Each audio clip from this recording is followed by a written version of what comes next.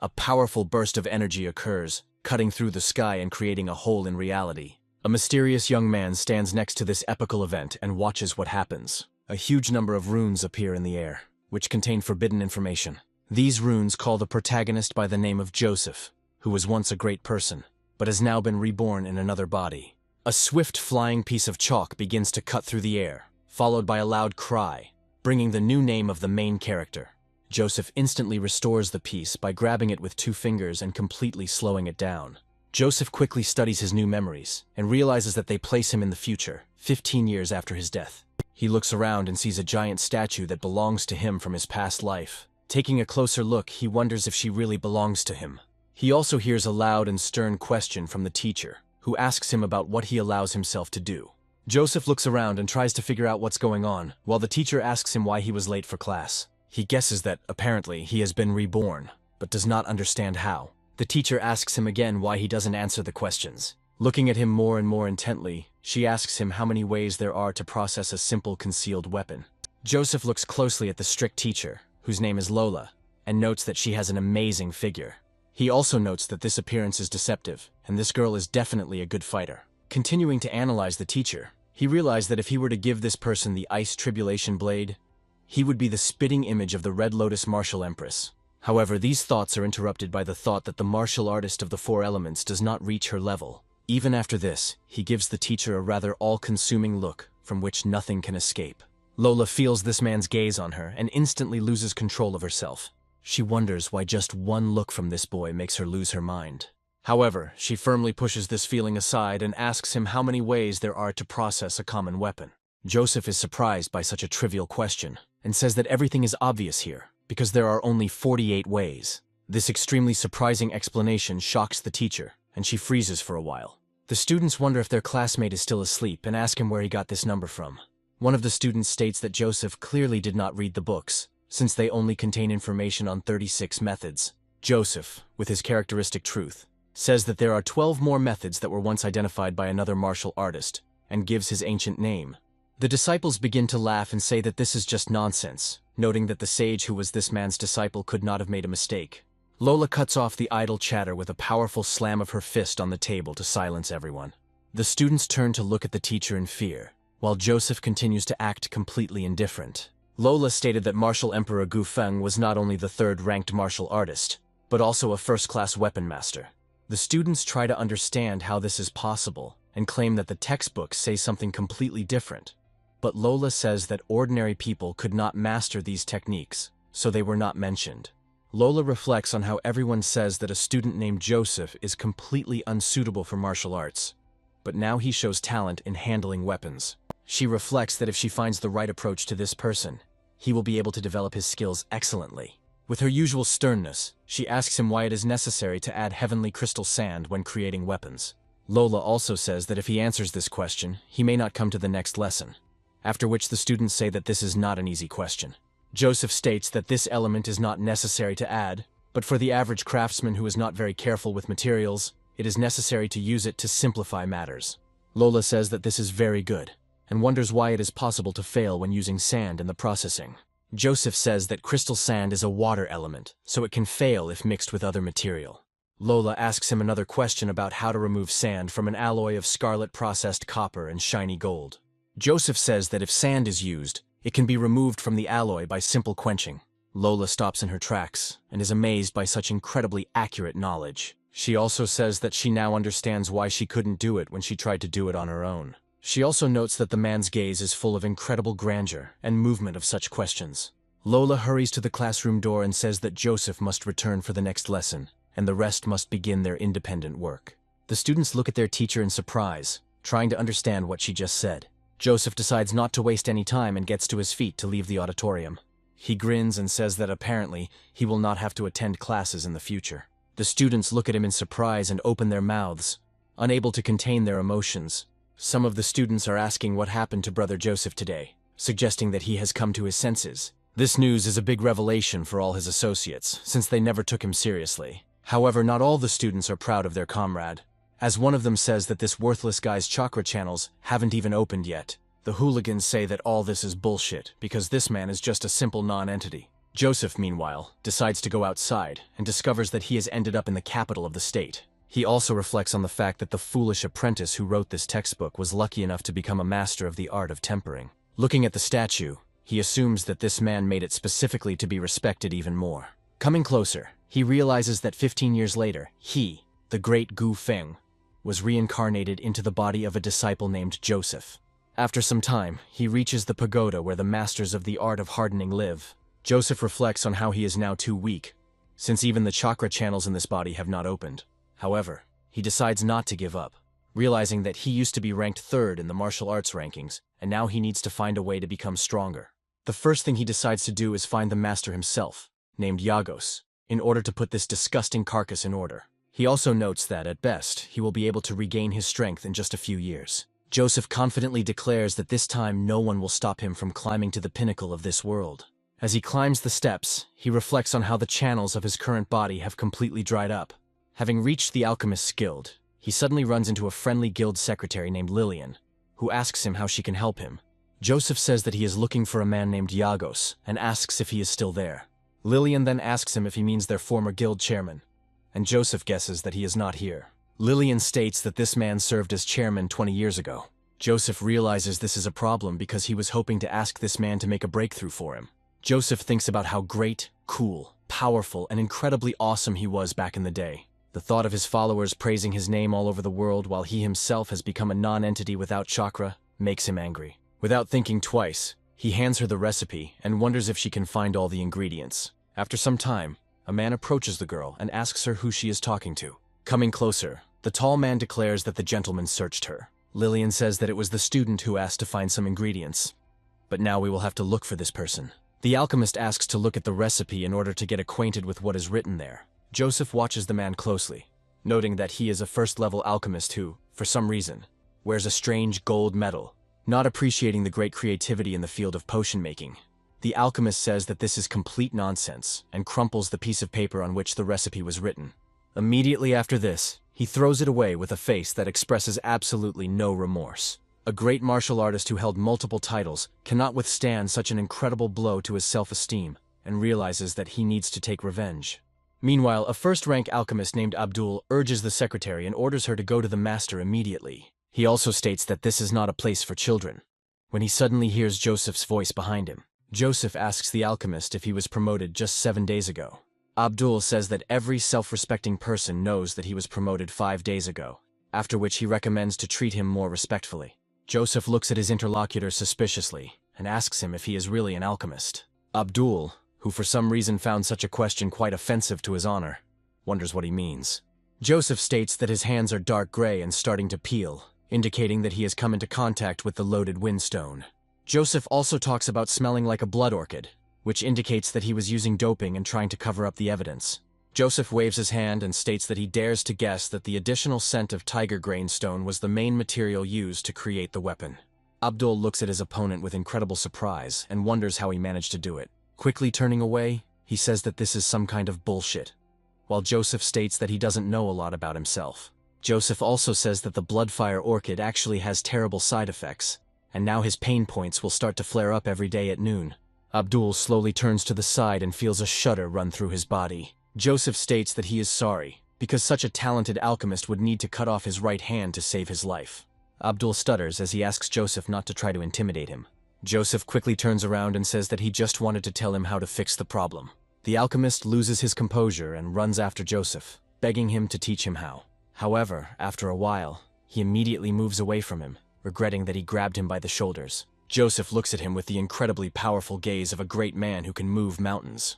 Abdul wonders if this brat is really capable of making such an impression on him. However, his legs begin to gradually give way as he is unable to cope with this great aura. He also bows before him and asks him to reveal this method to him. The people gathered nearby wonder what is going on here and do not believe that such an alchemist would bow down to a youth. Joseph asks him where his list of ingredients is. Abdul quickly runs to get the piece of paper he threw away and brings it to Joseph to show his respect. People continue to watch what is happening and do not believe what they see with their own eyes. Joseph quickly picks up his recipe, which he had recently written out by hand.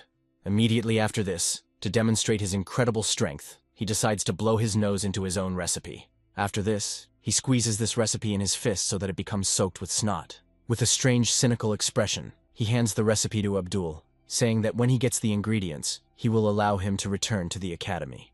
Throwing this ruined piece of paper in Abdul's face, he tells him that he must remember one important thing.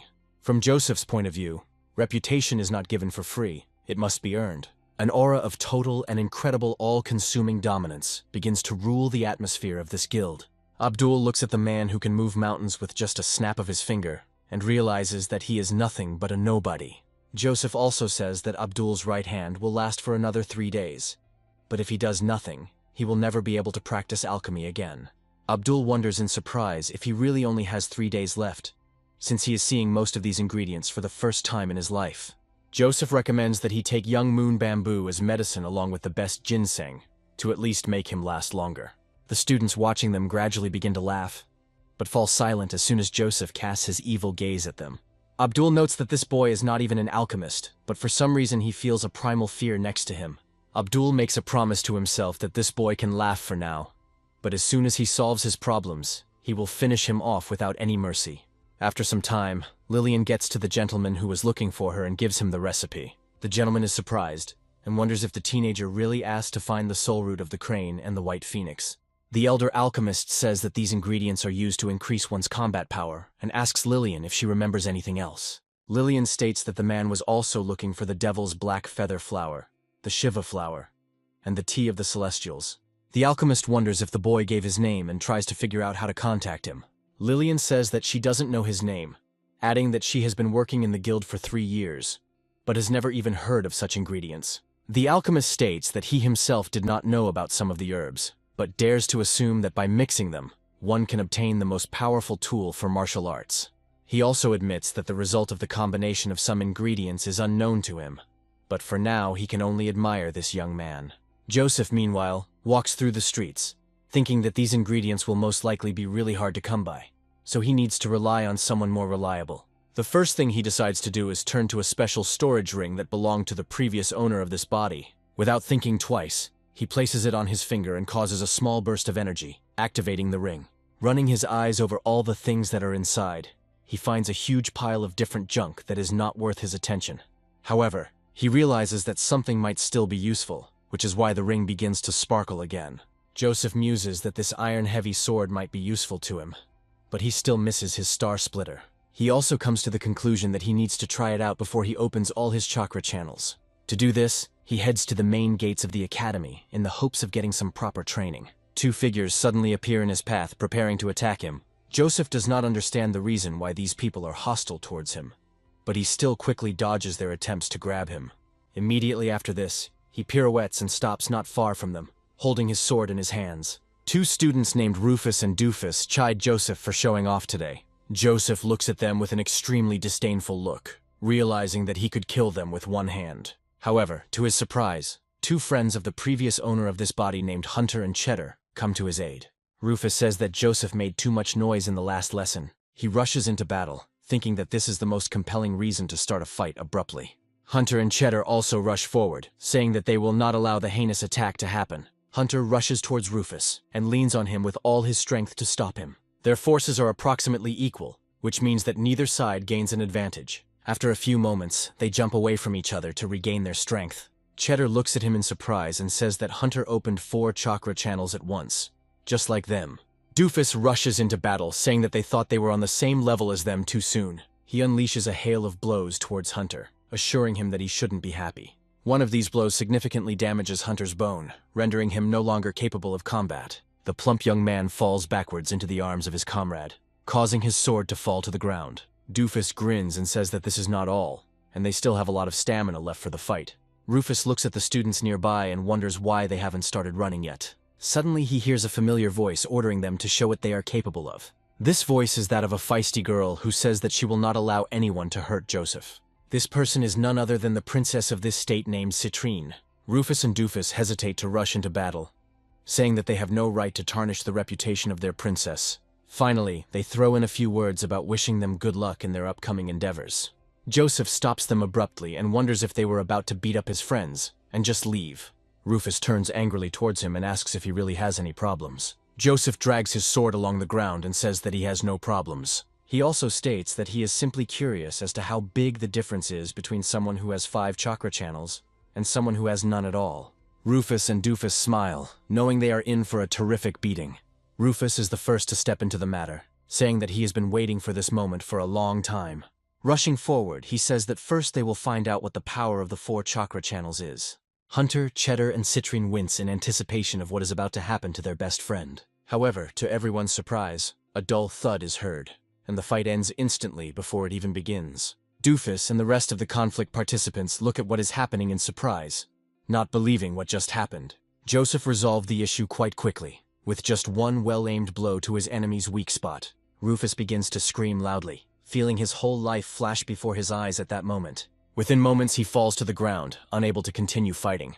Doofus tries to blame Joseph for attacking first, but Joseph claims that he simply lifted his leg, and Rufus crashed into it. Doofus says he'd better not open his mouth at all if he's going to spout such nonsense to try to justify himself. This fighter reflects that this is complete nonsense, because it was impossible for his comrade to be knocked down by accident. He also says that he doesn't care what Joseph says in his defense, because he won't forgive him anyway. The students watching this scene assume that this fighter is also of a very high rank. After making several rapid lunges towards his opponent, he says that he will do to him the same way Joseph did to his friend. Citrine advises his comrade to run as fast as possible in order to avoid the barrage of blows. Joseph completely ignores this warning and takes out his sword to parry all of these attacks. Without moving a single muscle, he continues to hold off his opponent's onslaught without experiencing any difficulty at all. His friends watch him with undisguised surprise, not believing what they are seeing with their own eyes. At a certain point, it hits the attacker's hand, causing him some pretty serious injuries. Doofus freezes in place and feels intense pain that literally permeates his entire body. Blood starts to flow from his fingers, and he looks at them sadly, then starts to cry. Joseph gives his opponent even more reason to cry by landing another powerful punch right to the body. Doofus stands still for a moment, unable to utter a single word, as even the most stupid criticism can no longer escape his mouth. A moment later, he falls to the ground next to his comrade, thereby admitting complete defeat. All the students watching this situation are in real shock, as they have never seen such a light beating. The crowd wonders why these 2 big guys even thought they could stand up to such a blade. Joseph, meanwhile, slams his sword into the ground to mock his victims. Coming closer to one of the villains, he says that he raised his hand against his friends, and for that, he will have to pay well. Doofus holds out his hand and begs him not to hit him anymore. Joseph completely ignores these pleas and brutally beats them in addition to what already happened earlier. Immediately after this, he kicks them further into the wall to cause them even more damage. The wall is broken where they land, causing them to lose consciousness completely. Joseph comes closer to them, continuing to play with his sword with one hand as if mockingly. His friends suddenly grab his face with their hands and ask if he has finally opened at least one chakra channel. Joseph says that it was quite easy, and he did not experience any difficulties in the fight at all. Hunter and Cheddar begin to praise their comrade, saying that it was too easy for him. Citrine looks at him with undisguised surprise and quietly asks herself if it is really him standing in front of her. She reminds him that these people belong to clans that have always opposed Joseph's clan, and now they will definitely take advantage of this. Joseph continues to smirk and says that he doesn't understand what these people can do to him. Approaching one of the defeated enemies, he thrusts his sword right next to his feet to intimidate him. With his characteristic dark sense of humor, he wonders whether he will behave well now. After this, he turns around and says that it's time to go back to the dorm, while Citrine scolds him for being completely careless. Cheddar says that even if their clans suddenly decide to take revenge at the Assassin Academy, they will definitely come up with something. Hunter adds that if some students fight back with their fists, the clans will have no choice but to turn a blind eye.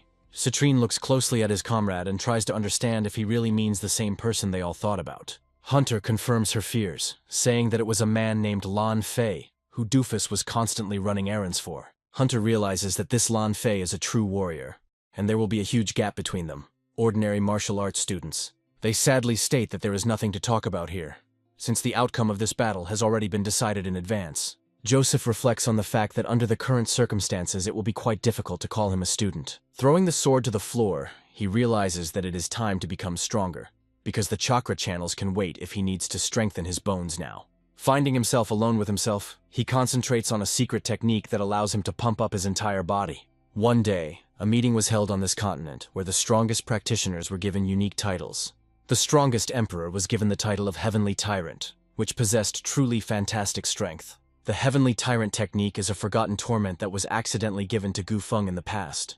Joseph knows that this is the most powerful technique in the entire world, and he received it earlier, but due to his death, he never got to try it out. Focusing on getting stronger, he realizes that this is a great chance to take charge of himself completely. Next, he does some pretty challenging exercises that strain his entire body down to the last cell. An incredible tension runs through his being, preventing him from fully completing the workout. A few moments later, his body gives out and our hero falls to the ground, hitting his face hard. He rises with great difficulty and greedily gasps for air in order to at least recover a little. Joseph admits that it is a terrible technique, as it feels like it is being torn apart from the inside, and now it is no wonder to him why the Sky Tyrant was so strong. He also understands that with this secret technique, even if he doesn't open the chakra channels, he can still reach the Emperor level. His face instantly becomes serious, as he understands that there is no way he can back down here. Taking up another approach to this exercise, he understands that he has always had enough talent, courage, beauty, intelligence, and strength, which means he will not give up. After some time, he achieves new successes, and begins to study the first form of the secret technique of the Sky Tyrant. This technique is called moon breathing, and allows you to fill your body with powerful discharges of energy. Having received a sufficient amount of energy, he nevertheless cannot cope with the inertia, which is why he is thrown to the side. Having crashed into the wall, he spends a long time trying to regain his strength, breathing heavily. Nothing can break his determination, because from his point of view, if the Sky Tyrant achieved it, then he can achieve it too.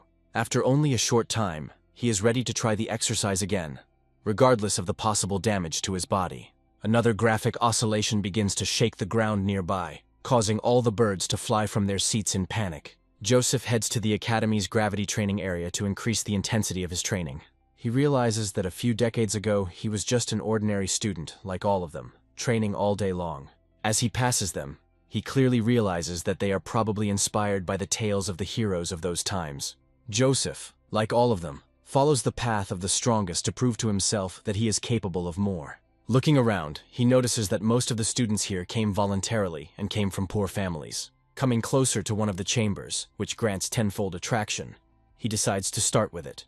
Before he begins his training, he releases a small gem forward. The camera is instantly activated, and the gem disintegrates into tiny particles in just an instant. Giant beams of energy begin to hit the protagonist, forcing him to go beyond his limits. Only a few moments pass and the beam quickly fades, leaving Joseph alone with his thoughts. He gasps for air, feeling that his body could barely withstand such a load. Joseph reflects that, fortunately, he is mentally prepared for such training, but something clearly needs to be done about it. After some time, he decides to go to the tenfold attraction training hall to pump himself up even more. Looking around, he realizes that there are about 200 rooms here, and many students are waiting for their turn. To quickly look around, he uses the spiritual sight skill and discovers a room that is about to become vacant. This room bears the symbolic number 13, which is usually associated with either good luck or its complete opposite. As he gets closer to her, he thinks about how he needs to master the first form of his technique as soon as possible. Taking a few steps forward, he thinks that when the time comes to open the channels with the help of medicines, he will be mentally and physically ready. The door opens, and Joseph immediately moves closer to it to take his seat. The student leaving there freezes for a moment, not expecting to see his classmate in front of him.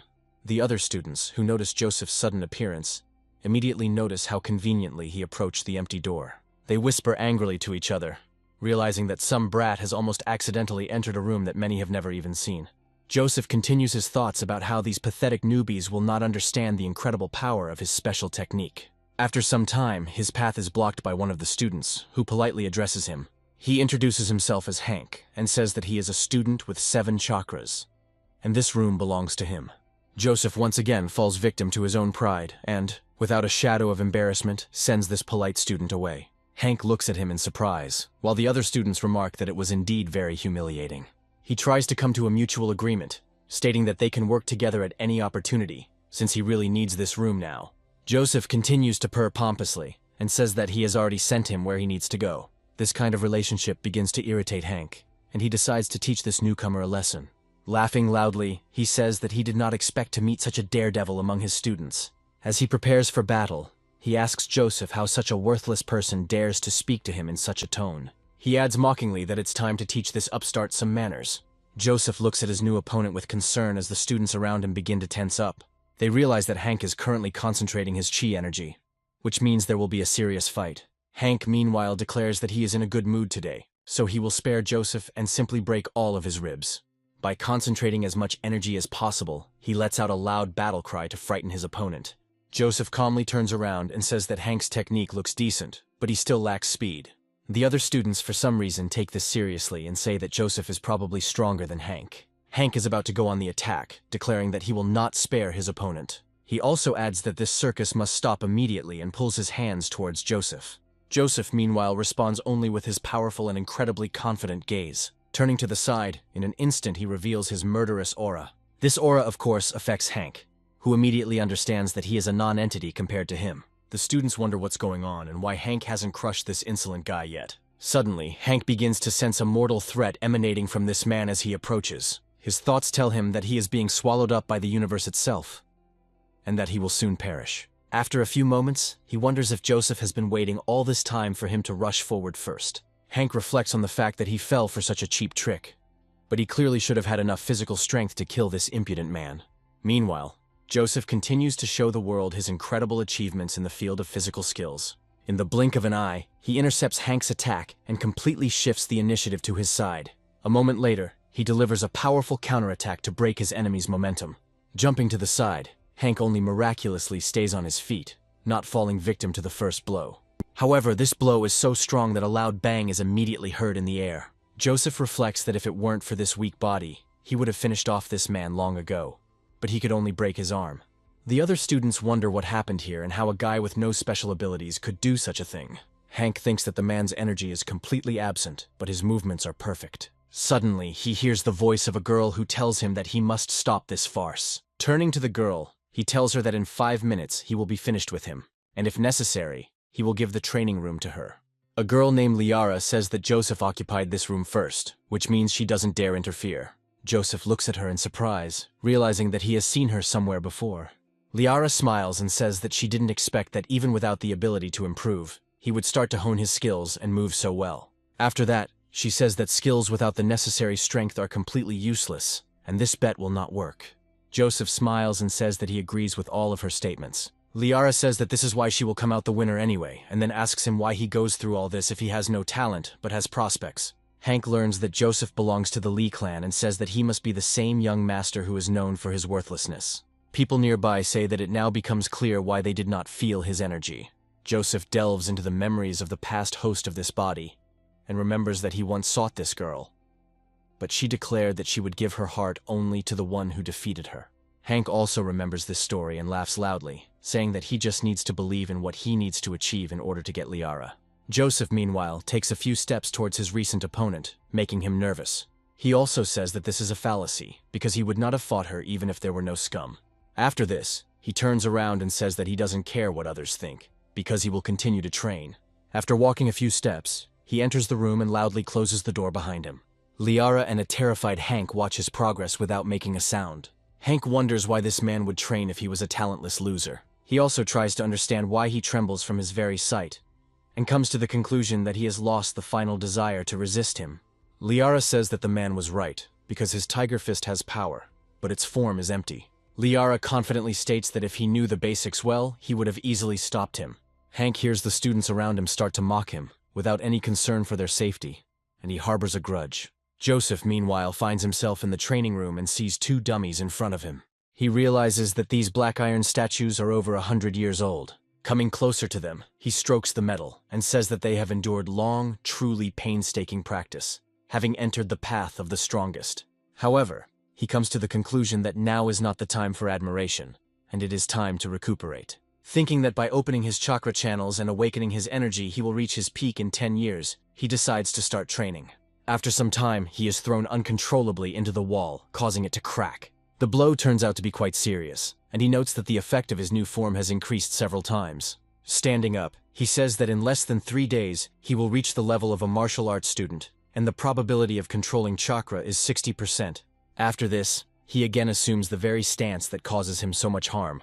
Another wave of energy passes through his body, inevitably crippling him, causing blood to splatter across the walls. While Joseph was training alone, word of his victory over Hank spread throughout the gym. 3 long days pass, which were spent in the most brutal and intense training. Joseph opens the door to his room and looks at the shocked students watching him. His clothes are completely torn, but his body takes on a completely different shape. As he passes by the students, he doesn't even glance in their direction, enjoying the attention being directed at him. The students wonder why they would put themselves in such a terrible state, and realize that there was a reason this man defeated Hank. The next student who was supposed to enter this room freezes in horror and lets out a loud scream. His colleagues run up to him and ask questions about what scared him so much. Looking inside, they discover broken statues of black iron, which were previously thought to be indestructible. The students wonder how that guy managed to smash the century-old statues to pieces. Meanwhile, the main character gets to his house and decides to take a bath. Looking at his new body, he notes that his wounds are almost completely healed, and the technique he now possesses is worthy of its title. Opening the door, he goes into his room and begins to dress carefully. He also contemplates that, as a martial arts student, he will be able to try out the simplest material processing technique in order to create some medicines. Before he can finish this thought, he feels a spiritual disturbance heading towards him. Without batting an eyelid, he puts his hand back and blocks the attack that was headed his way. A few moments later, he intercepts the attacker and performs a special flip move. Before Hunter knows it, he finds himself on the ground in incredible pain. He starts whining and says that he is his friend and does not deserve such a fate. Joseph looks at his comrade in surprise and realizes that he didn't expect to see him here. Hunter gets to his feet and begins to feel his arm, hoping that it is not broken. Joseph says that his arm is indeed broken, but it is his own fault because he should not have sneaked. With these words, he quickly approaches him and asks why he came here. Hunter says that Joseph was acting strange last time, so he decided to make sure he was okay. Hunter also asks where he has been all these days, noting that his chakras still haven't opened, adding that teacher Lola was looking for him. Joseph sets his arm and wonders what that mean girl wanted from him. Hunter asks him if he hit his head if he decided to call her that. He tells his friend that he should throw the nonsense out of his head, since no one has seen Lan Fei for the past few days, and he has definitely reached the first rank. Joseph listens carefully to his friend's warning and says that this is only the first rank and does not scare him. Hunter states that there is a huge difference between warriors and students that must be taken into account. Joseph looks at his friend with incredible seriousness and says that he has an important request for him. Hunter says he will try to fulfill it, while Joseph asks him to lend him some money for medicine. Some more time passes, and Hunter hands him a small bag tightly stuffed with coins. As he leaves, he advises him to worry about his life, since out of 3,000 new students, only 30 are capable of reaching the rank of warrior. Joseph says that worrying won't help anyone, and he himself will return the money to him if he doesn't die. Hunter smiles and says that only a person who has truly changed a lot can joke at such a time.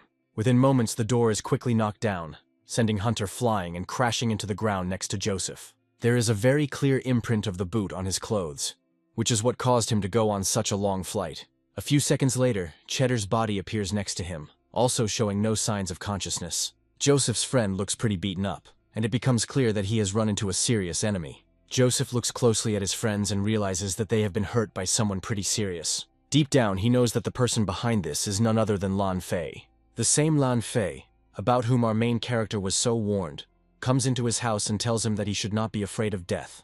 Lan Fei also adds that if Joseph dared to attack his comrades, then he should not expect mercy. Joseph leans over his friends, trying to figure out if they can get some quick medical help.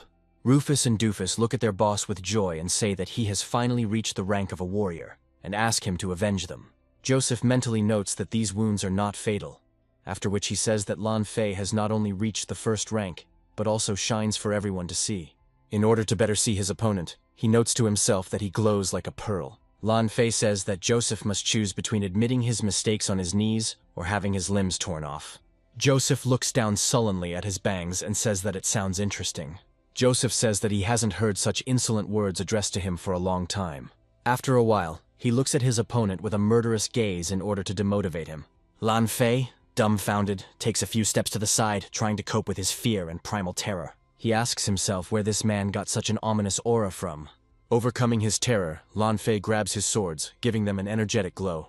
Without thinking twice, he rushes forward, but an inexplicable feeling of fear still haunts him. He makes a dash, but because they are now in a state of mental equilibrium, he makes a mistake. Lan Fei felt that if he didn't attack now, he would never dare to raise his hand again. This feeling irritates him and he considers it absurd, trying to understand how this is even possible. Joseph grabs his sword and says that he reacts quite quickly, which deserves praise. Lan Fei makes a quick attack and says that the pathetic boy can change as much as he wants until it's too late. Unleashing all his might, he suddenly finds that their blades met, and he was unable to penetrate his defense. Joseph jumps back, feeling the incredible momentum he received from the blow. He pushes down with his feet to slow down, making a characteristic hissing sound. Looking at his sword, he discovers a large crack that appeared in it after the blow. This does not weaken his resolve in the least, and he prepares to rush into battle once more. Lan Fei's henchmen watched in shock, realizing that they could not have imagined anything that was happening now. Even Lan Fei himself found it hard to believe that his incredibly powerful attack had just been repelled. He convinces himself that an ordinary student would not be able to repel his 12-fold blow. Joseph smiles wickedly and says that he can finally fight at full strength because the last swing gave him more pleasure. Immediately after this, he raises his sword and says that now he will teach him a little lesson. By rushing into an attack, he catches his opponent off guard, leaving him with less and less time to react. Lan Fei knows that if he doesn't take evasive action now, he will have to pay dearly for it. Nevertheless, he decides to leave it to chance and soars into the air, filled with rage. Rushing forward, he shouts that he is a one-star warrior and will deal him a crushing defeat. Rufus happily says that the sword moves as smoothly as the clouds, which means that Joseph is definitely finished. Joseph just chuckles, saying that what his opponent is trying to demonstrate is not at all like the floating cloud technique. Lan Fei lashes out at his opponent, shouting that he will pay for his words. Joseph just smiles, expecting his opponent to make a typical rookie mistake, which he makes when he gives in to emotions. At this moment, he himself grabs his sword with his hand, preparing to carry out a powerful counterattack. Before this, he says in the same arrogant voice that he will soon thank him for his instruction. Waiting for the right moment, he suddenly delivers a swift blow that knocks the sword out of his opponent's hands. The sword rushes at great speed into the stone door and gets stuck there. Rufus, Doofus, and the other henchmen watch in amazement and try to figure out what's going on. Lan Fei couldn't believe that the sword he had been clutching so tightly in his hands had suddenly appeared in a different place. It seemed that just a few moments ago he had all the cards in his hands, but now he found himself without a weapon. Joseph lets out a relaxed breath, realizing that his plan had been a complete success. After this, a threatening aura begins to form around him, giving him even more sinister appearance. Lan Fei looks at his empty hands, still unable to believe what is happening. He desperately reflects on the fact that his opponent is just a worthless person who could not achieve anything. He thinks about how he couldn't reach the level of a warrior, not noticing that a shoe is flying towards him. A moment later, the boot reaches its target and slams into Lan Fei's face with brutal force. The blow is so powerful that his body flies several tens of meters and crashes into a stone wall. His henchmen, who had been watching the incident closely, looked at him in horror, not believing that this had actually happened. However, Joseph does not intend to stop and decides to cruelly punish those who dared to encroach on the safety of his friends. He raises his sword right next to his opponent's most precious possession, causing him to panic. Lan Fei begs him not to commit forbidden acts, to which he states that he never even thought about it. However, he immediately adds that after several blows with the sword, his hand became so tired that he was no longer able to hold the weapon in his hands. Joseph voices his fears out loud, wondering how long he can hold onto the sword to continue spreading terror. Lan Fei asks him to finally put the sword away, and Joseph only arrogantly asks him if he is so sure that he wants this. He adds that the showdown with Lan Fei would not have bothered him at all if his friends had not suffered. Joseph begins to think, moving his sword from side to side, trying to decide whether to leave everything as is, or to decide on extreme measures. Lan Fei begs him, saying that he is just an ordinary teenager and cannot live without his dignity. He also says that he will give him anything if only he will spare him, while his henchmen begin to tremble in horror. Joseph makes a characteristic snap of his fingers, and says that if Lan Fei wants to keep his little friend, he will have to pay. Lan Fei states that he will pay with everything he has without any problem, just to maintain his dignity. Joseph, meanwhile, turns his gaze to his henchmen and says that this concerns them too.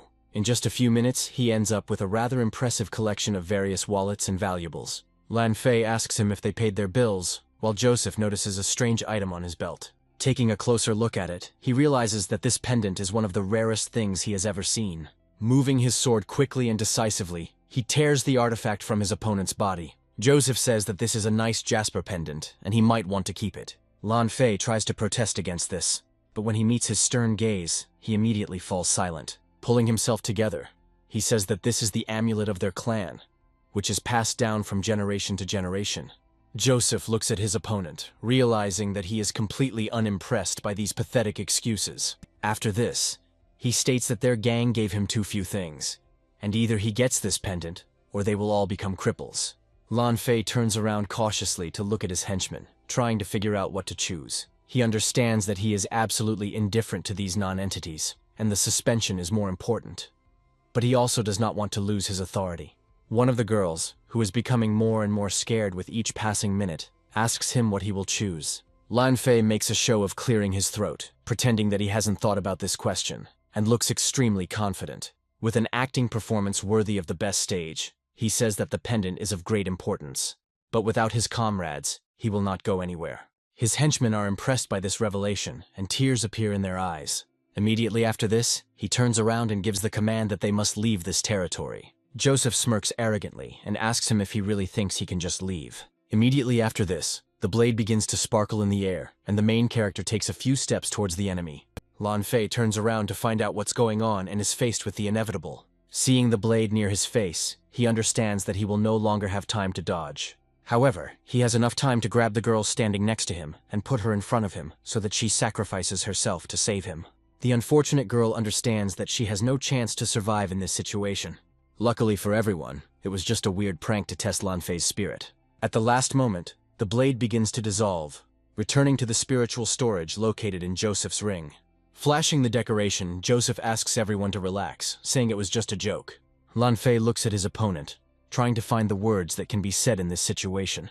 He calls Joseph a monster, realizing that he himself looks like a pathetic nobody. These thoughts make him even more angry, but deep down, he admits his powerlessness and orders his henchmen to leave. Joseph, meanwhile, carefully studies the artifact that he managed to obtain through blackmail. He happily says that this is a real 5-color divine void stone. Frowning slightly, he adds that he knows perfectly well that he is being watched, and orders the man standing behind him to come down.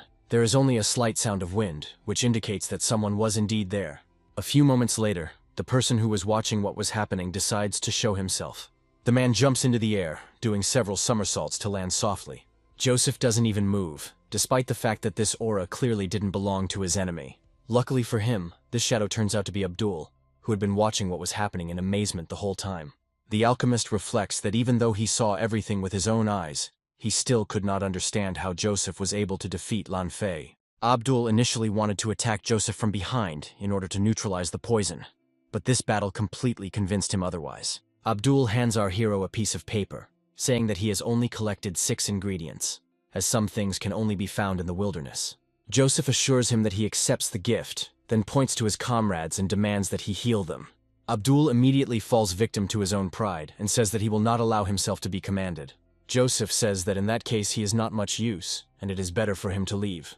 Abdul reflects with irritation that he is an outstanding first-level alchemist and far from the last person. However, the thought of why this brat allows himself so much makes him literally boil. He understands that he is forced to behave exactly as he does, and approaches these people in order to cure them. After thinking for a long time, he takes out special potions that should help with such severe injuries. Abdul says that he has finished his job and fulfilled his part of the deal, and then asks to tell him how to be cured. Joseph smiles, and says that thousands of people asked him to command them, and only a few got the opportunity. He also adds that Abdul will most likely be begging him for this very soon, and immediately loses patience. The alchemist says that he no longer wants to hear any excuses or lies. Joseph asks him why he, a young master, would deceive a destroyed first-stage alchemist. Abdul says that an alchemist of any level is an influential and high-ranking person. Catching the recipe flying at him, he says that he will now study it carefully. Having glanced over what is written there, he is surprised and thinks that this recipe is simply a masterpiece. A small smile appears on his face. He understands that he was not deceived. The recipe is really reliable. As he heads out, he says that they are now even and he is grateful to Joseph for keeping his end of the deal. Joseph says his recipe will help neutralize the poison, preventing any side effects. He also states that Abdul must have already felt his spiritual energy weakening. Joseph sits him down on the steps and says that the antidote also neutralizes the powers, and he wants to recover as quickly as possible. But normal cultivation can only slow down this process. Joseph adds that with his abilities, the hope of returning to his former heights is too great, but he may get very lucky. After this, he throws out the suggestion that the recovery time will take 50 years at best. Abdul understands that this is a very serious term, and if a miracle does not happen, he will remain a senior apprentice for the rest of his life. Joseph continues his blackmail, saying that he only knows a way that will allow him to become a first-level alchemist in a measly 50 days.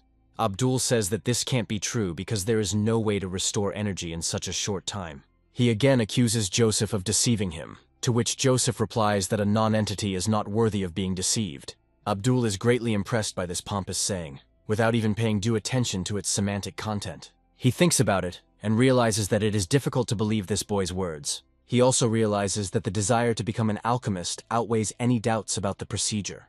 Abdul apologizes for being so hasty and asks him if he really knows a way to recover so quickly. Joseph says that he knows not the way to restoration, but the way to become a first-level alchemist. Abdul looks at his interlocutor in surprise and asks him what he needs to do for this.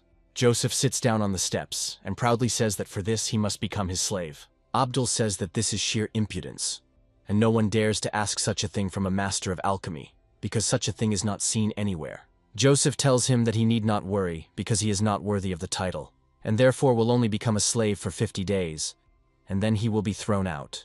Abdul wonders how this man can say such meaningless things so calmly. This strange behavior, usually characteristic of moody teenagers, confuses him, and he cannot find any logic in it. Joseph asks him if his proposal is really that offensive to him. Abdul grits his teeth and realizes that no person with normal self-esteem would accept such a discussion. However, after a few moments, he looks up at the protagonist and feels incredible pressure. Abdul feels like a cornered fish with only a second left before death. The pressure gets stronger and stronger with each passing minute, causing him to fall to his knees. The alchemist wonders what is going on, unable to understand where the child got such power from. He literally feels as if the soul of this man is suppressing his will and holding him in silent horror. Joseph gives the alchemist 3 seconds to think, expecting him to agree. Abdul understands that if he agrees, he may achieve the desired heights, but he may also regret it for the rest of his life. A lump forms in his throat, making it quite difficult for him to speak. After remaining silent for 2 whole seconds, he nevertheless says that he agrees to this proposal. After a while, he flops back down, trying to figure out how he got to this point. Joseph praises the alchemist for his courage, saying that a little later he will understand how lucky he is today. Immediately after this, he throws him a prescription, saying that he must follow this prescription for 5 days, and if he passes the certification, then he will be accepted. Abdul carefully examines the bundle of paper that was just thrown to him in order to find out what is inside. Only a few moments pass before he suddenly starts shouting that he sees the recipe for the soul sensing technique. Joseph says that this is not the most effective method, but it will be enough to pass the certification and recover. Abdul reflects that he could never have dreamed of learning such a technique. Joseph recommends calling him young master, adding that if he proves himself as he should, he will not skimp on the reward. Abdul bows respectfully, addressing Joseph by the title he has been given. Back at the guild, Abdul reflects on how there are believed to be ways to sense the soul directly, but all of this was considered legend. Among his colleagues, he wonders if he really managed to obtain such a legendary thing. Abdul mooses that he has begun to guess where the feeling of fear came from, suggesting that a soul trap technique was used. Looking around, he comes to the conclusion that such technology probably does not exist even in the royal family. Smiling, he realizes that for the sake of such treasures one can even become a slave. Despite all of the above, the question of who this young man is continues to torment his curiosity. Meanwhile, while they are being treated, Hunter and Cheddar slowly lie in bed, regaining their strength. Joseph meditates, thinking that after the compression, his spiritual powers are not even up to the level of a first-stage alchemist. He also realizes that he wants to surpass the achievements of his past life and make a legendary breakthrough. While cultivating at a very high level, he came to the conclusion that he was not relying on his memories or the Heavenly Tyrant's technique at all. With maximum concentration, he begins to use the divine technique of Tao. Energetically charged letters containing important information and runes begin to appear before his eyes. Joseph reflects that no one has ever heard of this method, because it goes beyond any idea of the art of cleansing the soul. He comes to the conclusion that if he works hard on this technique, he will be able to restore his spiritual strength in the shortest possible time. On this continent, ascetics are usually divided into those who practice martial arts and those who practice alchemy. The first ones mainly improve their energy, and a minority of them also improve their body, because they are considered ordinary fighters without pathos. Alchemists perfect their soul, and all 3 groups correspond to such entities as spirit, energy, and soul. By reaching the peak of perfection of even one of these entities, a person can become a threat to the entire continent. Joseph had refined his energy and soul to the level of a martial emperor in his previous life, and understood the importance of the relationship between the 3 elements very well. Some emperors reached the peak in 2 entities at once, which provided them with absolute superiority, but they still ran into a certain development ceiling.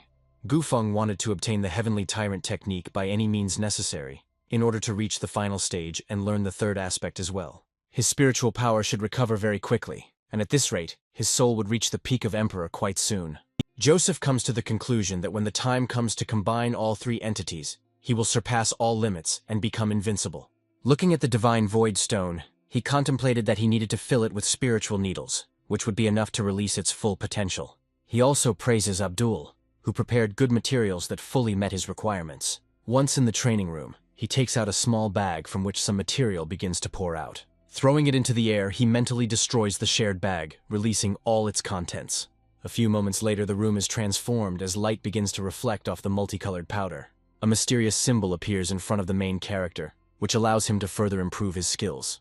Without thinking twice, he throws up the void stone, and with one easy movement cuts it in half. All that remains from the void stone is a small drop of essence, which immediately catches the eye of the protagonist. Joseph reflects that the shell of his spiritual power allows him to manipulate the materials around him. This kind of progress in improving his own skills gives him pleasant emotions. However, he decides not to delay, and immediately moves on to the next stage of his plan. With the experience of a high-level alchemist, he can quickly purify the stone and prepare the necessary medicine. By combining all the necessary ingredients, he is able to achieve results that correspond to the level of a first-stage alchemist. After finishing mixing all the reagents, he uses the skill of tempering the needles to imbue them with power. By moving his hands smoothly through the air, he also commands his needles to follow his movements. A few moments later, his medicine is completely perfected. Having directed a huge number of needles into a small cloud, he finally completes the procedure. Once saturated with medicinal vapors, the needles are transformed and begin to shimmer with a green light. Immediately after this, they pierce the spiritual body of the protagonist, who prepares for serious pain.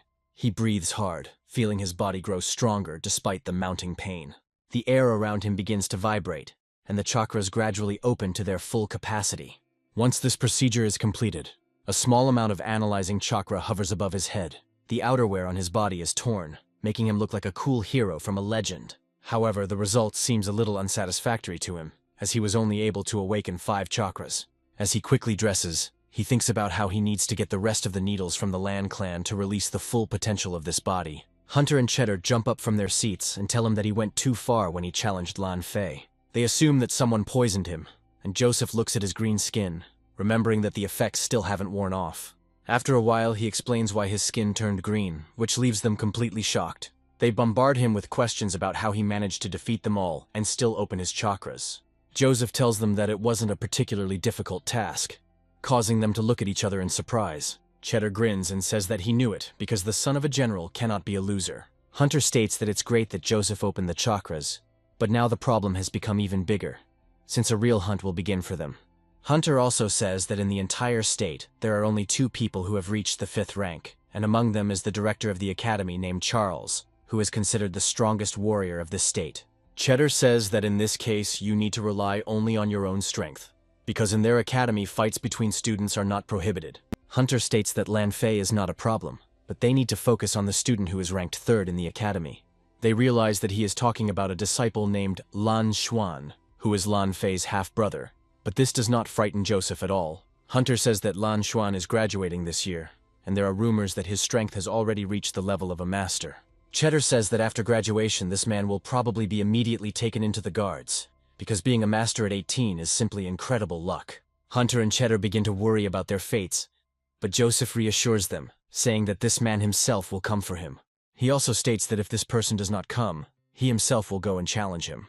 Hunter and Cheddar ask him to stop rocking the boat, but Joseph is adamant that he must take the Void Stone. Meanwhile, the scene moves to one of the temples of the Lan clan. Lan Fei says that he has every right to be indignant, but his elder relative advises him to shut up. He asks him not to make a fuss, saying that Lan Xuan is currently meditating, and if he is disturbed, the many years of work that his mother put into him will collapse in an instant. Lan Fei assured that he simply wanted Lan Xuan to teach the loser a lesson and help him release his pent-up anger. The academy teacher was surprised and asked if Lan Fei really thought his brother was a good person. Taking a step forward, he declared that those who called themselves the scum of the Li clan were nothing, and that Lan Fei needed to understand one simple thing. Putting his hand on his shoulder, the teacher said that Lan Fei's main enemy was his half-brother, because he had lost the clan's heritage symbol. He explained that if this was found out, Lan Fei would at best be reprimanded and lose the support of the clans, and at worst, lose the right to direct succession. Lan Fei asked what he should do now and was told that the teacher was his sister's son, and that Tim apparently had nowhere else to go, so he took pity on him.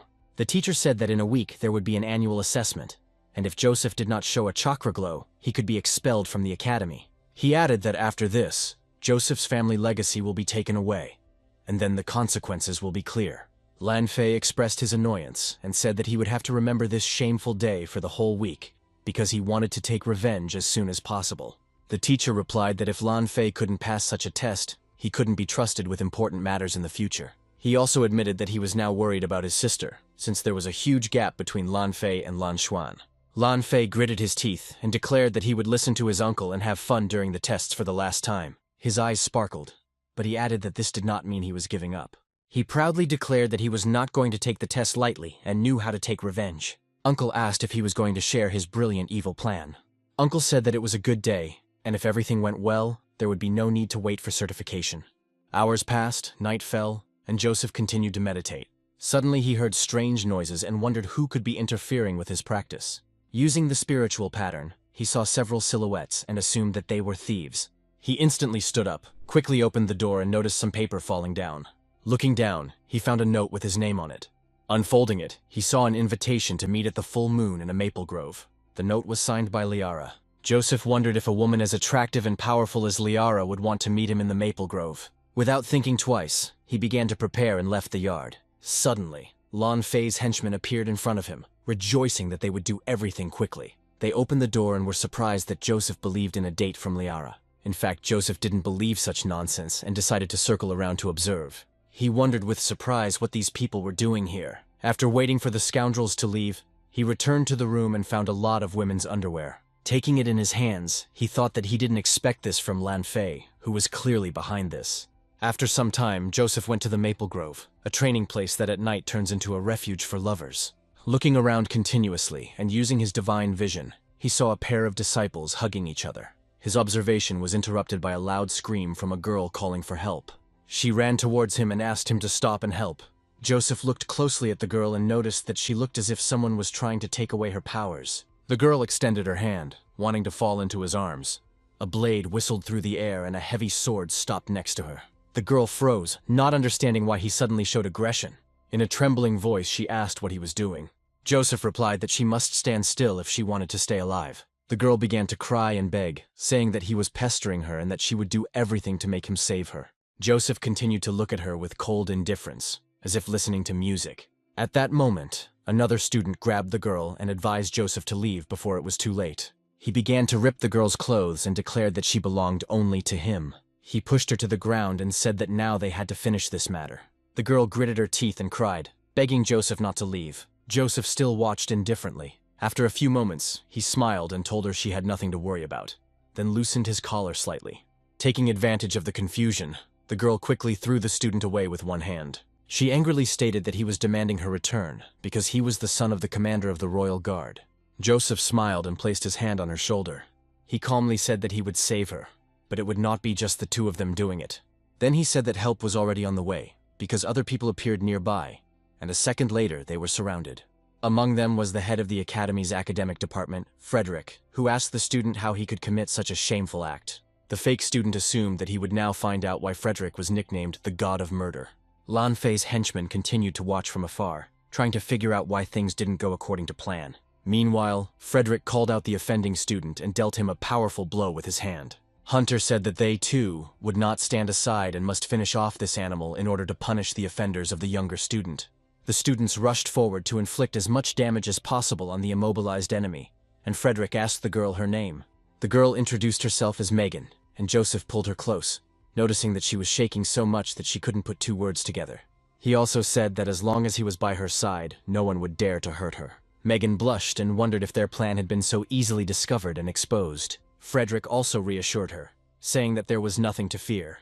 But if Joseph had not warned him, the consequences could have been catastrophic. After that, he asked Joseph to look after Megan while he went to save the villain, otherwise he would simply be killed. Rufus and Doofus asked Lan Fei what they should do now, because if they didn't save their comrade, it would be the end for him. Lan Fei said that it was better to save their own skin, because if they went out now, they would fall into a trap. Other students who were busy throwing things in came up to them and declared that the job was done. They also noted that they can be relied upon, and are more reliable than their comrades Rufus and Doofus. Lan Fei said that Joseph had gotten out of the situation, but he would no longer be able to remain so pure and innocent. Meanwhile, Joseph continued to hug Megan, wondering what he should do next. A smile flashed across his face, and he hoped that the hero of the occasion would finally show himself. Only a few moments passed before the head of the academic department appeared behind him with the culprit in his hands. Joseph picked up the girl in his arms and told her that she should not be afraid because the villain was finished.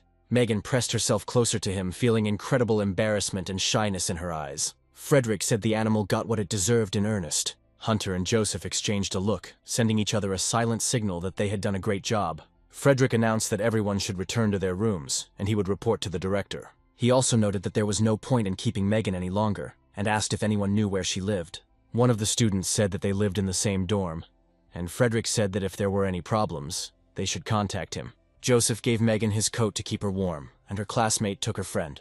The main character said that he did the right thing, and that if anything happened, she could definitely contact him. Suddenly, Lan Fei's loud cry cut through the air. The contented young man stepped forward, surrounded by the girls who followed him. Frederick asked what had happened, to which his father replied that a thief had appeared at the academy, who was also a pervert. Lan Fei stated that some of the girls' underwear was missing, causing the other students to look at each other in surprise. Frederick looked at Citrine and asked if she had come here for the same reason.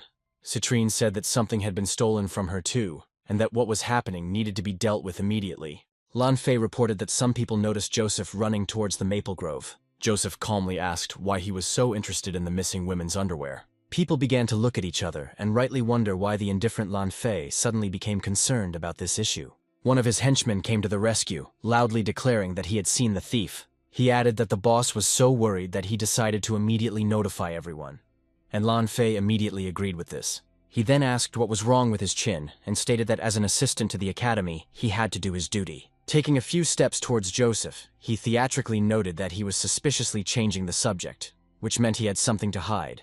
Joseph looked at him with a sly smile and asked why he was trying to discredit him. Lan Fei said that in that case, to prove his innocence, they would look at his room, and if he refused, he would become the first suspect. Citrine noted that she knew that her friend was definitely not one of those people, and asked the witness if he had definitely seen Joseph. The witness realized that lying was punishable by criminal penalties. At best, he would be beheaded. At worst, the entire class would be slaughtered. However, he turned his gaze to his boss and felt him increase the pressure. Unable to contain himself, he said that the man he saw definitely reminded him of Joseph.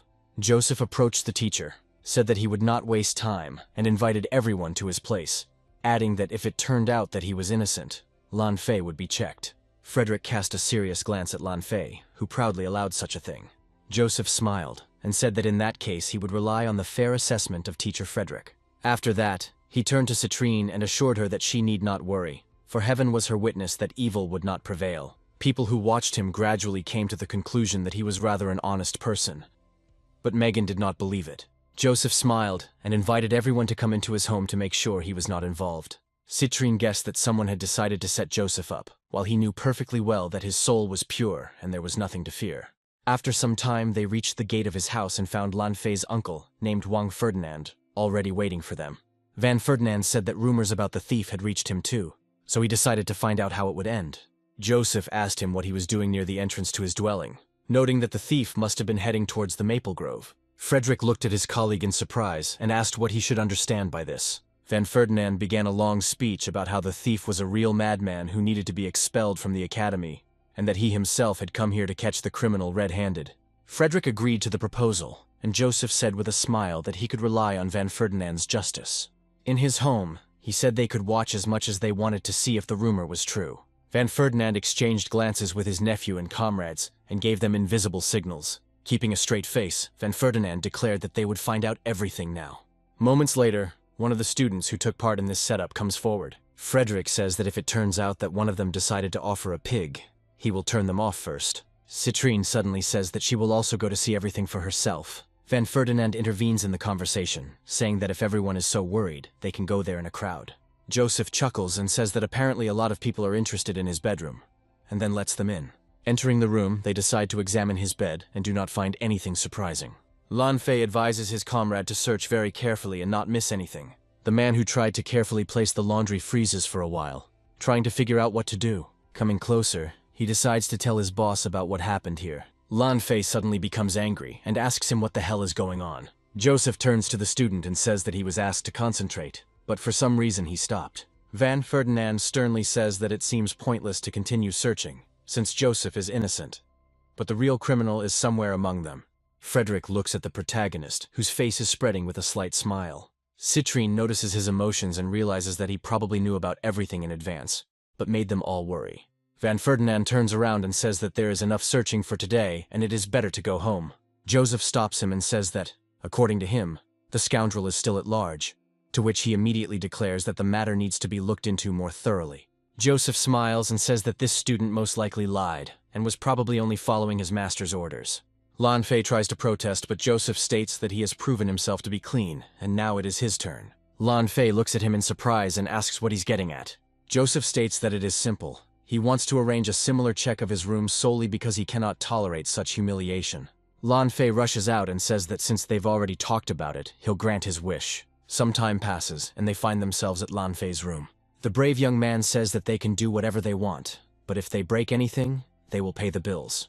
Joseph and his friends calmly walk inside, saying they know what to do. Wang Ferdinand and Lan Fei watch them with some surprise, unaware of what they have in mind. Hunter and Cheddar dig up a heavy chest and say it won't open easily. Lan Fei takes out his personal key and says that it can only be opened by him and that his things are hidden in this chest. Coming closer, he easily inserts the key and turns it a few times, opening the chest. The chest quickly opens and illuminates everyone present with a bluish glow. The people nearby, except perhaps Joseph, are very surprised by such a find. It turns out that this chest was filled to the brim with the underwear of other students. It was hard to even imagine the emotions that appeared on Lan Fei's face. He never expected that this could happen. There is a deathly silence, and no one dares to interrupt due to the awkwardness of the moment. Lan Fei still finds the strength in himself and begins to shout menacingly that Joseph set him up, to which he declares that only Lan Fei can open the lid of this chest. The girl starts to get indignant and says that this beast must be thrown out and excluded without the right to reinstatement. Cheddar continues to rummage through the chest and finds a bar of soap, wondering what such a thing is doing there. Hunter begins to give an extremely unconvincing version of Lan Fei being a lover of forbidden pleasures, and forces his friends to pick up the soap. As a result, other people believe this legend and jump away from him as far as possible. Lan Fei points at Joseph with trembling hands, suggesting that he is the one to blame for everything. Joseph says that everything has been cleared up, and it turns out that Lan Fei steals women's underwear, but for some reason is also a representative of the traditional orientation. After this, he turns to Van Ferdinand and says that he hopes that the teachers will make a fair decision. The students, who were too easily taken in by this rather contradictory legend, begin to shout that this man should be arrested. Lan Fei begins to tremble while the others point their fists at him, hoping to get him expelled. Frederick watches the scene, wondering if he managed to outwit Lan Fei. Trying to calm the crowd, he says that he will report everything to his superiors, and when the time comes, the punishment and verdict will be announced. Citrine states that if the Academy leaves this pervert, they will personally visit the director and try to achieve justice. Lan Fei falls to his knees and tries to call out to his uncle to save him. Van Ferdinand suddenly turns away from his relative and calls him a non-entity. Lan Fei is left alone with his implacable enemy, who, of course, was able to open the lock of his personal chest. Joseph looks at him with a look of complete victory, preparing himself for this man to be expelled. Lan Fei realizes that his prospects are not bright, and tears of despair appear on his face. Joseph turns away pathetically and enjoys how justice has incredibly triumphed. The Academy soon made its decision public, and expelled Lan Fei without the right to reinstatement. Hunter is one of the first to hear the news, and immediately runs to his friend to share it. Bursting into the room, he says there are two pieces of news, and Joseph correctly guesses the good news, which is that Lan Fei has been expelled. Hunter claims that he does indeed have a true gift of foresight, after which he says that Van Ferdinand will be conducting the assessment this year, which means they are finished. Joseph states that if he does his job poorly, the same fate awaits him. Hunter says that his friend is not short of impudence, but Van Ferdinand is a teacher at the Academy, to which Joseph states that he is just an amateur. The man who lifted his pants says that he knows about Lan Xuan, to which he says that he has completely forgotten about him. After a short pause, he states that Lan Xuan expressed a desire to avenge his younger brother, noting that they are in big trouble. Joseph smiles contentedly and says that he needs to take the 5-colored divine void stone from this man. The scene moves to the 4th floor, to the masters of the art of alchemy. Lola continues to practice, creating a huge axe using her spiritual energy. This action requires quite a lot of persistence, causing her face to gradually turn a little reddish. Having achieved some success, she raises her hands to the sky and commands the axe to turn. The weapon obeys the will of its creator, and after some time is directed towards her. Lola puts her hands forward and catches the axe, which falls right into her fingers. After this, she approaches the master and asks him to look at what she has created. The chairman of the Guild of Masters of the Art of Alchemy, Sirius, says that the sun-crushing axe has reached the first stage, which means Lola has passed the certification.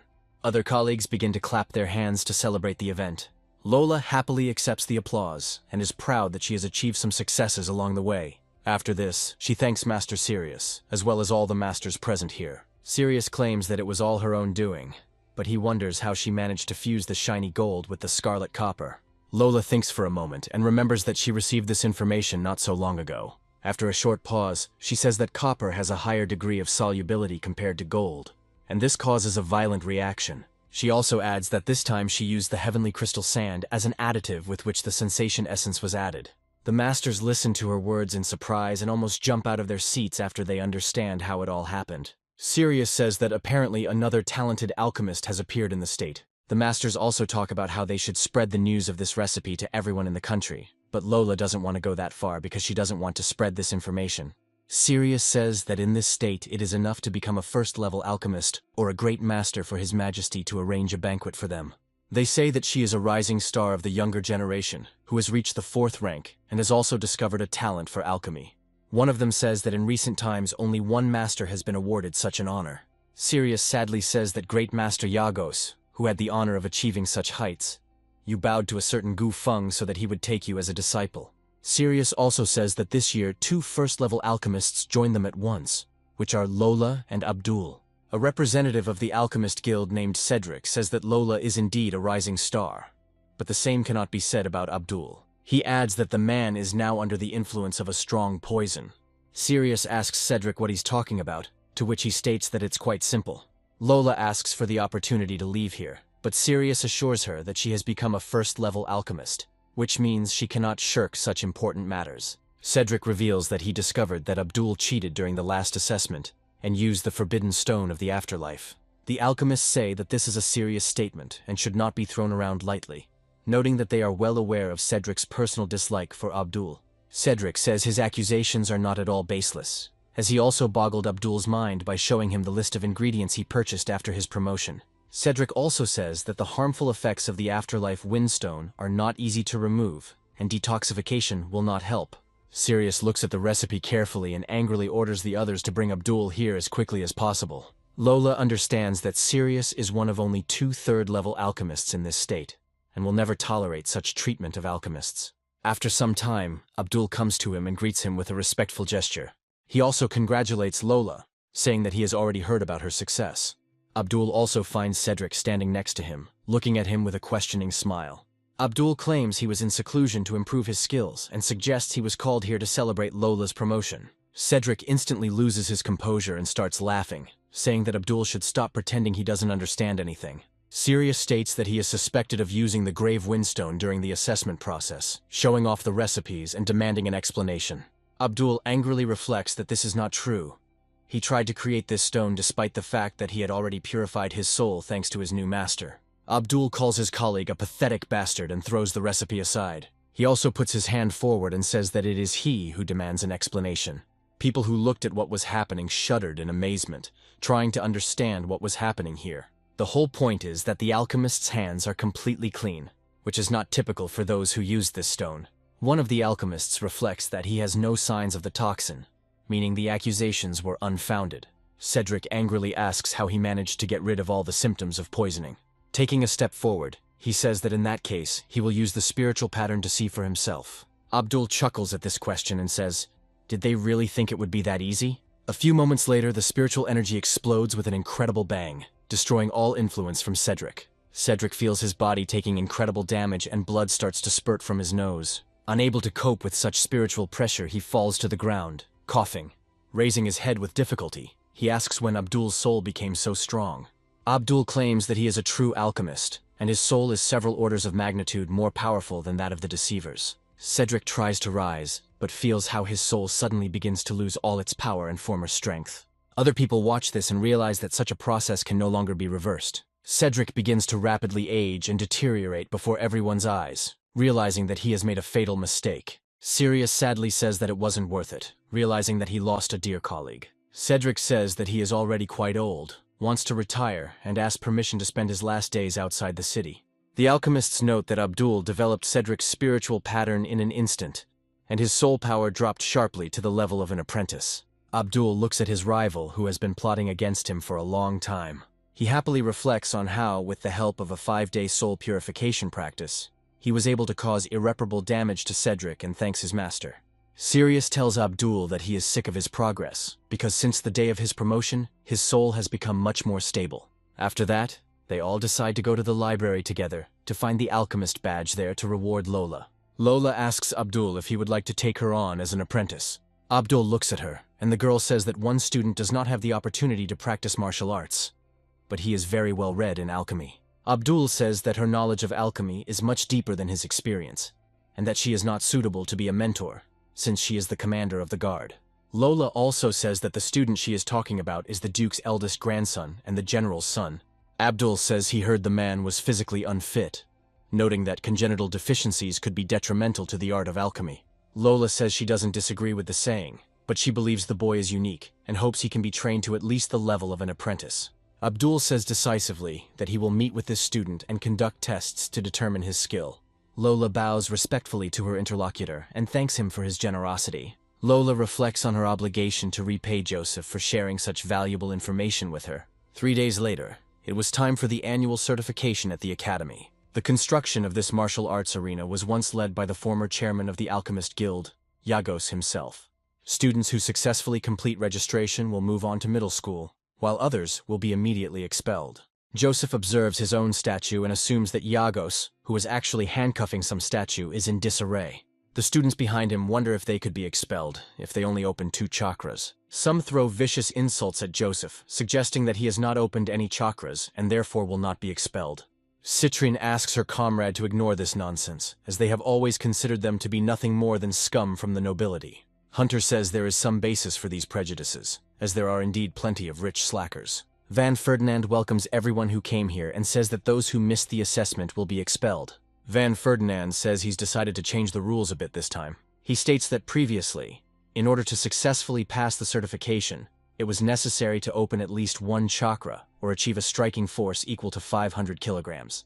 Van Ferdinand says both requirements must be met this year because some students have cheated in the past. Some students look at Joseph with hostility, assuming that he will not be able to fulfill the conditions since he has not opened his chakras. Joseph sternly asks them what they are staring at, assuming they want to lose their eyes. After that, he smirks and says that they can watch as much as they want, if that is their will. After this, he steps forward to open his first root chakra. Continuing to take steps, he opens several more chakras, surprising more and more people. His comrades watch him as he continues to open each chakra step by step. They are filled with amazement and envy, not understanding how he was able to achieve such results. Joseph is almost to the stone and has already opened 6 chakras out of 7 possible. Finally, he takes the final step forward and opens the crown chakra, demonstrating a complete opening of energy. The students are stunned and wonder how this is possible, since this man has always been a typical loser. Van Ferdinand reflects that the fact that the chakra channels were damaged became a source of ridicule throughout the capital, but it turns out that he was wrong. Joseph asks everyone to watch carefully and states that great powers are not such a great path. With these words, he begins to concentrate incredible energy in his hands, endowing them with unknown capabilities. Just a moment later, he makes a quick bullet-like strike. The blow is so powerful that the stone cannot withstand the inertia and breaks away, breaking the chains. Joseph continues to stand there with a stony face, as if the blow meant nothing. However, in reality, the blow was so powerful that it punched a characteristic hole in the thick stone. The observers say that this is impossible, because he broke the chain and left the slow one on the stone, as if he were at the level of a warrior. Hunter and Cheddar hug while Citrine hurtly asks how he was able to hide his powers for so long. Van Ferdinand realizes that Lanfei is an idiot because he couldn't even figure out his enemy's true strength. Joseph turns boldly towards his ill-wishers and asks if they are happy with what they see. After that, he told Van Ferdinand with a sly grin that he was very busy, so it was time for him to go. The students realized that with this gesture he was spitting in his face, and it was incredibly impudent. Van Ferdinand angrily stated that the opening of the chakras should not be considered the limit, because it is only an introduction to martial arts and nothing more. Joseph began to laugh, thereby causing more and more anger in his opponent. However, after a while he stopped, realizing that an unfamiliar figure had suddenly appeared in front of him. All this time, a rather tall young man was looking at him, who was wearing another void stone on his body. The young man said that he was a graduate of the academy, and also the head of a brotherhood named Lan Xuan. The disciples looked at these two people, realizing that Lan Xuan was a very skilled fighter. Joseph gave him the middle finger to demonstrate how emotionally mature he had been all this time. With a cartoonish face, he said that he didn't have time to talk to idiots. Lan Xuan looked at him with a look full of disdain, trying to figure out how to respond to this. After clearing his throat a little, he said that he came here because of his worthless brother. Joseph replied that the puppy test had been replaced by a group test, but that would not change anything. Lan Xuan asked him if all of his clan were such homegrown boors. Joseph asked what was wrong with him, claiming that after years of feuding between their clans, and after he had not seen his brother for a long time, he had come just to chat.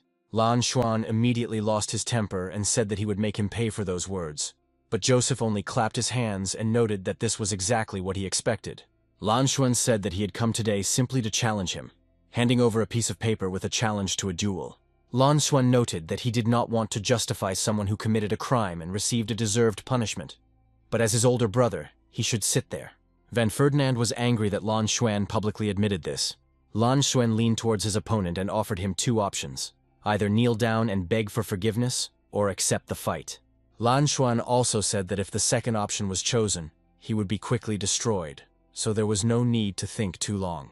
Citrine once again decided to intervene in the situation and stated that Lan Xuan was crossing all boundaries. Shielding her friend with her body, she said that the strength was too unequal, so challenging a martial arts student was shameful.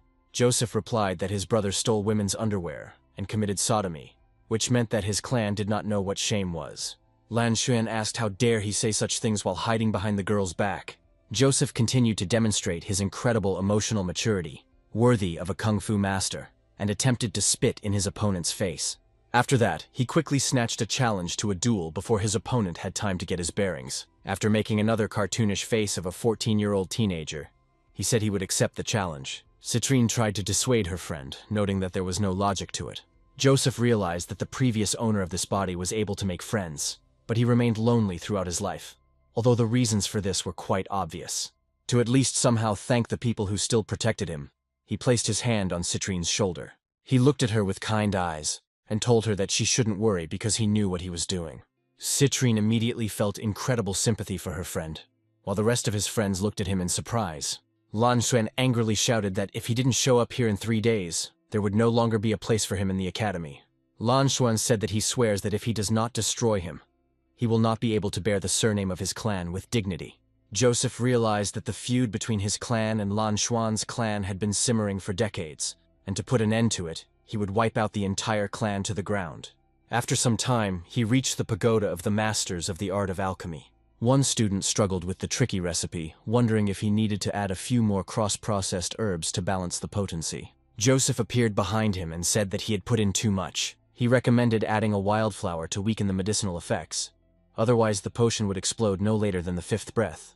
The alchemist asked him not to interfere, to which he stated that there were only a few seconds left. A few seconds passed, and his words indeed turned out to be true, as the potion exploded. Joseph took a small step back, his hair standing on end as a strong gust of wind blew. An alchemist's apprentice named Lucas looked sadly at his results and tried to understand what the hell happened.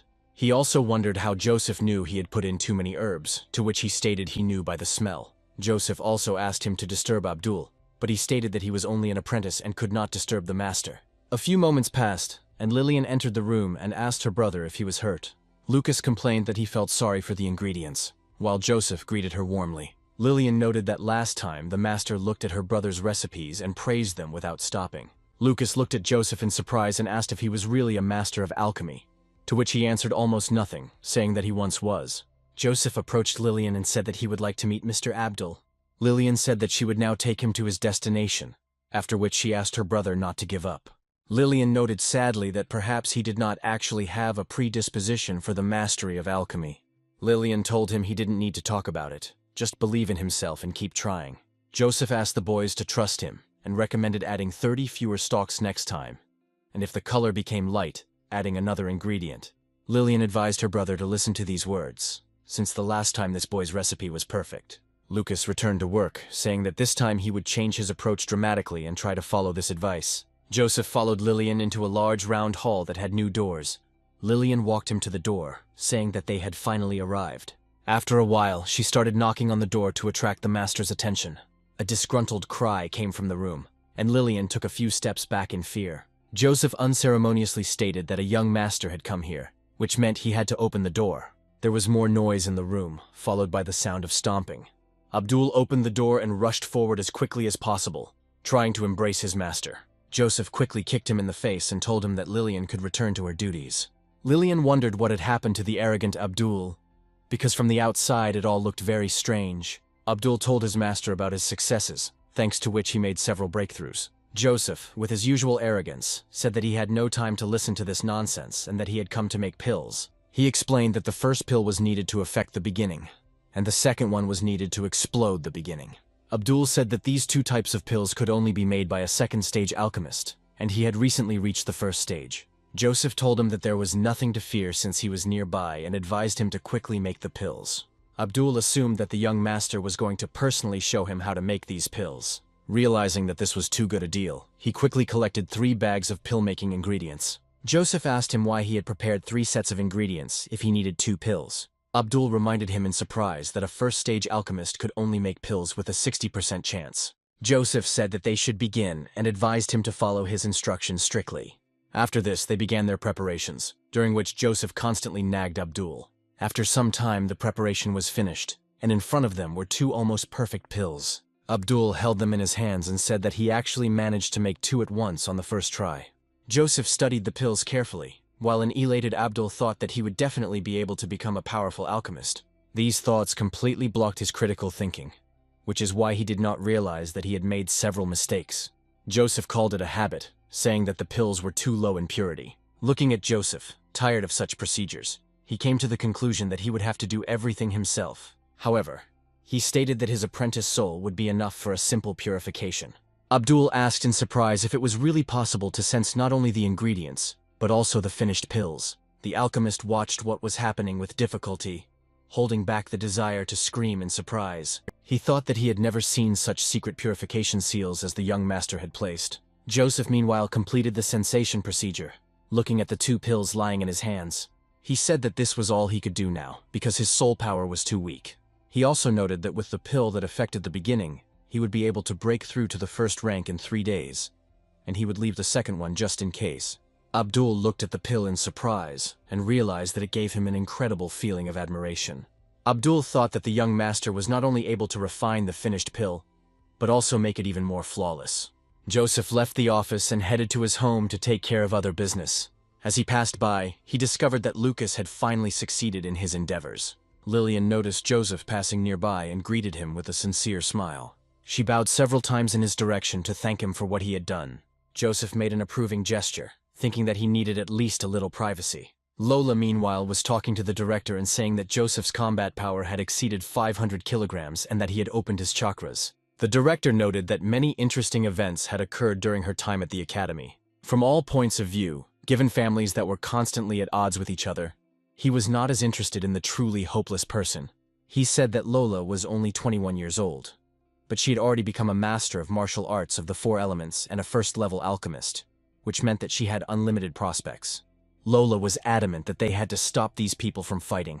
She also claimed that Joseph had almost no chance of winning, meaning he would definitely die. The director said that this guy was previously homeless and was considered some kind of burden. After thinking for a moment, he said that it was possible that he had been hiding some far-reaching plans all this time. Lola said that the child was still not strong enough to compete with such formidable enemies. The girl admitted that Joseph did a good deed by giving valuable advice, thanks to which she was able to successfully become a first-level alchemist. The director said that in that case, he would also go to find out what level, frankly, their students were at. He knew he was going to have to watch the 3rd place in the ranking of outstanding people fight, and that it should be interesting. Instead, he was transported to the academy, to the 10 Gravity Hall where people hone their skills. Hank told Liara that the loser would be fighting Lan Xuan today, and wondered why they weren't going to watch it. Liara replied that she didn't have time for that since Lan Xuan was ranked much higher than Joseph. She also said that only the elder brothers of the Yuan clan could be called truly strong. Hank became angry and said that in that case he would go to watch this fight alone, since he was very interested in how he would resolve this issue. Liara mentally called the man a wimp because he wanted to enjoy watching Joseph get beaten by someone else. A few moments later, a figure that seems very familiar passes in front of her, and she quickly turns her head in its direction. Taking a closer look, she realizes that this man is indeed familiar to her. She saw him recently. A look of surprise appears on her face, as standing in front of her is none other than Joseph, who has undergone additional training. Instead, the action moves to the martial arts academy, to the arena where the fight is to take place. Lan Xuan prepares to enter battle, spending his final moments in deep meditation. The students around him whisper excitedly, unable to believe that Joseph would actually come here, thinking it would be better to be disgraced than to die. Citrine expresses hope that their comrade will give up the fight and choose a more prudent path, but faith in this is rather weak. Cheddar replies that it is better to die standing than to live your whole life in disgrace, even on your knees. Citrine disagrees with this view, but their argument is interrupted by loud shouts. This loser has finally appeared in the arena. Lan Xuan opens his eyes, realizing that the fight will take place, even though he was sure that the opponent would run away. The disciples continue to be loudly surprised and shout that Joseph did appear at the scene of the battle. The protagonist walks calmly, holding his sword in his hands, while Lan Xuan realizes that he is looking at a walking dead man. The students do not believe in Joseph's success, and say that it is simply impossible to defeat the enemy with brute force. Citrine runs out to meet her friend, trying to stop him, saying that he will simply be killed, and that he came here in vain.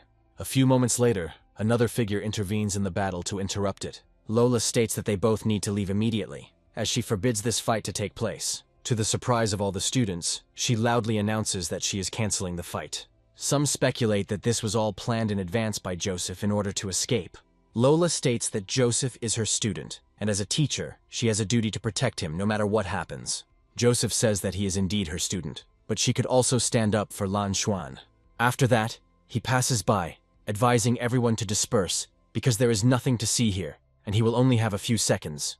Lola is surprised that this man feels absolutely no fear. After a while, she activates her form, keeping it ready. Lola reflects that they are only preparing to help their student at the right moment. Looking at Joseph, she understands that no matter what happens, she will not allow him to become a pawn.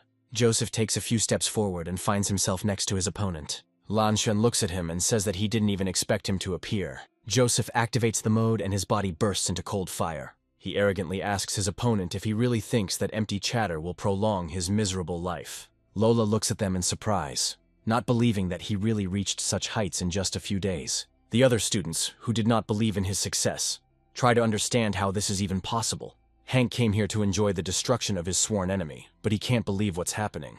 Lan Xuan smiles and says that now it is clear why he lost last time, because Joseph really is hiding a lot.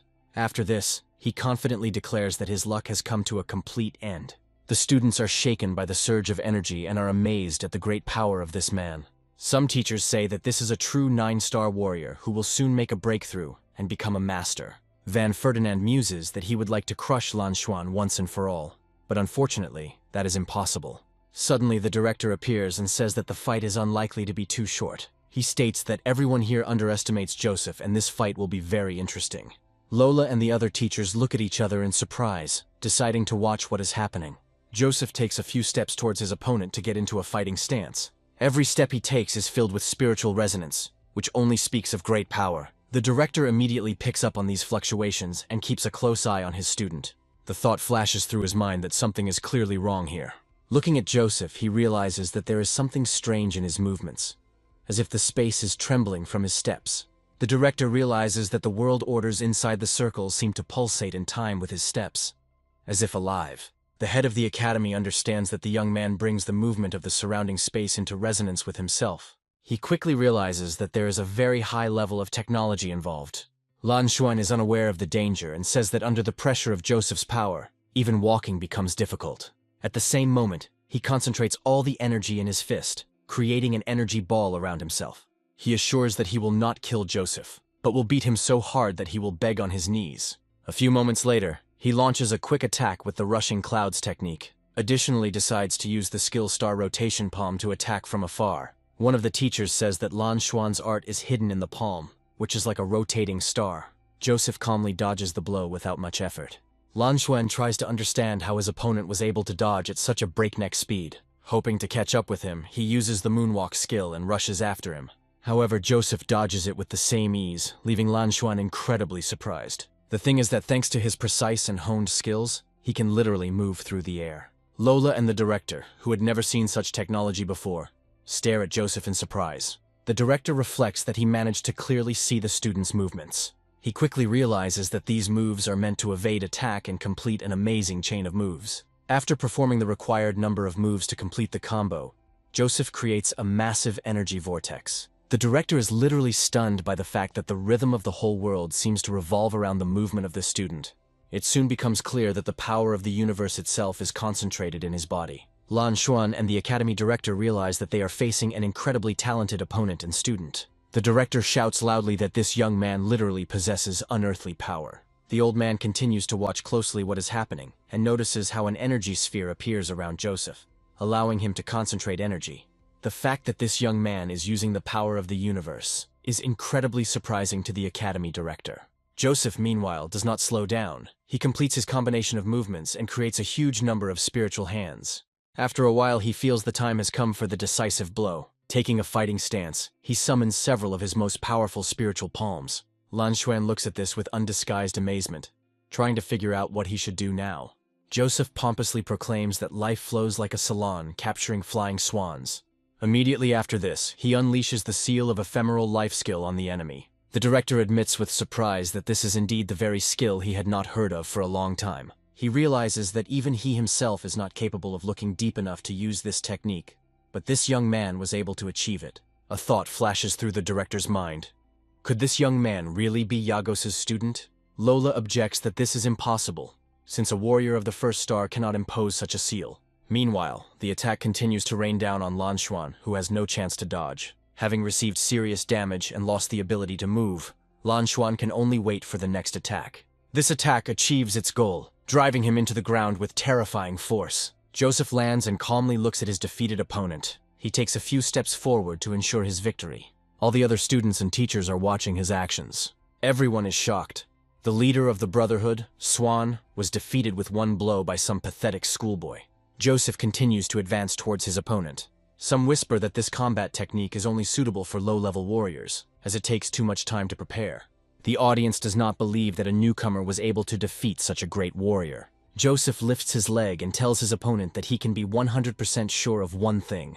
The director takes a few steps forward and orders the student to stop immediately. Joseph ignores the order and declares that no one will save him now.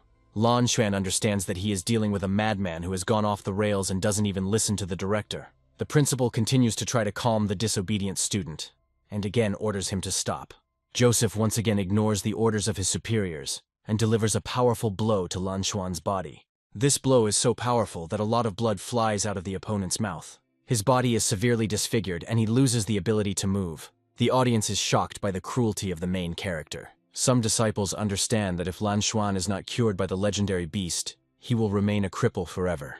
The principal rushes to pull the students away, but is too late. He freezes, amazed. The student does not respond at all to requests and orders. Joseph decisively kicks his opponent straight in the face, who is no longer able to resist. Lola looks at the manifestation of cruelty in surprise and tries to understand its cause. Joseph arrogantly declares that he promised to beat up his opponent, so now he will lick his boots. Lan Xuan remains silent. The damage is too serious. Joseph continues to boast as he stands over his helpless opponent, declaring that he kept his word. He tears the Void Stone from the body of the fallen man, although no one thought that he would dare to do this. Joseph says that he will, of course, take this artifact for himself, and the director indignantly declares that he is crossing all boundaries. Joseph looks at the director with disdain and kicks Lan Xuan's body towards him. The director is horrified to think that he has raised a monster and does not understand why he allows himself so much impudence. He approaches the student and looks at him with a stern gaze. The director states that the man has already been studied and no unnecessary cruelty is needed. Joseph replies that the stake was initially the opponent's life, so whether to live or die is now up to him. He then angrily turns to his superior officer, declaring that it is none of his damn business. The director is shocked by such insolence, because he never expected this from a pathetic brat. Those present also do not understand why Joseph suddenly decided to act like a bosom teenager in puberty. Charles freezes in surprise and genuine shock at such audacity. After this, he tries to pull himself together in order to somehow cope with the resentment and stress from the insult. He then asks his opponent if he has the slightest idea who he is talking to. Joseph continues to act arrogantly and states that Charles is over 100 years old, and he is still marking time, and if he were in his place, he would have burned out long ago. The comrades watching the scene come to the conclusion that Joseph has definitely gone crazy. Charles loses his temper and orders the pathetic youth to regret his words. Immediately, a serious force begins to press on him, causing him to tremble. Joseph struggles to resist the pressure, creating currents of air around himself. He angrily addresses the director, saying that he is putting pressure on his hundreds of years, while he is only 15. He also states that if he does not die here today, he will definitely take revenge for such an insult. Charles ignores the teenage chatter, reflecting on how, under the onslaught of his power, this puny warrior still holds his ground. So he notes that he is amazed that the young man is 4 steps below him in strength, but is still able to show such determination. Charles wonders where this inflexibility and defiant spirit that resides in this boy's body comes from. Lola calls it a question, and wonders why this image evokes so many familiar emotions in her. In search of an answer, she turns around and suddenly realizes that the answer was right in front of her eyes all this time. She takes a few steps forward to make sure everything is as it should be. She looks at the giant statue that depicts Gu Feng, who has just now transmigrated into the body of a 15-year-old teenager. Lola looks at him closely and realizes that there are definitely some similarities between them. In a life that affirms the face and manner of not giving up no matter what, it finds a response in the image of Joseph. During this time, Joseph continues to show himself to the old man, despite the fact that it costs him his health. He says that even though he may die now, he will take his opponent with him. With these words, he uses periods of exploding energy to swallow her. After a moment, his spiritual power briefly increases, giving him additional strength. Charles wonders how he can deal with this monster, as he would not want to spoil such a promising student. However, after a while, he looks at his opponent in surprise and realizes that he has underestimated him again. Joseph gains an extra boost of strength to confront Charles. Joseph closes his eyes to enter a battle trance state. Lola stares at him in surprise, not believing that this man is so strong. Joseph begins to move his hands very quickly, making it seem as if he has several of them. He directs air currents to help him deal with this enemy. The clouds behind him are gathering, creating serious weather patterns that could help him. Lola talks about a hurricane coming and wonders how such power is even possible. Charles, having lived for hundreds of years and seen a lot, is also surprised that one can command nature. He looks up at the sky and realizes that powerful gusts of wind and incredibly thick clouds are approaching. A grimace of genuine surprise never leaves his face. He says that this is really so.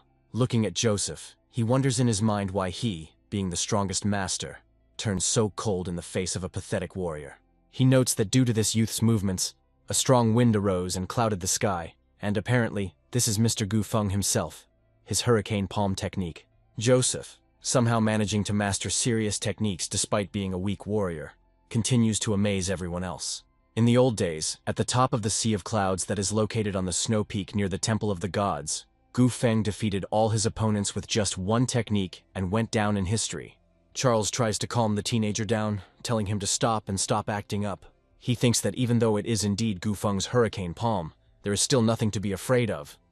But due to the range of this guy's capabilities, it is better to leave him alive. Charles realizes that this boy is too valuable to kill, because he contains a lot of knowledge. He turns around and says that duels between students are a purely personal matter, but there was no need to demonstrate such pompous cruelty. He says that this will be considered a misdemeanor the first time, but he will not tolerate it again, and then leaves. Those watching the events are surprised that the director abruptly left the fight.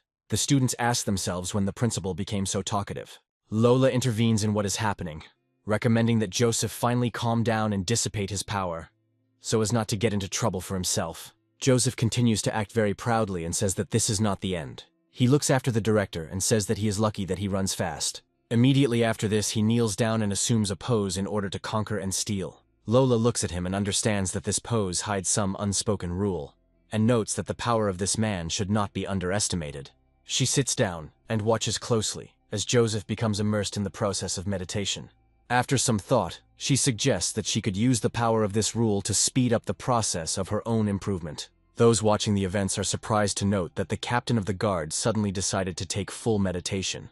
Frederick tells everyone else that the fight is over and everyone should disperse. He also exchanges a bow with his colleague and tries to lead the students out. After this, He turns his gaze to the two meditating fighters and realizes that something is wrong here. However, he does not dare to disturb them, after which he turns around and walks away. Meanwhile, Joseph and Lola's energies begin to intertwine, exchanging valuable information. Lola draws a huge amount of resources for her own improvement, just by borrowing a little power. A strange glow begins to appear above her head, allowing her to improve. Lola reflects on how she managed to break out of the deadlock and solve the problem that was preventing her from breaking through, and now her rank has increased. She also asks what happened to him recently, and where these unnatural techniques came from. The meditation routine comes to an end, and she slowly opens her eyes. The first thing she sees in front of her is Joseph, who is looking at her intently with his head tilted to the side. Lola starts blushing for this reason and asks him what he is doing here. Joseph says he just came to congratulate her on her promotion. Lola asks Joseph in surprise if he has already become a warrior of the stars. And she can't believe her ears because it sounds too cool for her. Joseph states that Lola is a product of the 4 elements. For her, rising in rank is like a walk in the park, but for him, it is just an accident, like some kind of fleeting success.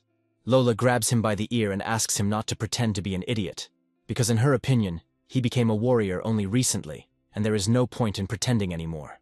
Joseph says that his wounds haven't healed yet, but in a couple of weeks he'll rest, and then he'll definitely explain everything in detail, because now is not the time. Lola looks at him carefully, studies every scratch, and understands that he really does have wounds, and for a reason. Turning around, she gives him exactly 3 days to rest, and strictly orders him to be in her office exactly on time, like a soldier at dawn. Joseph watches her go, mentally noting that this girl is tough, but completely devoid of common sense, and that's exactly what makes her so cool. Smiling, he says that, despite everything, her talent is quite worthy of being under his supervision, as if he were the main guru here. After a short while, he quickly heads to the gravity room to pump up and improve his skills. He thinks that he needs to urgently use this pumping to absorb the remnants of the original chi that are left from the pill, otherwise there will be no sense. He passes by his classmates, who stare at him in surprise and try not to get in his way, as if he were someone important. Liara notices him and wonders with a question in her eyes if he really managed to get out alive after that fight. Afterwards, she overhears the conversations of the other students, who are discussing how cruelly this guy treated Lan Xuan, and are surprised. One girl says that Lan Xuan's chakra channels are almost completely destroyed, and if he does not take the medicine, he will remain disabled forever. Liara is shocked and watches what is happening, not believing that someone could deal with such a strong warrior with one blow. Meanwhile, Joseph continues his unstoppable victories and enters the training room, where he intends to level up even more. After a few minutes, he becomes a warrior at the peak of the 2nd star, and his soul power is restored to the 1st stage. He breaks everything in his path because now he can make weapons and all sorts of cool things for combat on his own. After some time, the action moves to the protagonist's restroom, where he is after grueling training, trying to catch his breath. He casually approaches his bedroom door and is about to enter but suddenly freezes. It is at this moment that he realizes that he is in deep trouble, because much more than 3 days have already passed, and he is still relaxing here. He turns around to escape responsibility, but Lola immediately stops him. A few moments later, she opens the door with a distinctive creak and steps out into the fresh air. She looks at him disapprovingly and asks if he has already missed her for 3 days, as if it were a survival test. Joseph tries to give a weak excuse that he was improving and therefore lost track of time. Lola stops for a second and carefully studies her charge. She quickly notices that he became a warrior at the peak of the 2nd star, and notes that he rose quite quickly. Expresses hope that he understands the consequences of all the strange pills he takes, and demands an explanation from him. Joseph asks what exactly he should explain to her, realizing that this time he can't get out of it. Lola bombards him with fair questions about how he learned to perform such powerful techniques, because just recently, he was completely different. The main character understands that it will be very difficult for him to give normal answers to all these questions, because he himself is not yet fully aware of them. Joseph asks her if she thinks Principal Charles is behind all of this, and slightly surprises Lola with his suggestion. Lola states that the director is the one who once trained Joseph under Yagos, and Joseph immediately realizes that things are hot. He thinks that blaming everything on Yagos is logical and fair, and besides, he will have to meet him face to face in the near future. Lola ruins his brilliant plan by saying that it is nonsense because their clan has never crossed paths with Yagos. She also says that Mr. Yagos never knew how to perform a hurricane palm, so there is no point in blaming him. Joseph looks at her in surprise, and cautiously asks how she knows that Yagos did not possess this technique. Lola thinks for a moment and tries to figure out whether it is worth explaining this issue at all. but decides to change the subject. After a while, she says that if Joseph doesn't want to tell, she won't force him, showing that she respects his personal space. She also states that she was worried about him, but it turns out that her worries were in vain, after which she grabs his hand and tells him that they need to move on. After a while, they find themselves on the main street of the state, and Lola says that she has found mentors from the Alchemists Guild for him. Lola states that the mentor will decide his fate after testing the strength of his soul. But Joseph states that he does not need a mentor because he knows perfectly well what he wants. Lola says that it is not up to him to decide, adding that she has already reached an agreement with this man, noting that it was not easy to persuade him. Joseph tries to find out who this alchemist is that is being forced upon him, but Lola refuses to answer and heads straight to the meeting place. The atmosphere in the Alchemists Guild is relaxed and casual, and the students go about their business calmly, as if nothing special was happening. However, after some time, the heroes notice that something attracts the attention of other students. This person turns out to be none other than Abdul, who tells them the information they need. Lola breaks through the crowd and loudly distracts Abdul, saying that she was looking for her and brought the young master with her. Joseph winces, realizing that she has asked some soulless mentor to be his guide. Abdul doesn't even turn around and says that first they need to find an apprentice in the outer hall to send a soul power test. Joseph begins to worry that it will take too long, but after a while they hear Lillian's familiar voice. She happily runs up and says that they finally meet again, thanking Joseph for helping her brother. Joseph asks her to tell her brother that he has talent, and if he works hard, he will succeed. Lillian says her brother made a lot of potions, invested a lot of money, and moved to a new level of unity to make a breakthrough. Lillian admits that she doesn't even know how to thank Joseph for his help, and sincerely appreciates his support. Joseph chuckles and says it's not hard at all, then jokes that she could be his girlfriend. Lola immediately slaps him on the back of the head and reminds him that he shouldn't forget where to hunt and shouldn't try to pick up girls. Joseph tries to justify himself and says that it was Lola who started flirting with him first, but she remains steadfast. She declares that if he doesn't pass the test, she will give him a real hard time herself. The students ask them to be quieter, and Lola apologizes to them, saying that they are already leaving. Abdul continues his lecture when he suddenly hears angry shouts from one of the students, telling Lola and Joseph to get lost. Abdul asks everyone else what's going on and why the noise won't stop, and then makes eye contact with Joseph. Abdul understands perfectly well that if he does not intervene now, this will be the end of his wonderful career. One of the students says that these idiots have made a noise here, but he will throw them out of here right now. Abdul throws the student over himself and tells him that he should kick himself out, calling him an idiot. For some time, he runs uncontrollably towards the main character in order to pay him tribute. He immediately tells the other students that the man came here to achieve the heights of science, and was not afraid of the difficulties of the long journey. Immediately after this, he begins to curry favor with his young master. Lola looks at him in surprise and says that this student can be called simply by his first name, and there is no need to stand on ceremony. A moment later, she gave Joseph another slap on the back of the head, and asked him why he froze in place, and did not greet the master. Joseph realizes that in order for this show to continue, he needs to play along a little. After this, he stands at attention and loudly greets his teacher.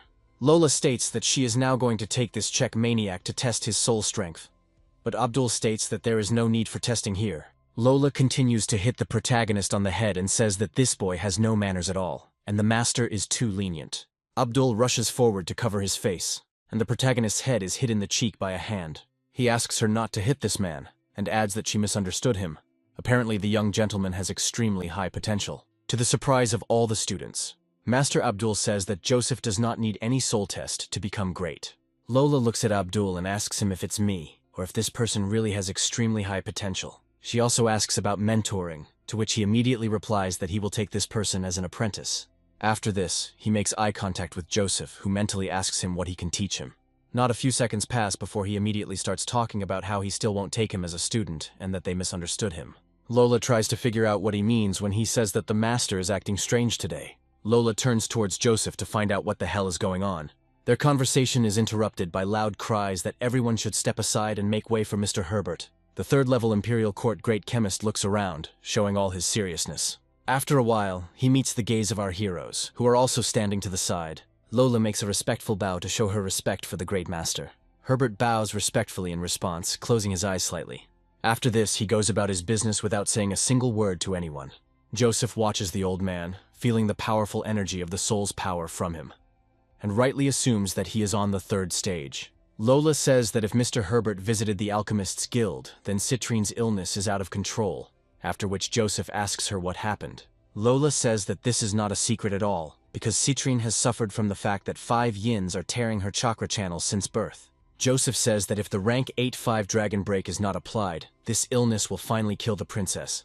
Lola says that the 8th rank break can only be made by a legendary alchemist, who is the equivalent of a divine being. Joseph smiles at his teacher and tells her that she should return to the academy, as he wants to speak with Master Abdul alone. Abdul immediately plays along with the main character, saying that there is no need to worry about this, since he will certainly follow all the instructions and will not let them down. Joseph walks away with confidence and calls Abdul to follow him, saying that they need to find a quieter place to think things over. After some time, he confidently places his hand on his premonition-sensing interlocutor and says that it is necessary to tell Herbert that the illness of the king's daughter can be cured. Joseph also says that in addition to the 5 dragons, the issue can be resolved in another way, by influencing vital points with golden needles. Abdul says that such a technique is considered legendary and is surprised that Joseph has mastered it. Joseph talks about hurrying and telling the king about this, and also states that he will not allow anyone else to treat her.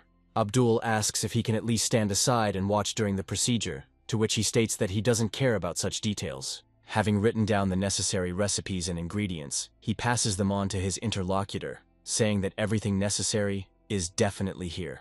Abdul watches what is happening with interest, realizing that he has a chance to learn the legendary technique.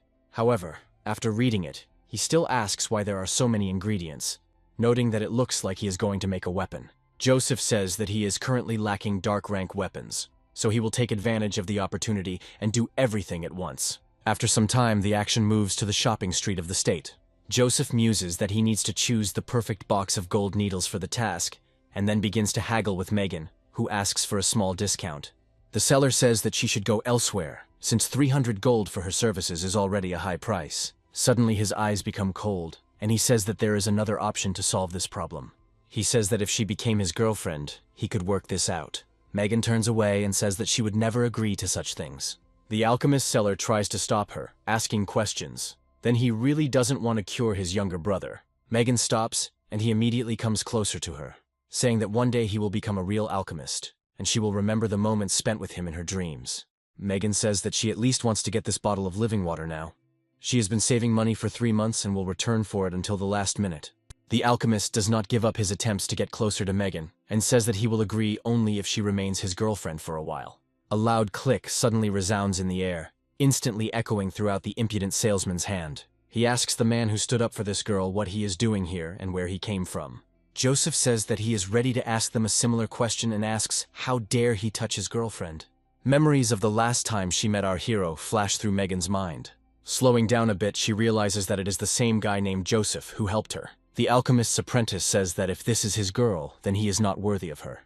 Pointing to his bruised hand, he says that apparently someone got into big trouble. Joseph says that he would be happy to hear about how the alchemist's apprentice can cause him trouble. The alchemist says that he is the eldest son of the commander of the royal guard, so he must kneel and ask for forgiveness. Joseph says that he knows the commander of the royal guard, but he has never heard of him. He also states that he has money, which brings a smile to the evil apprentice's face. After this, he throws the bag on the ground and says that he has one question. You, the master, rush forward to collect your payment, but suddenly stop, looking at the serious Joseph. The protagonist asks him if he can stop and take this money, drilling him with a piercing gaze. The apprentice wonders why even generals who have fought hundreds of thousands of wars do not have the same future intentions as this man. The master understands perfectly well that if he even touches, he will be finished off, while Megan watches what is happening in surprise. She reflects on how she just wanted to get money, but then she had no choice but to agree to Lan Fei's plan. But everything turned out completely differently. Looking at Joseph, she assumes that if there is a martial artist in this world, he must be like this. Meanwhile, the apprentice discovers his comrade and rushes to him for protection. He approaches one of the guards and begins to complain loudly to him, pointing his finger at Joseph. The guard frowns and raises his eyebrows as he looks at his next victim, whom he plans to torture. Local residents, observing what is happening, come to the conclusion that someone has caused trouble for themselves here and try to find out what happened. The commander of the royal guard, Locust, says that either Joseph kneels and begs for forgiveness or becomes crippled and spends the rest of his life in prison. He gives him a stern look and says he'll give him 3 seconds to think about it. The apprentice smiles and reaches out his hand to the bag of money, saying that Joseph must now walk around looking back for the rest of his life. Instead of the usual response, Joseph decides to launch a powerful attack directly at the impudent apprentice. The blow turns out to be very accurate and hits right at the weak spot of this scoundrel. He coughs with difficulty and says that his spiritual currents were interrupted by this blow. He also declares that from now on, and until his last day, he will be a cripple. Joseph smiles and says that he chose the second option, expecting an attack from the villains. Locust rushes forward, grabbing his weapon to crush the insolent boy. He reflects on the fact that right before his eyes, he is being called a brother, has become a cripple, and his father and mentor would not have allowed such impudence. Megan covers her mouth with her hands to keep from screaming in true horror. However, after a while, a flash of energy clicks in the air, which immediately dies down. Locust looks straight ahead, wondering how this is possible. The thing is, Joseph easily stopped this blow with just one hand. Megan takes a closer look and realizes that this wasn't just stopping the sword with one hand. To the surprise of the other guards, it turns out that this man is holding the sword with 2 fingers. Joseph laughs and says that the esteemed captain of the guards can no longer oppose him. Locust gritted his teeth, thinking that this green kid clearly had a lot of impudence. After this, he asks to take a closer look, noting that this is the precious sword of the young moon. Joseph looks down at the weapon he holds the sword in as the seal is removed. Locust makes a sweeping attack stance along with a step forward and throws the opponent aside. Megan looks at the weapon in surprise and realizes that it belongs to the dark rank. Megan exclaims that this is a special type of sword, tempered by the most powerful alchemists, and not everyone can wield it. Locust says that this is a young moon's precious sword made of frozen iron and was made by a second-stage master. Locust says that Joseph is the 3rd person to witness the seal being removed, as well as the 3rd to draw the blood sword. Joseph, with his usual arrogance, says that this is the most useless dark rank weapon at the 1st stage. He then makes a quick sideways move to avoid the attack. Locust attacks, but Joseph confidently parries with his sword. Joseph, seeing that the weapon had resonated with his spiritual energy, smiles and begins to mock. Immediately after this, he delivers a huge number of blows, blocking Locust. The captain of the guard hears strange vibrations of spiritual energy and concentrates. Looking at his weapon, he realizes that his precious sword seems to be screaming. This is despair. He asks what happened and how to restore this weapon now. Raising it up, he again casts a special spell to remove the seal on his blade. Despite all attempts, the blade remains silent and does not change its shape. The other guards watch their chief's futile attempts, but the result remains the same. Locust sadly says that it was the treasure of their clan, because they begged the master thousands of times to agree to make it. Joseph then asks arrogantly if this is all he can do. Locust turns his gaze, full of despair and hatred, to the protagonist, realizing that he hates him more than anyone in the world. After this, he and his friends rush at him and say that he must be finished off immediately. The guards grab their weapons and order Joseph to go to the next world. Joseph laughs arrogantly and says that these are pathetic insects that attacked him. After this, he makes a swift, incredible, victorious march, cutting down his opponents one after another. Megan watches what is happening in amazement. Her breath is taken away by surprise. She asks him if this is a martial technique or a dance combined with it. Joseph says the name of this technique refers to the emperor who created it, who began to go mad towards the end of his life. He continues to strike one blow after another, and says that this emperor never ceased to be able to dominate talented people. The emperor created this technique to show that even through chaos, one can catch the enemy off guard. Within moments, all of his opponents are airborne and unable to do anything against him. Joseph takes the weapon from the guard and says that the sword is still worth money, which means it can be sold. After that, he breaks his knees and asks if there is anything else. The opponent falls to the concrete floor and struggles to get up, despite the incredible pain. Locust says that his father is the commander of the royal guard, and if he dares to steal anything, his people will slaughter his entire clan. Joseph continues to laugh in the face of such threats, and says he would like to see such attempts. After some time, another group of guards comes to the market and wonders who caused the disorder here. Locust informs his superior that this man attacked law enforcement officers. He asks for help, after which the guards take a few steps forward on their horses. These guards wear golden emblems on their shoulders, symbolizing their high status. 2 guards named Kufus and Mufus order the boy to lay down his arms and surrender immediately. Joseph says they don't even know the whole situation, and they blame him. One of the guards says that the royal guard serves the majesty, and they would not simply take him for an enemy. He rushes forward and says that Joseph is dishonest, and that an explanation will have to be extracted personally. Joseph decides to use the seal removal skill. Unlike Locust, the sword obeys him. Kufus asks how he can use such a blade. They cross their blades, and a powerful clang of metal is heard. Their strength turns out to be approximately equal, and the confrontation lasts for quite a long time. Rufus finds himself behind his opponent and lands on his feet softly like a lynx. He says that this is a dark rank weapon and understands why this young man fought back against the guards. His attention is drawn to the bright glow emanating from the metal of the weapon. Rufus says that he simply has to get this artifact for his collection and laughs slightly. He claims that today is clearly not Joseph's day, since he met them, and this will be the end of his atrocities. Joseph snaps back and charges forward, thinking that this is a master-level opponent and he needs to control himself. Rufus remains standing and says that in that case Joseph has brought his own fate upon himself. They rush at each other to meet in combat again, the sound of swords ringing out as they are unable to cut each other due to their incredible strength. Joseph tries to gain an advantage through incredible speed and deceptive maneuvers. Using the illusionary movement skill and the wind demonic foot, he steps forward with a fiery kick. Rufus manages to react to the swift attack and receives some damage. Joseph rushes forward, thinking that he must defeat his opponent with a quick movement so that he doesn't have time to use his power. Rufus says that the enemy is finished and decides to take advantage of the removal of the diamond sword seal. After this, he rushes forward, preparing to test the strength of his blades. Two blades collide, creating a loud clang. Rufus is thrown back and tries to catch his breath so as not to lose this game. Looking back, he realizes that his opponent is faster and stronger than he expected. Joseph is getting closer to him at an incredible speed, and Rufus is trying to figure out what happened to this damn boy. Rufus shouts at his comrade to be careful.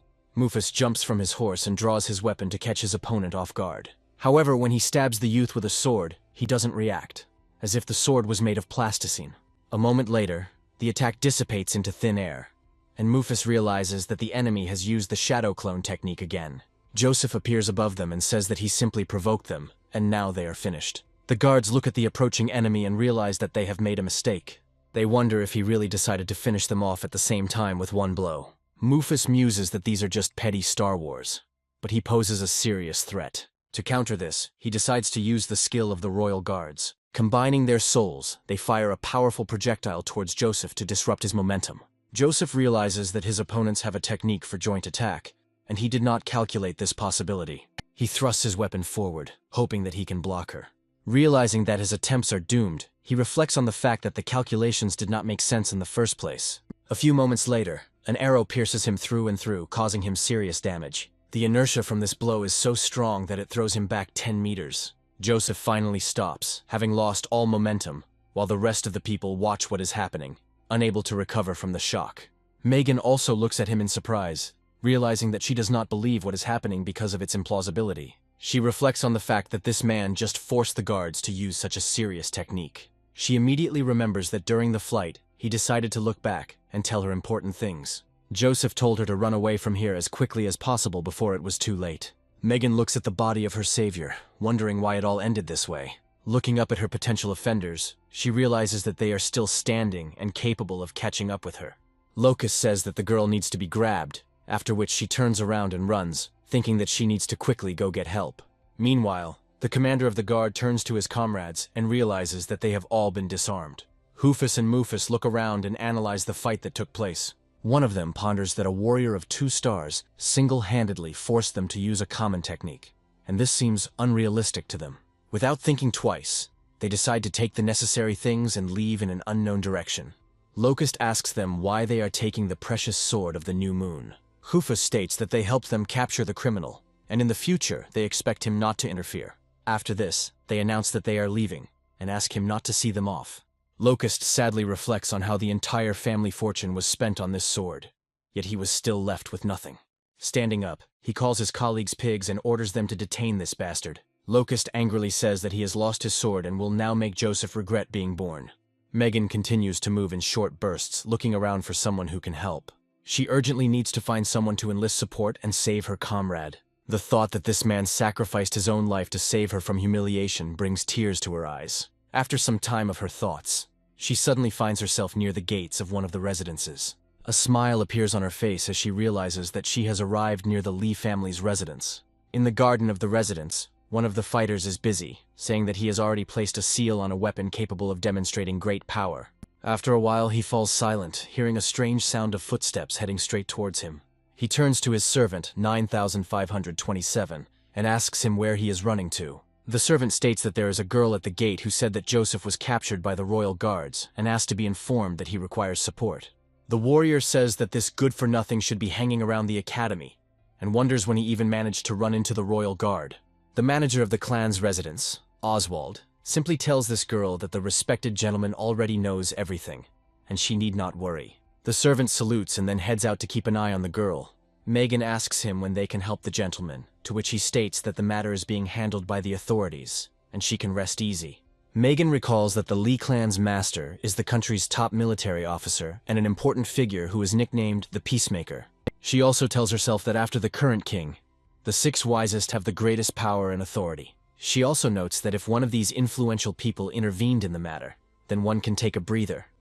But a heavy residue languishes on her soul. The action moves to an unknown dungeon, where our hero finally opens his eyes. He reflects on how all the channels in his hands hurt like they were broken, and he cannot use even half of his strength. He also clenches his teeth to relieve some of the pain, looking around. Raising himself up on one elbow, he discovers that a large number of strange figures have gathered around him.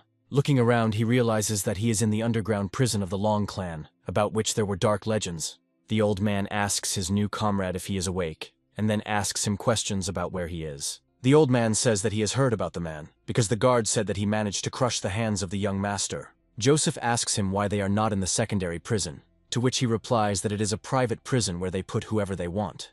Joseph says that this family has too high an opinion of themselves, and they will answer for it. The prisoners say that when he was about his age, he ended up in this dungeon by chance, passing by the gate near the family's house, and he still lives here.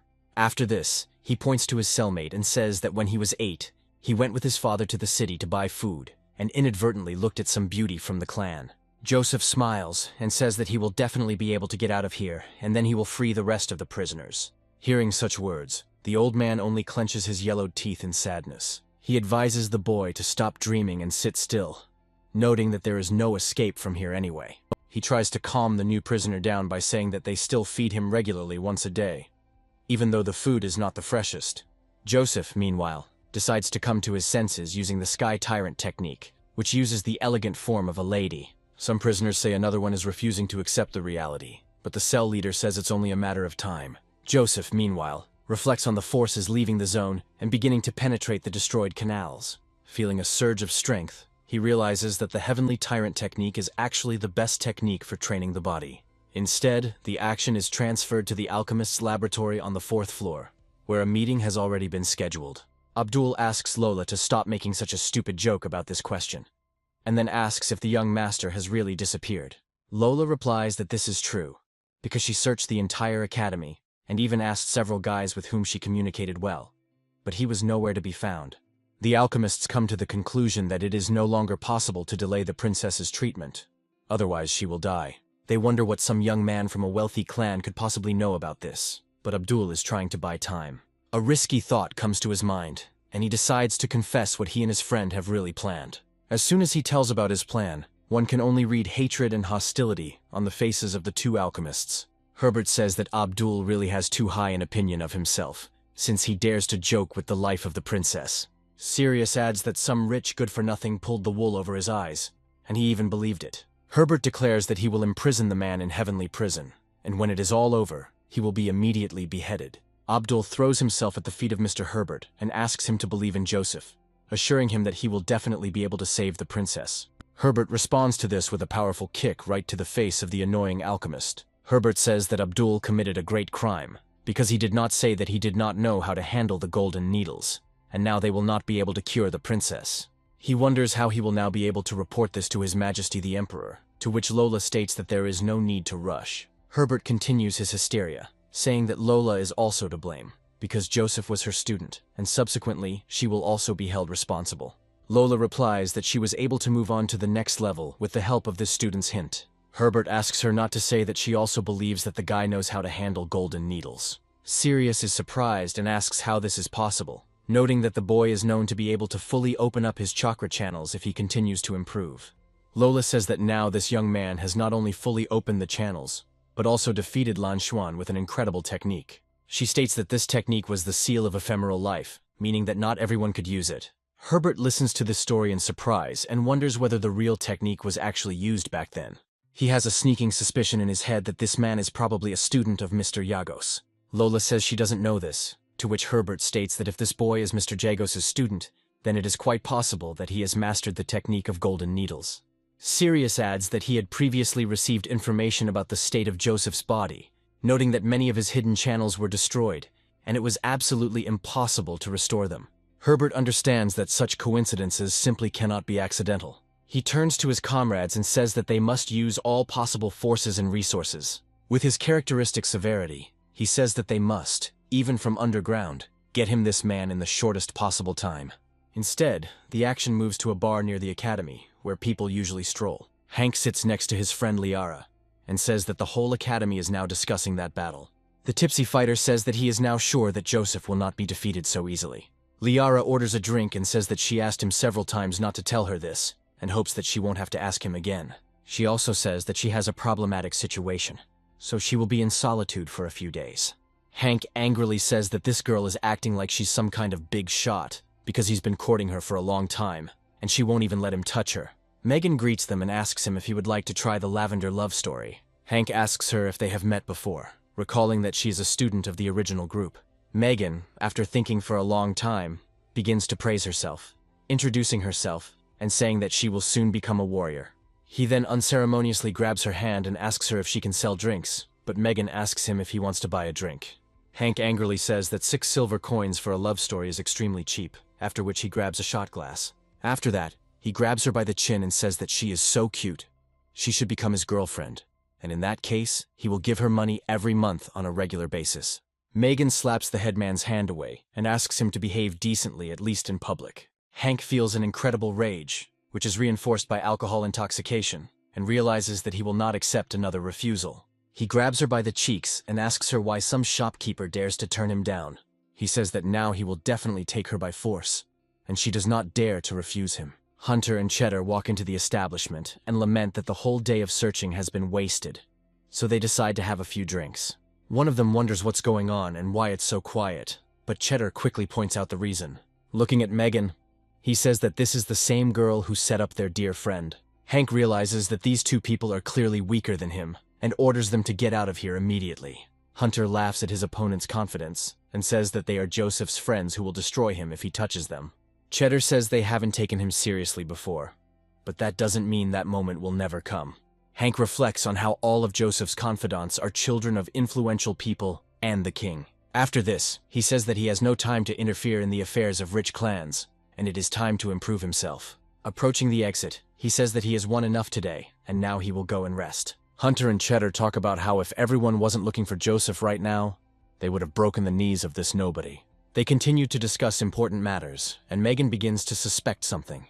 She asks them if they were just talking about brother Joseph. Cheddar loses his temper and yells at her, telling her that she set him up and shouldn't think they'll listen to her. Megan is surprised that they still haven't found their friend, stating that it's been 3 days and the Lee clan still hasn't saved him. This time Hunter starts to behave unceremoniously and grabs the girl by the hand, asking her what she knows. Megan tries to understand the reason why everything didn't go as she expected. Some time passes, and she decides to tell them absolutely everything she knows. Cheddar continues to press the girl, asking why she didn't say something so important, to which she replies that she already reported to the Lee clan. Hunter asks her if she saw the master in person, to which the girl replies that their servant passed on the information. Hunter and Cheddar say that this is a serious problem and they need to hurry now to save Joseph. Hunter also addresses Megan, saying that she can't get out of this now, so she will go with them. Instead, the action moves to the courtyard of the Moon House, where a young gentleman named Laurie continues his training. His father tells him that he is much more hardworking than his stupid older brother, and in the future, he will definitely become a master of his craft. Laurie turns around in surprise to look at her father as he continues to be lost in thought. Laurie asks her father why he looks so sad, trying to figure out what happened. Laurie's father says that recently the entire capital has been looking for one young guy, but for 3 days no one has been able to find him, and this is damaging the reputation of the guards. Laurie asks her father who he is and why she should look for him, to which he states that he is the eldest grandson of a military official. He also asks his son where his brother was rushing to which he replies that his brother is in prison because a guy broke his arms a few days ago. Laurie's father says that this boy spends his days lounging around, and even when he was the commander of the guard, he was defeated. Laurie says that his brother captured this man just 3 days ago, and that this prisoner is quite young. after which he makes the assumption that perhaps this is the very young man everyone is looking for. Lori says that the man has a similar name, but he can't remember his last name. The father exhales, assuming that his son gave a different surname, which means he can be safe. However, after some time, Lori says that he was mistaken. This prisoner's name is Joseph Lee. It is difficult to even imagine the surprise and horror that appeared on this man's face after he received this information. At that very moment, our hero's friends arrive here, determined to find him. The clan father immediately runs up to them and asks what happened and how he can help them. Herbert and Cheddar say that the latest information is that Mr. Joseph is imprisoned in the personal mansion of the Lund clan. One of the family realizes that his worthless brother has put Joseph in prison without the other's knowledge. He asks his colleagues where this rumor came from, thinking that he is ready to finish off his son right now. Lola turns to Megan, asking her to tell her everything that happened back then. Megan carefully recounted everything that happened that day, including every detail and particularity, leaving nothing out. Abdul wonders if all this happened because of his student, whom he accepted into the ranks of alchemists too carelessly. Herbert grabs the head of the family and says that now they are interested in only one question. Looking at him extremely sternly, he asks him whether Joseph is alive or dead now. The head of the family says that he does not know, stating that his unworthy son did it and he himself only just found out about it. Meanwhile, Joseph continues to spend time in restorative meditation in order to get out of here. He reflects on the fact that all the destroyed canals have finally been restored thanks to new technology. He regrets that it will take time for a full recovery, when suddenly he hears that they have arrived to see him several hours earlier than he expected. There is a loud creaking sound, and the door slowly opens under its own weight. Locust orders his subordinates to drag this bastard here. Sitting down on a chair, he says that today he will make him regret that he was ever born. The subordinates carry out his orders quite quickly, chaining the main character to a pole. He looks them over carefully to assess the threat level and tries to figure out how to act. Looking at the crowd of people, he realizes that there are only 35 people here, 12 of whom are warriors. Taking a look at the hooded figure, he notes that there is one person here at the master level. In order to get as much information as possible, he decides to pretend to be both asleep and dead. Locust smiles and says that the water that was just poured on Joseph contains a special substance that corrodes wounds.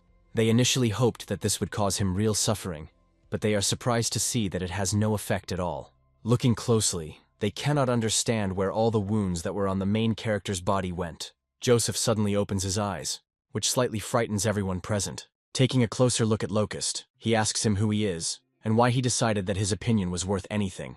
Locust quickly jumps out of his chair and says that he will act differently. Coming closer, he makes a quick attack on the protagonist's chest in order to cause damage to him. Joseph responds to this with a powerful kick right to Locust's face, the most devastating blow. He chuckles as he says that he now sees who he is, noting that he is a stray dog.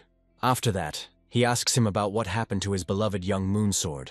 Locust feels true rage, causing his face to turn red. He prepares to rush at him and says that he needs to be finished off, but the alchemist's apprentice stops him. He says that this young man is deliberately provoking him because he knows that he will not live, but there is a fate worse than death that they can offer him.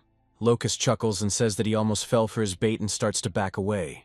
Walking away, he says that today they will make him try their clan's signature treat, adding that first they will reward him with 100 lashes. Joseph, meanwhile, is thinking about how he was just punched, but cold energy rushed into his body, and his body processed it. After a while, he realizes that all of this is a side effect of the Heavenly Tyrant's body tempering technique. He remembers the one who fought with them then, the local tyrant, who was fighting for a place at the top of the world rankings, and they fought for several days. He recalls how the Sky Tyrant had rebuffed his true Qui energy, calling his invincibility into question. However, now the protagonist has a revelation, because now he understands that the body of the Heavenly Tyrant was capable of absorbing the energy of the enemy's Kie. This allowed him to receive reduced damage and much more enhancements simply from hitting his opponent. Joseph wonders in awe how such an insane technique that is no less than other divine skills could appear in the world. He also understands that this technique allows one to absorb the opponent's energy, but to do this one must take the other's attack and allow the true Qui to enter the body. Joseph reflects that no martial emperor would dare to accept an attack from a strong opponent, and even the Sky Tyrants would not allow it unless absolutely necessary. Joseph reflects on the fact that he doesn't like all this, because even this technique upon further examination turns out to be less than ideal. His thoughts are interrupted by a powerful blow that leaves a serious mark. The jailer asks the protagonist where his pride has gone, declaring that he can easily deal with him now. Immediately after this, a huge number of blows rain down on his body. Joseph tries to endure the pain by telling his opponent that he should have tried harder. At that very moment, he decides to use the true chi restoration skill to heal himself. The hooded figure suggests that Joseph has strong bones, because after so many blows he never cried out. The apprentice laughs, saying that it's even more fun this way, because it wasn't for nothing that they prepared so much. Joseph reflects that he only has to endure a few dozen more blows before he can be sure that he has broken through to the level of a 3rd-star warrior. Locust suddenly gives the command that they stop shooting him blanks. Smiling, he says that he really underestimated him, because he was able to hold out, and so they prepared a special dinner for him. Joseph is happy, because now he is fully recovered to the 2nd star and can get out to freedom at any time. He understands that trying to escape now would not be very wise, since there are master-level warriors here, and it would be better to scout out the situation first. The apprentice says that the powder prepared in this jar is a remedy called Yam Madness. Coming closer to find out what it is, the alchemist takes the powder with his hands. After this, he throws some of the substance in the face of one jailer, and then another. Their eyes turn red and their movements become stiff for a while. However, after a while, their skin turns light red, and their eyes become filled with a maddening desire. The apprentice says that if anyone else had tried even a pinch of this remedy, he would have already died of lust. Having received an incredible blow to his nervous system and psyche, Joseph makes a great effort to endure it. Locust barely holds back the urge to vomit, and says that it would be better to conduct experiments directly on Joseph. The apprentice says that these people took only a small dose, and this entire jar is intended for him. Joseph realizes that this fate is much worse than death, and begins to resolutely set himself up for a breakthrough. After some time, he makes a true breakthrough to the 3rd star, thanks to his total intolerance. He reflects on how he has powerfully reached the 3rd star rank by making a breakthrough thanks to his internal energy. After this, he realizes that there is no point in staying here any longer and tries to escape. Breaking his bonds, he calls those present pathetic perverts and throws the jar at his opponents. When in the air, this can sprays whatever is in it. Locust tries to shout to his comrade, telling him that he needs to get the antidote faster. However, the apprentice is quite satisfied that there is no antidote and recommends that he have fun with them. Locust pushes away a man afflicted with a strange disease and tells him to have fun with someone else. He desperately turns to his uncle, saying that this man needs to be finished off as quickly as possible. The gray-haired warrior takes off his cloak and says that the boy must prepare for death. Joseph rushes forward to fight the man, but he is not intimidated. The gray-haired fighter says that some pathetic warrior dares to show disrespect to him. However, moments later the situation changes dramatically, as Joseph decides to use a secret technique. He looks into the eyes of his opponent using the universal soul suppression technique. This technique proves incredibly effective, instantly suppressing the resistance in the eyes of the gray-haired old man. His eyes also glow red, but his spiritual energy gradually begins to weaken. Joseph lunges forward, preparing to unleash a powerful charged energy blast. His opponent does not have time to react to such a rapid movement and receives the maximum possible damage. The impact causes the inertia to push him even further, causing the elder to create a small explosion behind him. Rising to his feet, the warrior says that this scoundrel has mastered the technique of the soul. However, after some time, he finds himself in more serious trouble than Joseph. A huge number of pumped-up men who have tasted the aphrodisiac rush at him. Joseph at this point looks at this spectacle, after which he notices that Locust, who has already succumbed to the effect, has already joined them. He immediately turns around and tries to leave the room before it becomes too dangerous. His hair is unraveling, so he decides to turn to his ring. After activating the ring, he decides to change his clothes in order to restore his vision. After a few moments, he also uses a special hair tie to tie his hair into a ponytail. Joseph is thinking about finally getting to the alchemists, because the princess's illnesses can no longer be delayed while she sits sadly in her sleeping coma. Instead of opening the door with the handle like a normal, polite person, he decides to do it in the most epic way possible, with a powerful kick. And then he is almost burned by the bright sunlight that bursts into the room as if it decided to cast blindness in real life. And Joseph is forced to cover his eyes with his hand so as not to go blind. To his surprise, right in front of him is the head of the family, as well as all his comrades whom he had ever known, and who clearly did not expect to see him in this particular form. Joseph, with the air of a man who has been interrupted in an important matter, asks them how they got there in the first place. Cheddar and Hunter simultaneously ask him if he's okay, to which he says with a huge smile that nothing bad could ever happen to him. Cheddar rushes forward like a hungry cat to a bowl, trying to figure out where these very strange sounds are coming from. The head of the family is happy that everything is fine with Joseph, but at the same time his face expresses complete incomprehension. Herbert looks closely at this boy, in whom he senses something special, and asks him if he can explain the wild sounds coming from inside. After a while, Cheddar, who has the same gentle and impressionable soul as the others, falls out of there and immediately begins to convulsively hold his stomach. Hunter asks him with a serious face what happened there, but Cheddar is in such a state that he can clearly speak. Joseph, trying to save face, tells them that it is better not to go there, because the young master is having fun there with his servants. However, the remaining people decide that they should check everything out personally. After a while, Joseph just throws up his hands and tells his comrades that he warned them, and now it's not his fault.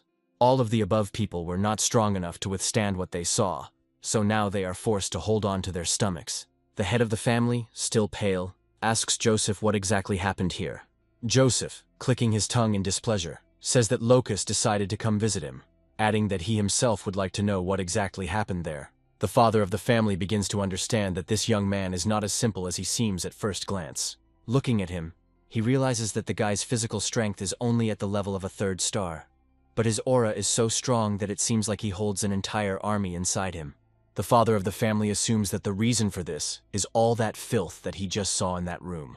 He says he doesn't yet fully understand what happened to his son, but at least he's safe now. Abdul, with a philosophical air, declares that in his experience fathers are often copies of their sons, but someone sharply interrupts him, saying that this is complete nonsense. Herbert at this point turns to Joseph and suddenly calls him by name, which causes a general wave of surprise. Herbert looks at him, narrowing his eyes, and asks how he even knows him. Joseph calmly replies that to his left is the head of the alchemist guild named Sirius. To his right is teacher Lola, which means that only Herbert remains. Herbert, frowning, asks him if he really has the golden needles technique, to which Joseph replies that he can try using it rather than fully master it. Herbert says that these are, to put it mildly, not the best words in such a situation, because the life of a priceless princess is at stake. Joseph asks them with a slight grin if they have any other ideas at all other than trusting him and letting him try this technique. Herbert looks at Joseph with no small surprise at his incredible carelessness. After this, some semblance of a grin finally appears on his face, despite the fact that he tried his best to hold it back. However, he says that if Joseph saves the princess, the entire state will be indebted to him until the end of time. However, he immediately becomes gloomy, and adds that if he fails, even his grandfather will not help him, no matter how great he is. Joseph, like a stone, declares that his own life will always remain only in his hands, and he does not intend to die just like that. Herbert turns his head and gives him a stern look. Abdul, seeing that a full-scale battle of views is about to begin, decides to intervene and says that now is not the time to sort things out. The princess urgently needs help. Joseph looks around at all the people who came to his aid and suddenly notices Megan among them. He grins crookedly and tells her that last time she set him up, but this time she brought people to save him. So now they're even. He also adds that he needs an assistant to help heal the princess, and she is quite suitable for this role. After this, he turns to Herbert, saying that he needs the help of all these people, and as gratitude for their work, he asks only to pay the expenses. Lola at this point thinks about the fact that the golden needle technique is a legendary acupuncture technique, and no alchemist in their right mind would miss the opportunity to see it in person. Abdul whispers to his mentor if he can stay and watch the process, to which he is reminded that he was his student. Abdul grumbles discontentedly, saying that he was an extremely incapable student, whom his mentor did not value at all. These words prove to be insufficiently convincing, and Abdul is left with nothing. After some time, the action moves to the 4th floor of the alchemical tower in a secret room. The unconscious princess continues to lie on her bed. Despite the fact that the girl is in a state of deep magical sleep, it is clear from her face that she is suffering even in her sleep. Herbert says it is a bed of blue jade, which is capable of holding back disease, but in this case it has already reached the limit of its capabilities.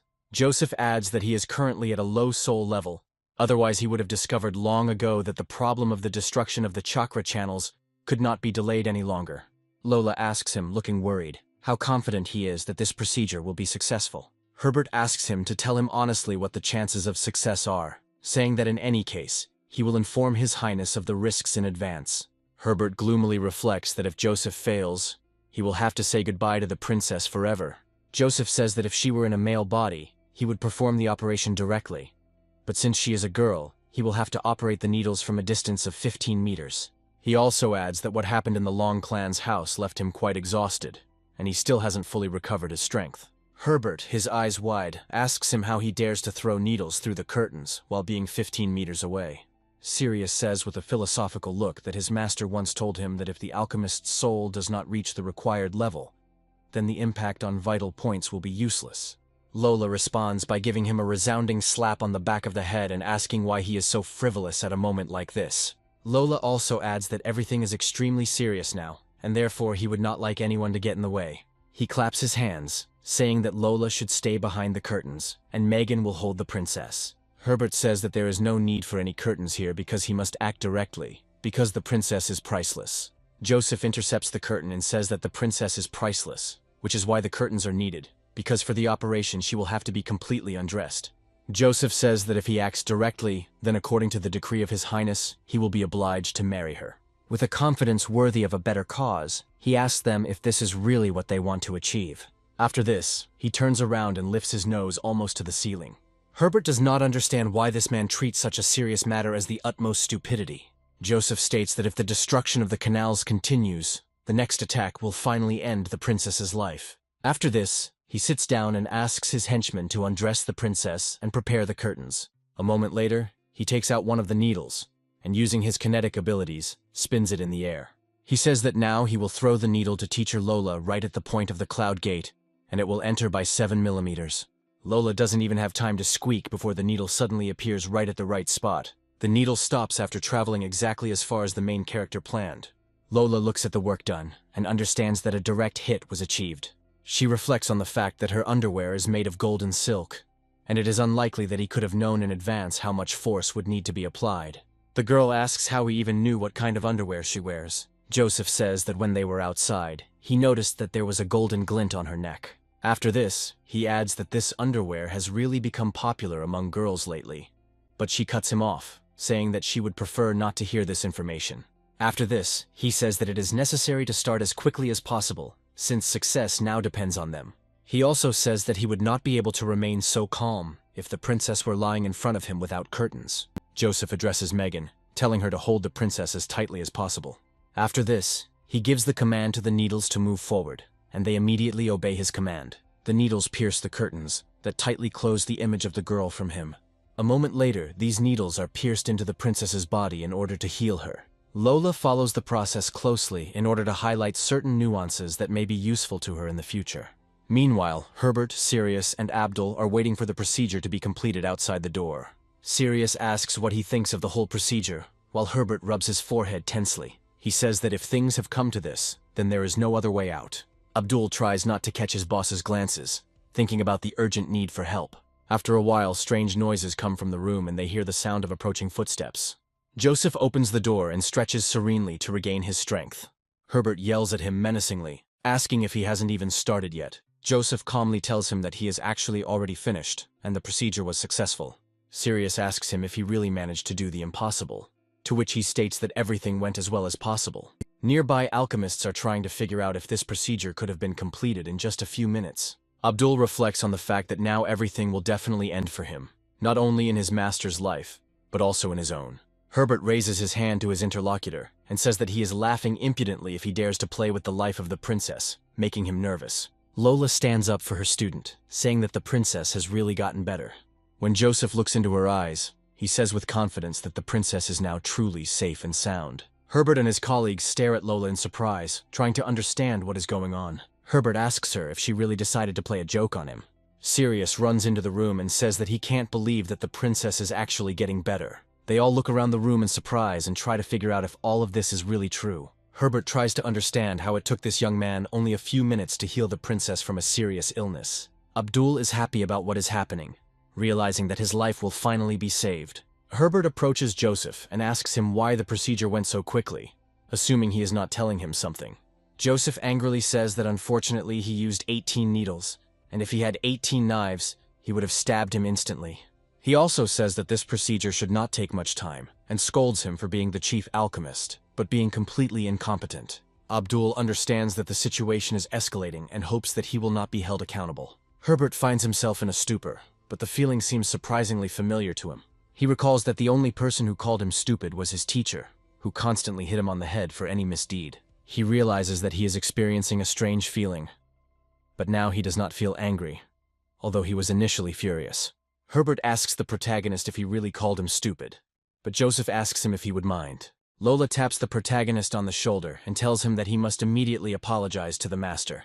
Joseph, with his characteristic arrogance, says that this master must first learn a little to operate needles at a distance, and then it will be possible to at least think about apologizing. Lola bows respectfully before the master and says that she is very ashamed of her student. Herbert says that this young man understands everything perfectly and was not mistaken at all. After this, he says that since the princess is no longer in danger, they can go their separate ways, and he is going to spend the next few days here. Hunter and Cheddar try to run home, but Lola quickly grabs them by the shoulders. She says that they will both go with her to clear things up. Once outside, she says that the two of them are the man's closest friends and asks them why he has changed so much lately. Lola suggests that perhaps this man was deliberately hiding everything, but it is impossible that absolutely no one knew about it. Hunter and Cheddar look at each other, trying to figure out how best to answer this question. Hunter states that the young master was previously a burden to everyone, and so they had to look after him, but suddenly he outgrew everyone. Lola realizes that the master has always kept a low profile in the past, and wonders if this could have something to do with the current situation in the Lee clan. Hunter and Cheddar look at her in surprise, trying to understand what she means. Lola says that initially this man was known as a mediocrity, who was humiliated by everyone, but suddenly he shone and showed himself to be a calculating person. The girl assumes that this is connected with some very important changes in the family. Hunter says that Joseph's grandfather is currently training in isolation, and Oswald is in charge of all the affairs of the house. He also says that Joseph's father is now far away in the northwest, guarding the border territories and also cannot control Oswald. Cheddar claims he has heard rumors that Joseph's grandfather is not in isolation at all, but was imprisoned at the behest of Oswald. They also note that Oswald is not a biological son, and try to understand how he could have been given so much power. Lola says that there must have been some event that they don't know about. The teacher says that if there is a turmoil in the Lee clan, it will naturally affect the country as a whole. Hunter says that Oswald has long been a cause of concern for them, but as soon as the young master finally gets back on his feet, they will definitely be by his side. They also ask her whose side she will be on if there is civil strife within the Lee clan. Lola looks at them with an extremely serious look, realizing that she has her own responsibilities. Turning her back to them, she says that she is the commander of the city guard, and her primary task will be to protect His Majesty. However, she quickly turns to them and says that it doesn't change the fact that Joseph is dear to her. At this time, Joseph himself sneezes violently, because too many people began to remember him. He wonders why he felt so strange, since he was not sick, when suddenly a familiar girl approaches him. Megan gets his attention so they can at least talk a little. She asks him if he could take a look at her brother, who is in dire need of help. Joseph smiles and says that he now understands where it all led, suggesting that he will be lucky in love today. They both leave the city, and Joseph gives her 1,000 gold pieces for medicine for her brother, but the girl says that she does not need it. 4 hours later, they arrive at her house, and Joseph says that he is not surprised that she opened her chakras at such a young age. He says it takes 4 hours to walk from home to the academy, which is like going into seclusion. Megan explains that their father was once the best and bravest officer in the kingdom's guard, and he took her and her brother to live in the city district until he died. Joseph says he is very sorry for her loss, and then suggests they get down to business. A few moments later, they pull back the curtain and enter the room where Megan lives. The girl points to the man lying on the bed and says that it is her younger brother named Martin. Joseph takes a closer look at the sick man and discovers that his skin has turned green and his body is covered in strange marks. Megan says that she worked part-time wherever she could to save up money for a doctor's examination, but nothing worked out for her. Joseph says this condition is quite unusual, and tries to check what is going on with her brother. After quickly analyzing Martin's condition, he says that he cannot believe what he saw. Megan says that she has already turned to many alchemist students, but they all turned out to be powerless, and now she has become very scared. She lunges at the protagonist, saying that she has never felt so scared. Joseph strokes her head to calm her down a little, telling her that there is nothing to be afraid of. He states that since he is here, even if her brother himself wants to die, he will not allow it. Megan asks him what really happened to her brother. Joseph speaks thoughtfully about how the body of heaven and earth is to blame for everything. Megan says she finds the name extremely frightening and asks if it can be cured. Joseph says that in reality, such conditions simply cannot be treated. Megan says that she is asking him to save her brother and is ready to do whatever he wants.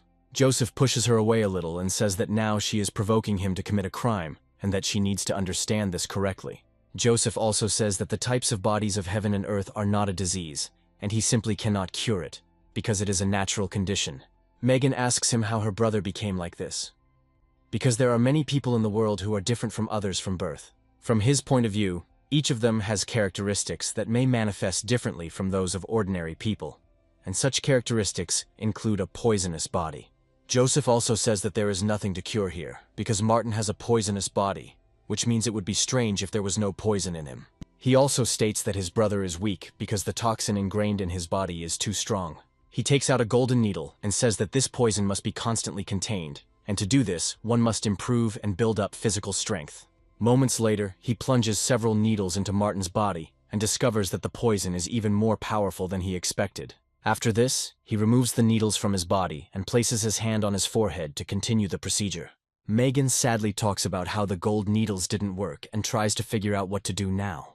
Joseph sits down on the table and says that it is not a big deal because he is going to absorb the poison from his body and everything will be fine. Using a special energy creation technique, he establishes spiritual contact with Martin's body and draws energy from it. Megan asks him what they will have to do with the poison if everything works out, to which Joseph states that there is nothing to be afraid of. Joseph also says that this guy only opened 5 chakra channels, so there clearly shouldn't be anything serious there. Megan looks at him in surprise, while someone claims that the substance will only give him a tonic effect. Joseph continues to grit his teeth as he absorbs the toxic fumes that are in her brother's body. The procedure is quite quick and has the desired effect, as little Martin's body becomes normal in color. Joseph wonders if such a simple poison can eat away at the body from within, and asks heaven and earth to be smitten with it. Megan reflects that no one has been so kind to her since her father left. She looks at the main character, realizing that he is helping her, not sparing his own life, and feels how her soul has become warm. After a while, the procedure is over and Martin can finally breathe a sigh of relief without suffering. Megan wipes the tears from her cheeks, realizing she has never been happier. Joseph, meanwhile, continues to assimilate the toxic energy he received from Martin. He smiles because he is very lucky to have found an almost inexhaustible source of energy. Some time passes, and the young man finally opens his eyes, seeing his sister in front of him. Megan happily hugs him and tells him that he is finally well. Martin gets out of bed with difficulty and watches Joseph meditate, asking his sister who he is. Megan says that this young man is in the same class as her, after which she declares that he should call him Young Master, because Joseph saved his life.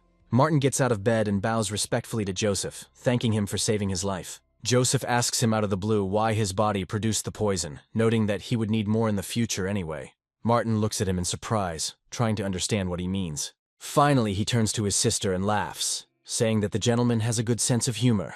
Joseph, with his characteristic arrogance, says that he never jokes, after which he demands that he bow to him 3 times in order for him to take him as a disciple. Martin looks at him and asks if he really wants to be his teacher. Unable to contain himself, he starts laughing and says that he looks the same age as Megan, about a year older than him, but at the same time he wants to teach him something. After this, he states that he would bow to him if he were a master-level holy guard.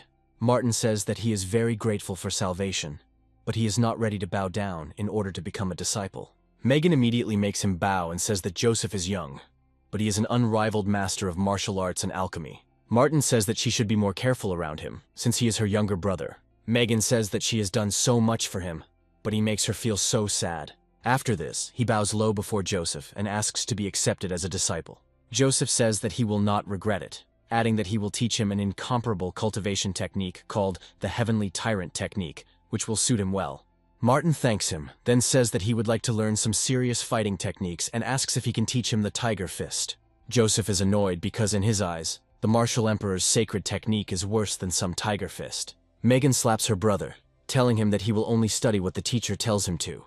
She also says that since he is a beginner, he will be starting with the basic Sky Tyrant technique, which almost makes Joseph choke on his pride. Trying to contain his emotions, he says that he should first hone the Heavenly Tyrant technique, and that will be more than enough to use poison. After this, he states that there are 18 positions in this technique, and now he will show him the first 3. The next few hours are spent in grueling training to ensure that Martin masters the basics of this technique. Joseph says that they started with the basics, but he must practice them diligently day and night, and later, he will be able to touch on martial techniques. Martin says that if these techniques turn out to be worse than the Tiger Fist, then he will not learn them, to which Joseph angrily declares that he forbids him to remember this technique. He also states that he needs to trust the master's instincts, since now he must constantly strengthen his body and increase the level of poison. Looking around, he suddenly notices unprocessed ore stones nearby. Martin says that he used to always go with his uncle and the others to mine ore until the poison took over his body. Joseph looks closely at the bag of stones and realizes that he senses something unusual here. Taking one of them, he looks at it carefully, feeling strange spiritual vibrations. Martin states that this one was clearly different from the others, and he felt a strange energy in it, so he took it with him. Joseph quickly cracks the stone shell and gets to the most valuable part. Joseph asks Martin where he found them, and if there are more like them, to which he states that there are many such minerals in the Five Peaks homeland. Joseph says that it is a very useful thing, which they call the Purple Sunstone, and it is capable of generating gravity. Martin asks him if it costs a lot of money, to which he states that it is quite rare, but that gravity rooms are built in academies.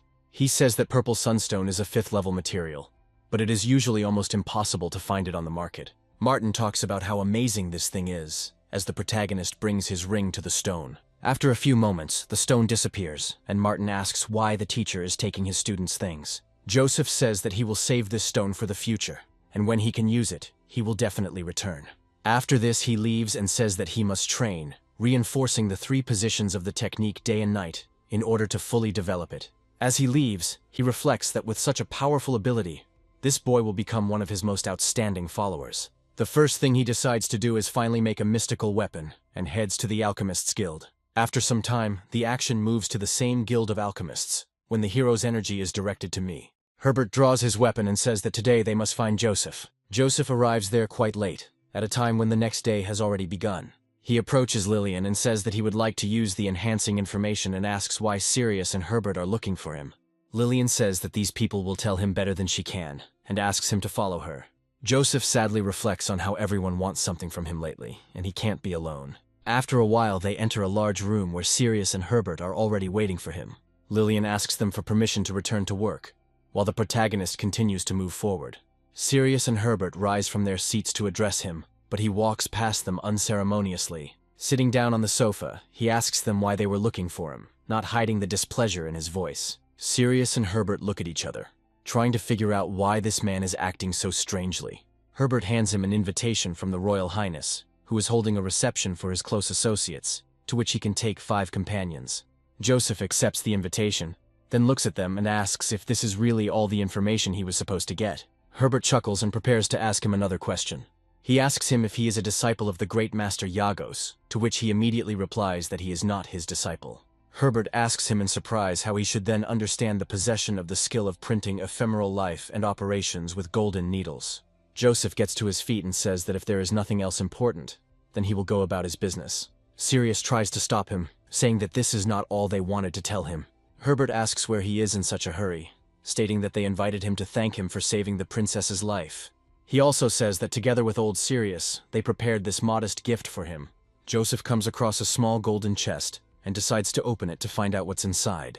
Looking at the special badge, he guesses that this is the badge of a 2nd-level alchemy master. Sirius claims that his golden needle technique is actually an order of magnitude superior to a 2nd-tier alchemy master, but he is not allowed to issue the next rank badge. Joseph closes the chest and says that this thing is really not bad, and he is more than satisfied with such praise. After this, Sirius shows him the chest closer and tells him that he should look at it. Joseph says that even with your eyes closed, it is clear that this is a mystical weapon.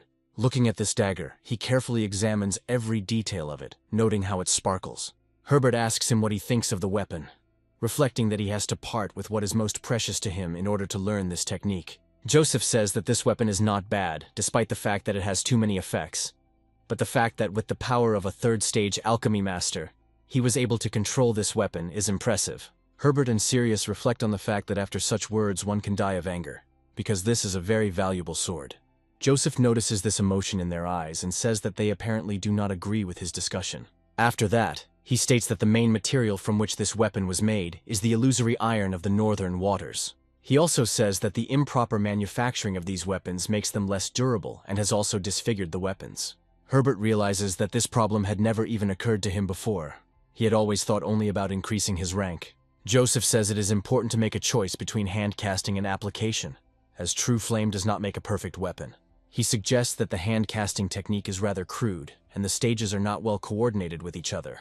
Herbert looks closely at his weapon and realizes that he now sees more and more flaws in it, and it is not suitable for combat.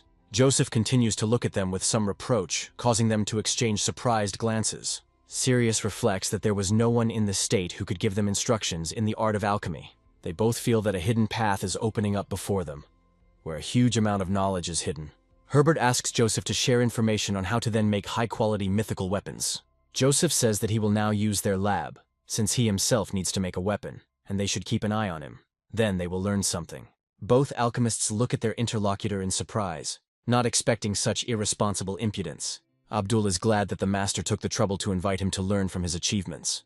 Abdul also says that he called all his students and gave them a severe beating, sending them into seclusion. Joseph ignores these words, saying that he didn't even think that the state had this kind of auxiliary information that would help the smelting.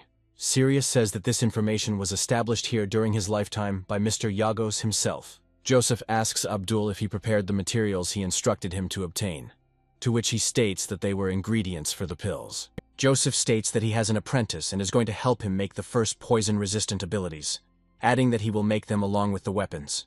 This loud statement surprises all participants in this process. Joseph asks Abdul why he is frozen and demands his materials, to which he states that such simple preparations are already made.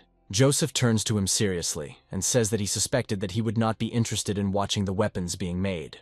Without waiting for further instructions, Abdul quickly takes out all the materials that someone asked for.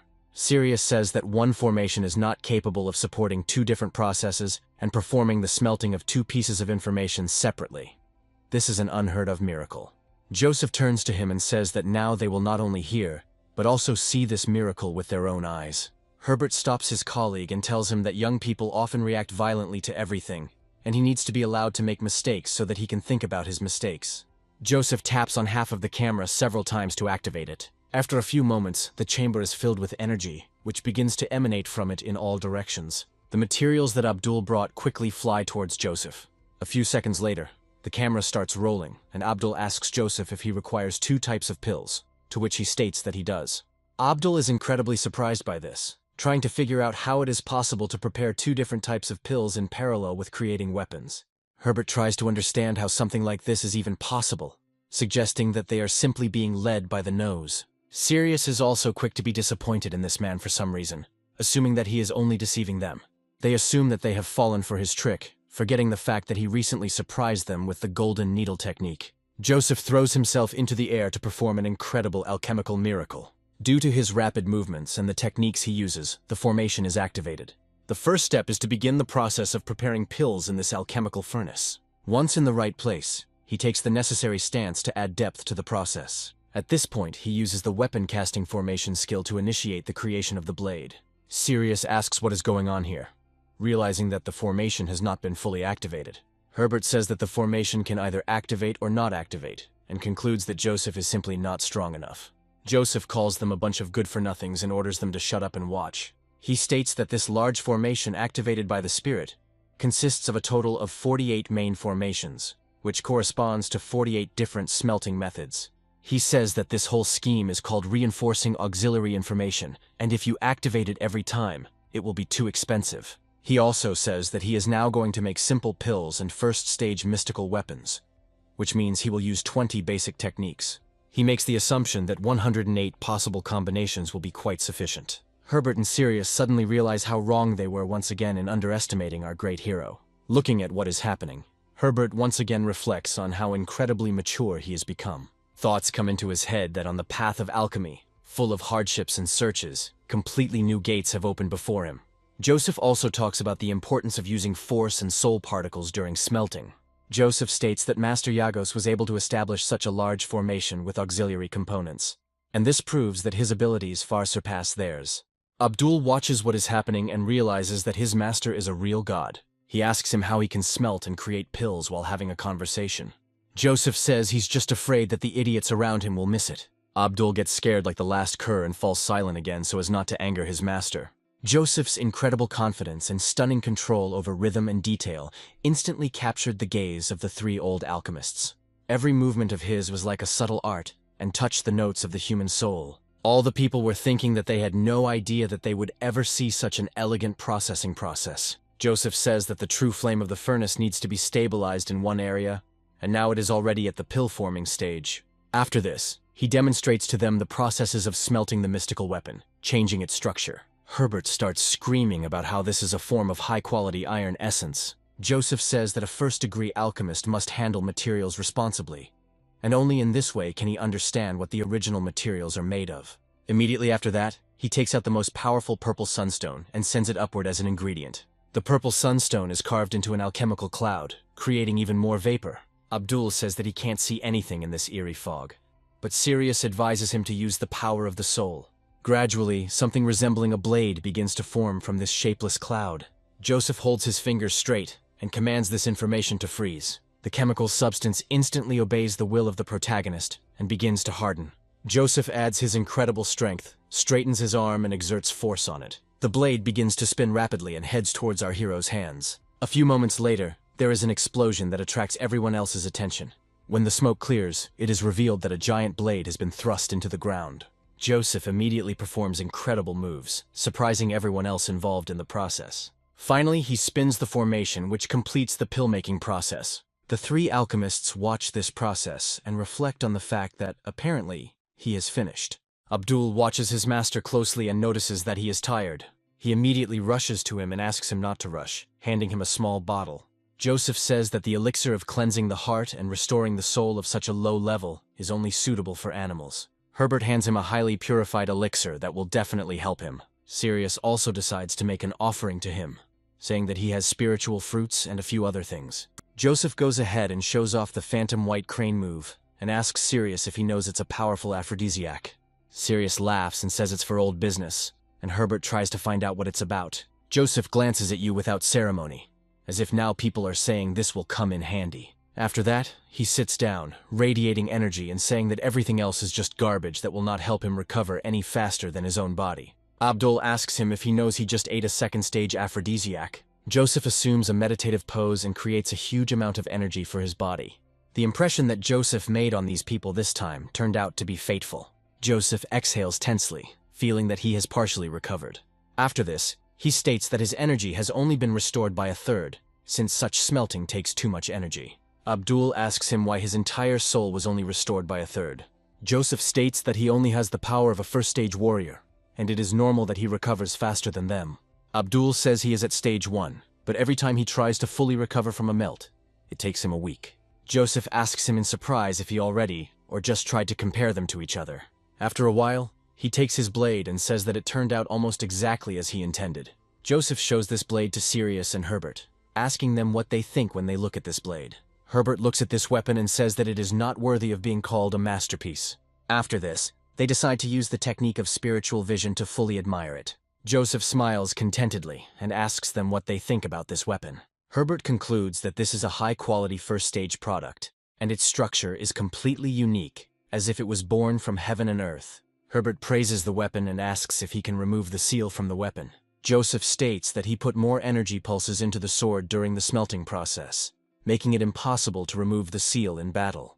It is also said that during the smelting process, he added the purple sunstone, and Sirius asks him if it is the key material for creating gravity. Joseph says that this is exactly the case, adding that he combined 2 gravitational informations in this form of Syrian weapon. He then raises his weapon and commands it to release its seal to release its power. The alchemists observing this guess that a 10-fold attraction has just been produced. Joseph says that he has only released 1 gravity form, and there is another one that can create a 100-fold attraction. Joseph says that he could add another form, but the weapon would not withstand such power and would be destroyed. This information greatly impresses Sirius and Herbert, causing them to look at him in surprise. Herbert asks our hero if he can lend them this sword for research for a few days. Joseph indignantly asks them what he should do himself, hinting that he has no other weapon. He also states that he would never walk around with that same piece of rubbish, at which point Herbert and Sirius swallow their pride and say that he is right. Herbert reflects on how he recently demonstrated the power of the spring winds with the same sword, and now he wants to destroy this weapon. Abdul looks at these alchemists and understands that while they are still tormented by shame and bitterness, in reality, being a Brand Joseph is an honor. Joseph states that such a sword must be used more for perfection, and that daily exposure to such attraction will speed up the process considerably. After thinking for a moment, he says that this is why he decided to name his sword Black Girl. Abdul asks him how the name of this sword is connected with the purpose that is being prepared for it. Joseph hits him on the head and tells him to name the weapon whatever he wants. Luckily, the situation remains in his head, and Abdul makes the wise move of not asking Joseph why he named the weapon that. Meanwhile, our hero decides to take out his weapons and says that it's time to get the pills. Herbert inhales the scent and ponders, for the aroma of the pill is so strong that it lifts his spirits. Once you open the door, it becomes obvious that the pills inside are pure art. Abdul is happy that his master has made these wonders with his own achievements. Joseph says he's grateful for the lab being lent to him because he's put so much effort into enlightening them. Sirius and Herbert happily come closer to ask him a question. They were both honorable people, but only in this state, and Joseph in his past life was a famous alchemist, whose name thundered throughout the world. Alchemists of the highest levels asked him for advice countless times. That is why these two scientists diligently wrote down his instructions, like elementary school students. After this, they thanked him honorably, saying that thanks to him they had dispelled their doubts. Joseph smiles and says that he has to go, and when he has some free time, he will give them some more advice. Herbert asks Sirius what he thinks of Master Joseph. Sirius says that his knowledge is unbridled and nothing can compete with it. Herbert agrees with these words, saying that in the past, he had the good fortune to study with Mr. Jagos, and only then did he experience similar emotions. Herbert also says that he personally would not trust the legend that Joseph is a disciple of Jagos. He shares his feelings that this man is much more accurate than even Mr. Jagos himself. Meanwhile, Megan returns home from work and wipes her face tiredly. A few moments later, she discovers that she is not alone at home and asks Joseph what he is doing there. Taking a closer look, she is suddenly surprised and takes a step back. Joseph looks at her with a menacing gaze and asks her how Martin is feeling. Megan states that he is feeling much better, so he goes into the mine with his neighbor's uncle. Martin soon appears at home and greets the master, taking off his basket. He shows his master that he has mined quite a lot of ore. Instead of saying anything, Joseph gives him a powerful slap in the face. Martin loses his balance and falls to the ground, hitting his head hard. Joseph loses his temper for no reason and orders his student to kneel. Megan looks in horror at her brother, whose ears are so badly damaged that blood is starting to flow from his mouth. Martin asks his teacher why he hit him. Joseph says that he ordered him to intensively hone the 3 positions of the Heavenly Tyrant technique, and he is doing some nonsense. Martin talks about how he has to earn money and provide for his family because he can't allow his sister to work alone. Megan tries to settle this conflict and orders her brother to apologize to the master. Martin questions why he should apologize if he was hit for trying to feed his family. Joseph studiously ignores the awkward questions and tells the student not to be stubborn, ordering him to fall on his knees. Immediately after this, he throws a small stone forward in order to injure his student. Martin falls to the ground and says that Joseph is only a year older than him and accuses him of daring to offend the weak. Joseph approaches the weak child menacingly and says that such useless students only bring shame on their teacher. Megan tries to protect her little brother and asks Joseph not to kill him. She also accuses her brother of making her cry, ignoring the fact that he was trying to earn money for food. This strange noise brings another man who tries to figure out what is going on here. Martin turns to Uncle Louvre, begging him to save them. Louvre asks his comrade what happened here and tries to find out the cause of the noise. Martin says that this man decided that he was his teacher and is now threatening to kill him. Louvre sees potential in Joseph's case and suggests that the path of violence is not for everyone. Joseph continues to act like a depressed teenager and asks him why he cares how he raises his student. The Louvre says that it is time to teach this impudent fellow a lesson, whose milk has not yet dried on his lips. Martin says that now he wants Uncle Louvre to be his teacher. Louvre says that when they break through and become warriors, they will organize a mercenary army, and their income will be much higher. He also states that he will first deal with this incomprehensible teacher who beats a small child. Megan tries to stop her uncle and says that there is no need to resort to violence. Louvre says that he does not intend to beat the man, but only to leave a few marks on him. Joseph says that in this case he will stand and not move, and if they can even touch him, he will lick Louvre's boots. Louvre rushes forward, saying that he doesn't really like conceited people. He prepares to bring down the full force of his fists on him. However, as soon as he gets dangerously close to it, a strange anomaly occurs. Joseph decides to use the calming spirit of heaven and earth and impose a ban on movement. Louvre feels the curse spread throughout his body and causes him to fall to the ground. Martin and Megan watch what is happening in surprise and look at their neighbor with pity. Joseph continues to display his cruelty and pride by ordering Louvre to kneel and come to him to lick his boots. Martin looks at his uncle in horror and asks him to get to his feet. Unfortunately, his prayers go unanswered as the curse proves too strong. Louvre, unable to control his movements, bends down to Joseph's feet to lick his boots. Joseph delivers a powerful punch right to his face to knock him back. Martin looks at this man and realizes that he is facing a real villain. Louvre falls to the ground unconscious, much to the surprise of everyone except Joseph. Joseph continues to threaten the defenseless child and says that now it is his turn. Martin looks at his teacher with fear and asks him not to come closer. Megan tries to stop Joseph and says that her little brother doesn't understand anything yet. She also says that if anyone is to blame, it is her, because she raised him poorly. Joseph sighs and says that this man has good natural abilities. Turning around, he declares that he is a bad student. The convenient regime. The fact that Martin worked in the mine in order to feed his family. Martin realizes that common sense rarely concerns people like Joseph and tries to persuade him not to leave. With great difficulty, he falls to his knees before him in order to at least somehow influence his inflated pride. Megan looks sadly at her brother, who crawls to humiliate himself in front of the protagonist.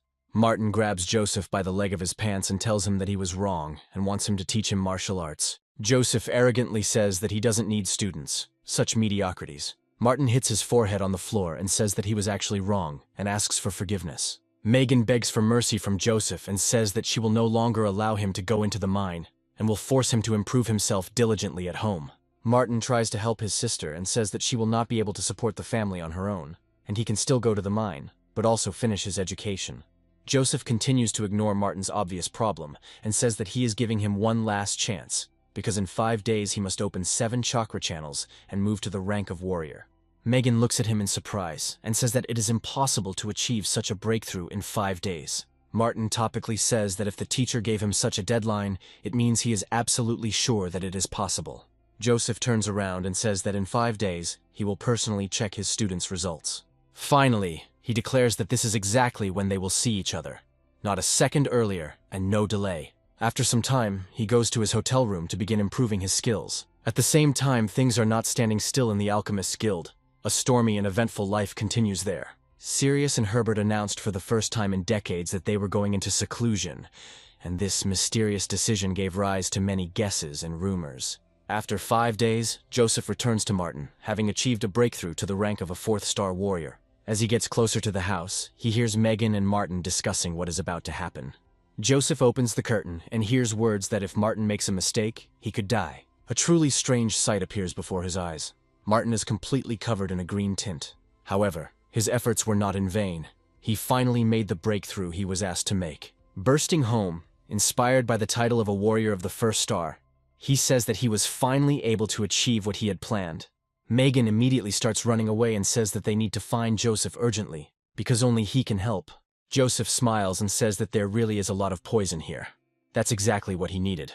Martin happily says that he made a breakthrough, and in fact it only took him 5 days. Joseph states that he is very happy for him, and will now begin to absorb this poison himself. Immediately after this, he sits down at the table opposite and begins to extract dark energy from himself. Martin asks why, after he steps away, his body not only absorbs the poison, but also loses a huge amount of strength. Joseph explains that he has a poisonous body, and therefore the energy of the poison is perceived by him completely. But at this level he cannot yet contain it. He adds that as the cultivation level increases, the ability will become stronger, as will the power of this poison. Joseph says that with more powerful abilities he will become absolutely invincible. Martin asks how to obtain such abilities, to which Joseph replies that there are many different traits in this world that need to be learned. Martin asks if the poisonous body is really such a good thing, to which Joseph states that otherwise he wouldn't have consumed it. Martin suddenly guesses the reason for Joseph's affection and asks if he simply wants to become stronger at his expense. Joseph avoids answering the awkward question and decides to switch to his ring. He says that this pill will help keep the poison in the body for 3 days, and when Joseph is not around, Martin can use it. Joseph also passes the pill to Megan, saying that she also has good potential, but she spent all day making money and it affected her strength. Megan takes the pill and says that the best quality goods in the market cost more than 1,000 gold each. Louvre decides to visit his neighbors and asks Martin if he will go to the mine today. He quickly notices Joseph, who looks at him with an indifferent gaze. Martin quickly runs up to his uncle and says that he has broken through to the rank of warrior. Louvre nervously says that he is very glad to see this, adding that he was taught in a very strange way. Joseph turns to him and says that he wants him to come to him quickly. Martin asks his teacher not to create problems for their neighbor because he is a kind person. Joseph asks the man his name, to which he states that everyone calls him Uncle Louvre. Joseph is surprised and asks if he really wants to be called Uncle Louvre, and he replies that just Louvre will do. Joseph learns that Gauguin himself sealed the deposit where these stones were located and instructed Joseph to infiltrate it, and find the purple sunstones for him. As soon as the Louvre leaves for its business, he turns to Martin and Megan and tells them that they should dress up and go with him to the banquet. They ask what banquet they are talking about, to which the Louvre assures them that it is a banquet in the Imperial Palace. Sometime after that, they go shopping to find a suitable dress for Megan. The all-powerful hero who conquered entire worlds turns out to be too weak to last a few hours in a clothing store. Blushing, he says that he has very important things to do and decides to run away. Finally, he shouts something to his allies that he will wait for them in the evening. At the square, he says that it is still much better and more pleasant to be alone. After some time, a man appears behind him and speaks to him in a whisper. Immediately after this, he begins to run away, attracting Joseph's attention. Taking a small stick, Joseph says that no one can fool him. Taking careful aim, he throws the stick towards his opponent so that it follows him on his heels. The man in the covert suit suddenly turns around and tries to take an evasive maneuver, but he doesn't succeed, and a needle quickly pierces his arm. The young man looks at his wound and wonders why the stick smells like beef. Joseph grabs him, and the scout feels that the energy of his entire body suddenly stopped functioning. Joseph makes a powerful leap 50 meters into the air, surprising everyone else. After some time, he goes to a secluded place and throws the scout to the ground. He asks him who he is and what he needs here. The scout replies that he was going to take the young gentleman to a deserted place to deliver a message, but things turned out the way they did. After this, he takes off his mask, and it turns out that it is his old friend named Sinister. Joseph asks why he is not with their fourth uncle and what he is doing here. Sinister compliments Joseph, who asks him to get to the point. Sinister says that news has reached the fourth uncle and asks if he is going to attend the banquet, to which Joseph states that he continues to waste his time. Sinister says that rumors about Joseph have reached Oswald, who will now actively try to make his life difficult if he comes to the banquet. Joseph responds by stating that Oswald is an ordinary child, whom the Lee family simply gave the surname to for good behavior. Nothing special. He continues that he never took the man seriously, but if he shows enough impudence, he will quickly teach him a lesson. Sinister looks at his young master in surprise and realizes that there has clearly been some change in his character. He tries to stop Joseph and says that this man is not only a green rookie, but also has good support because he is currently under Oswald's control. Sinister adds that Joseph's father and uncle are very worried about him, which is why no one has yet decided to settle the matter. Joseph states that he is not going to play these political games, but at the same time notes that the king is probably behind Oswald. Sinister is amazed at how easily Joseph was able to unravel this whole political tangle, like an experienced master detective. He asks the hero how he came to this conclusion, to which Joseph replies that it is obvious, since his grandfather is a recognized leader in military circles.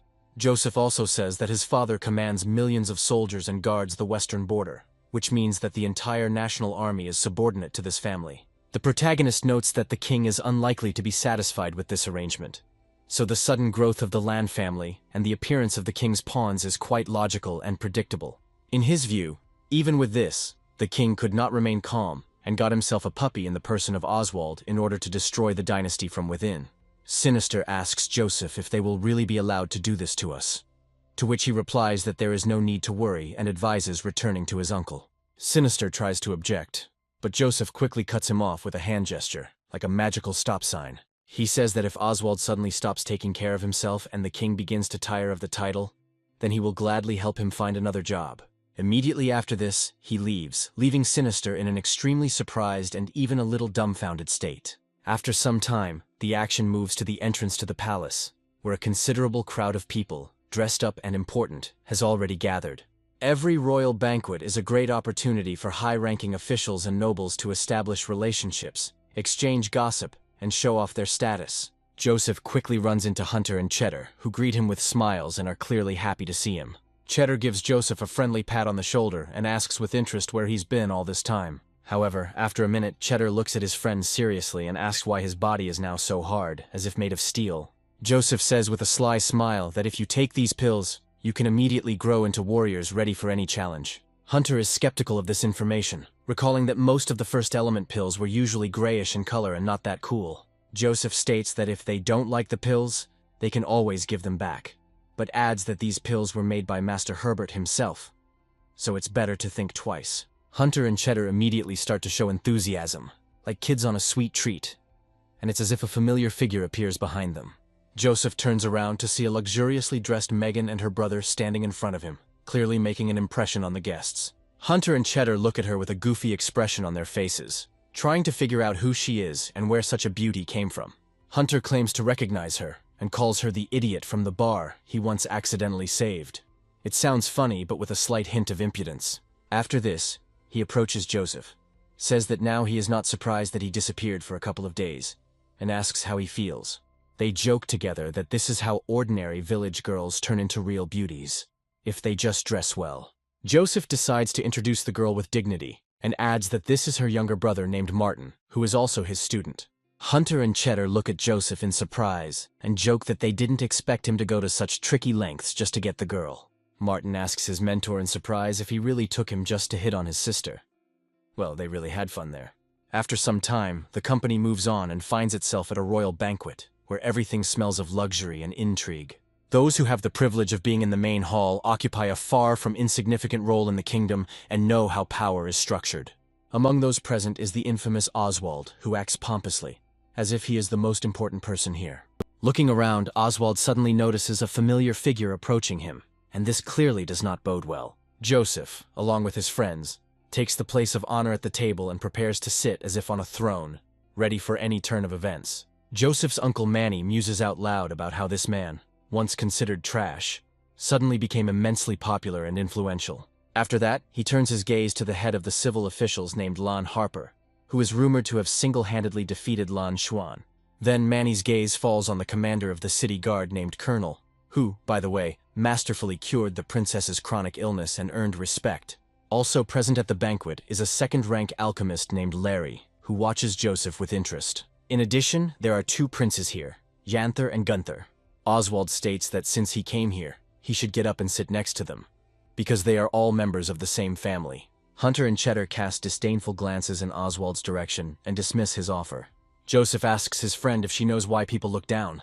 Megan asks him why he thinks that, and is told that if people looked up all the time, it would be a real problem. He pauses briefly and says that if that were the case, their noses would be full of water when it rained. People nearby start to burst out laughing. It's hard to imagine how subtle and creative the humor must be to make this company laugh. Even the captain of the guards admits that this is an incredibly funny joke. Oswald slams his fist on the table, and one of his servants immediately jumps forward. The servant takes a swing at Joseph and declares that the family member must immediately kneel and apologize to the head. After this, a swift blow is delivered, which, however, does not reach the target. Joseph slaps the servant, says that he has been waiting for this moment for a long time, and asks why he is not on his knees yet. Having received a powerful blow, he does not have time to dodge another powerful finishing move. Such severe injuries force him to fall to his knees and he loses consciousness. People nearby are amazed at Joseph's incredible strength and agility.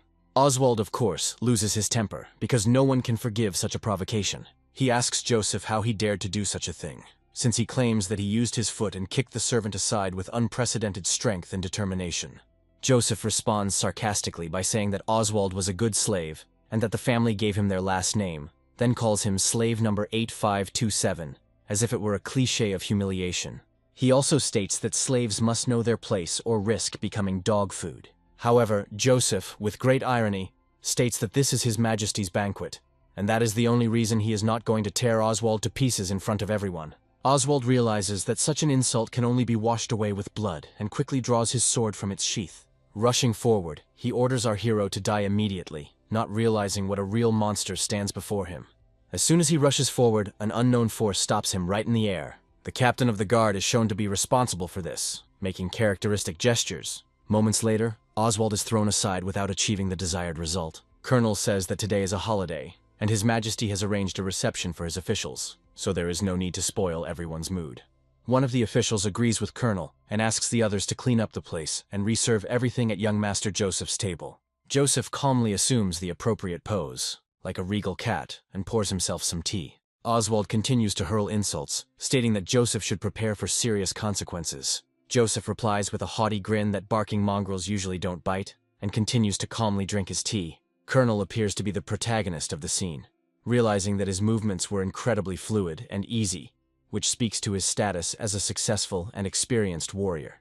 He even admits that he himself cannot boast of such a deep understanding of martial arts, which in itself is an honest admission. After some time, the herald solemnly announces that His Majesty the Emperor has arrived, and the atmosphere is filled with anticipation of a great event. The Emperor's arrival is accompanied by a huge amount of fanfare and loud shouts, as if the entire palace is frozen in anticipation of the important moment. The emperor of this state, named Jeff, sits majestically on the throne, looking down on his subjects with wisdom and power. Next to him are other familiar figures who constantly accompany the emperor, like shadows of his greatness and power. Among these figures are Princess Citrine and Chief of the Guard Lola, two women whose strength and beauty inspire admiration and respect. Joseph greets them with a characteristic gesture, which causes a storm of different emotions in them. Jeff says he threw the party to celebrate two important events, the first being Commander Lola's promotion to alchemist, because she's a genius.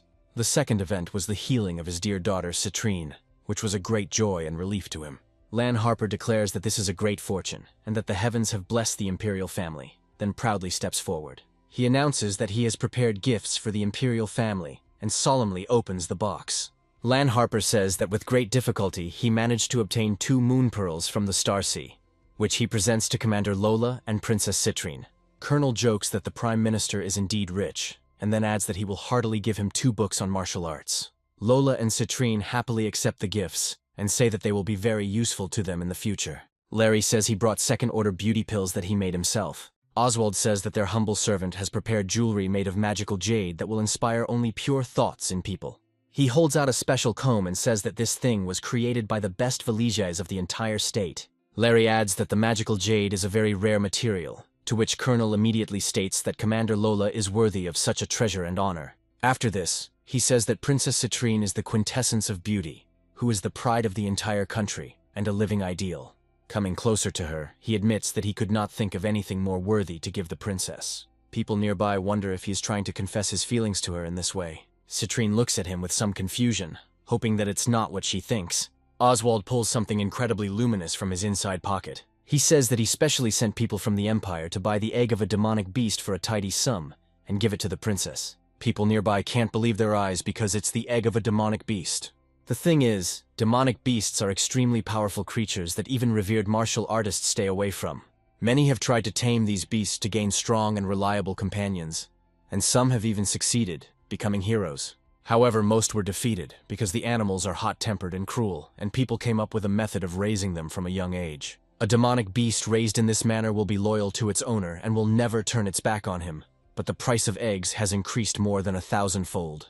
Colonel jokes that people will do anything to get a girl. Citrine looks at him with sincere gratitude and says that she will never forget this gesture. Joseph intervenes in the conversation and says that the demon beast's egg is indeed dead, and a dead animal is of little use. He adds that it is not even possible to fry or eat it, since the egg has long since gone rotten and become useless. Oswald objects that this is complete slander, but Joseph stands his ground, claiming that the egg is rotten and nothing more. Emperor Jeff asks Joseph how he knew that the egg was already dead. Joseph replies that he has a huge number of arguments, but no one believed him until they opened the egg. Joseph says that, of course, one can wait until, after a long month of incubation, the princess notices that there is not a single sign of life in the egg. Jeff advises our hero to watch his language, stating that such things cannot be stated without evidence.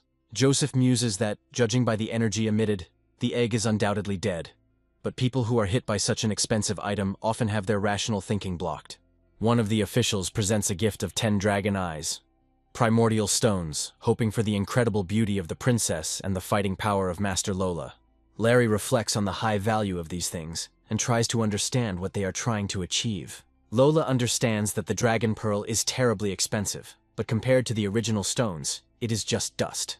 The official thinks that he is much more interested in Lola, because if she provides support, she will be able to seize the imperial throne.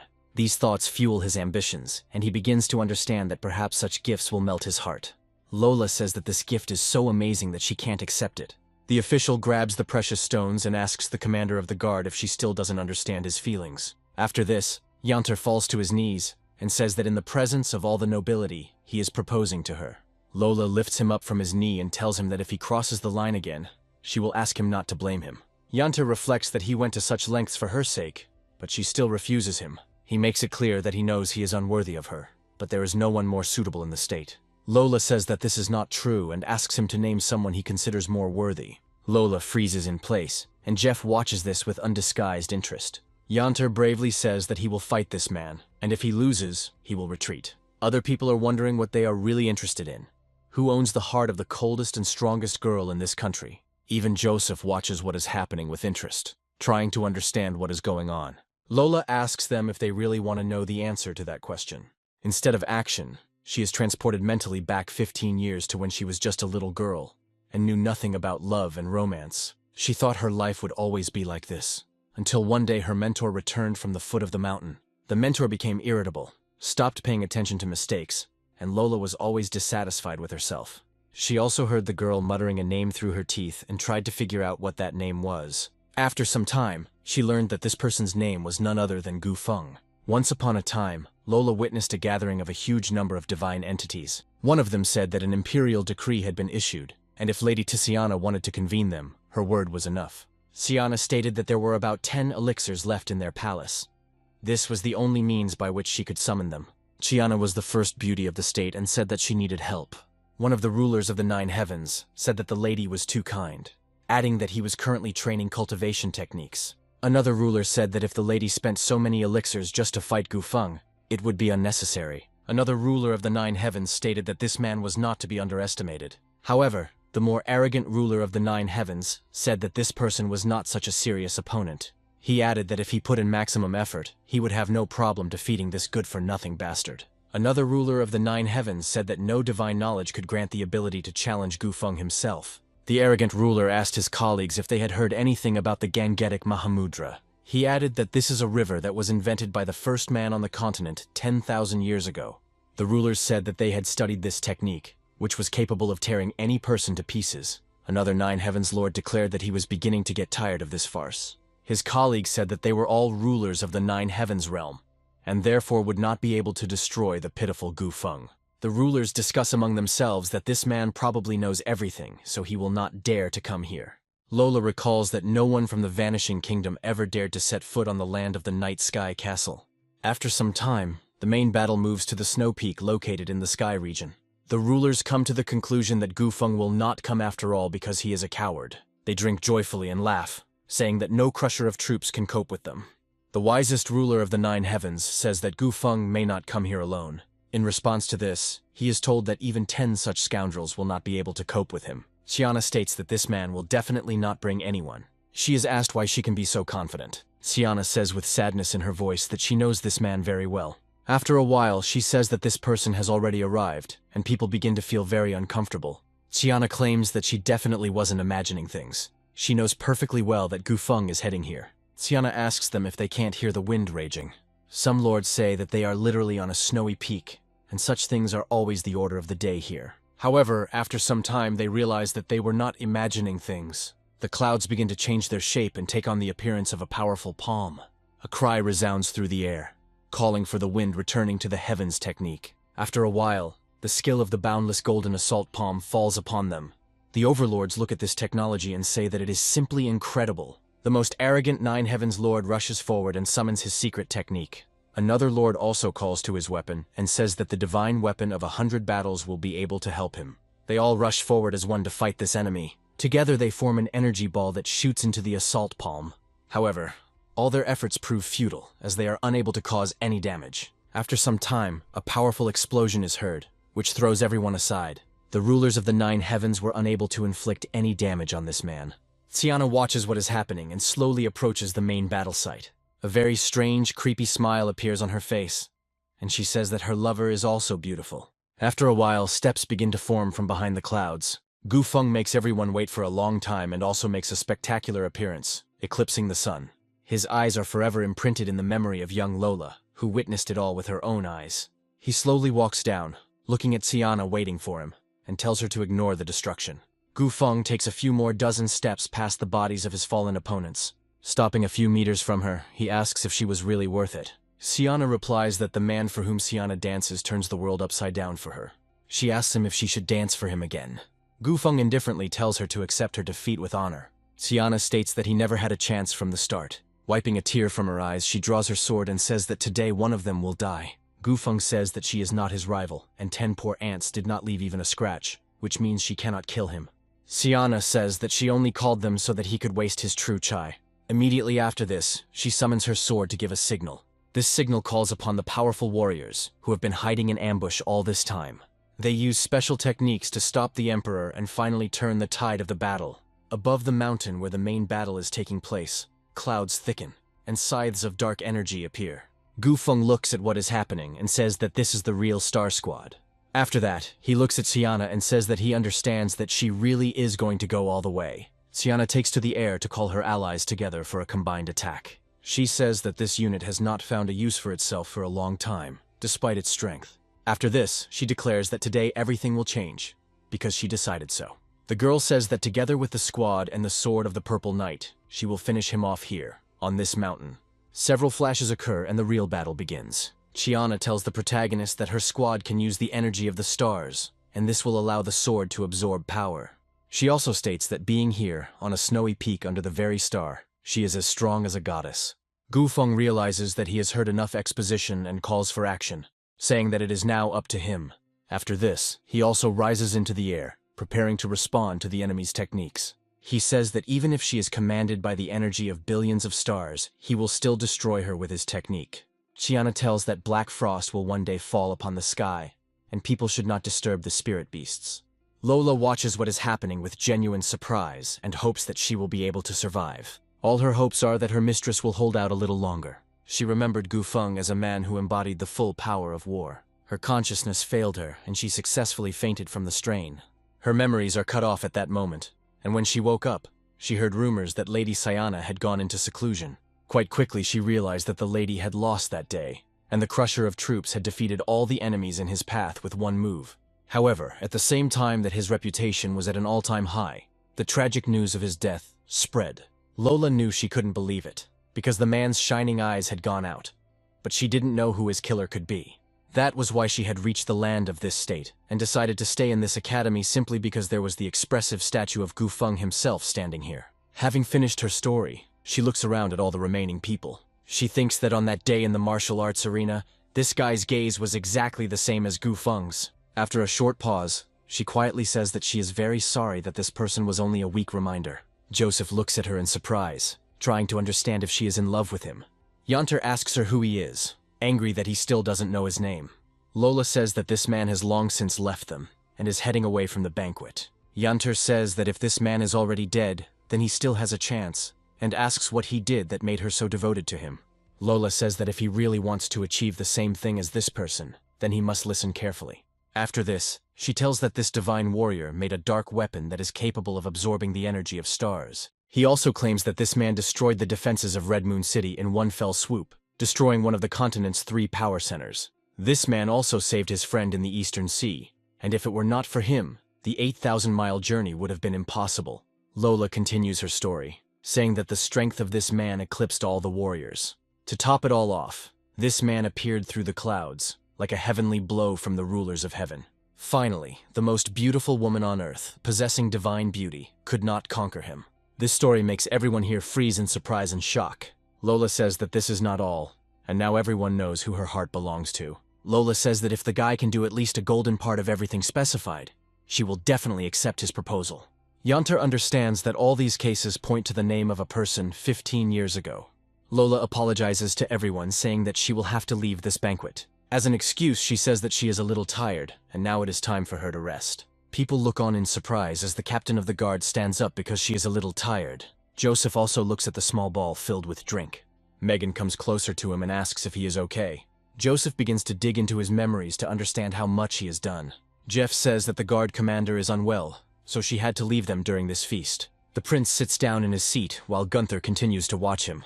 He realizes that if his brother were to convince Lola to marry him, he would gain not only an alchemist and a warrior as an ally, but also the support of the city guard. After this, he rises to his feet and says that it is his turn to present his gifts. After the prince's presentation of gifts is complete, other officials begin the celebration. Martin says that he thought for a long time and still did not understand who Mrs. Lola was talking about. Megan tells her brother that this is about the one and only Gufeng, whose statue stands in the academy. Martin says that this statue looks impressive, but if this man didn't want to be the first beauty in the world, then he is an idiot. Joseph says that the youth does not understand anything yet, noting that this is called experience in matters of the heart. Martin says that such a person must be either an idiot or a boy lover, after which Hunter and Cheddar agree with her. Joseph says that they speak respectfully of a martial arts legend, to which Cheddar replies that these men were only slightly stronger than normal, but were extremely brutal. Hunter agrees that he stole the heart of the most beautiful girl on the planet, and for that, he already deserves death. Citrine breaks the tense conversation and asks the protagonist what gift he has prepared for her. Joseph wonders why he should cook anything at all if he was invited to a feast. Oswald takes the opportunity to laugh at him and says that someone came here for a free meal. Joseph replies that only an idiot like him could think of such a thing. Jeff reminds his daughter that if it weren't for this man, she wouldn't have the opportunity to walk here at all. Joseph says that he really doesn't have anything worthy for the princess, so he decided to perform something. Oswald laughs heartily at Joseph, saying that no one would want to listen to him strum the zither. Joseph asks who gave him permission to open his mouth, and recommends that he know his place. The other officials are surprised and irritated that even the gifts from the people for whom they risked their lives could not please the princess so much. After some time, the servants finally bring the necessary musical instruments for the hero. Jeff says the Duke and General literally lived martial arts and didn't expect to be drawn into music later. Joseph lets down his hair, preparing to perform the melody. Colonel appreciates the piece of music and understands that the energy of a great master emanates from this man. Joseph tries to convey all the incredible skills he learned in his past life. The way his slender fingers touch the strings leaves everyone watching in awe. Citrine guesses that the man is playing a difficult piece of music, the real blooming in Guangling. Needless to say, the heart of the young princess was instantly under the influence of music. After some time, the hero completes the musical piece, and it impresses almost everyone. One of the servants reports that suddenly all the flowers in the garden have blossomed. People whisper and wonder how flowers could bloom at such a time.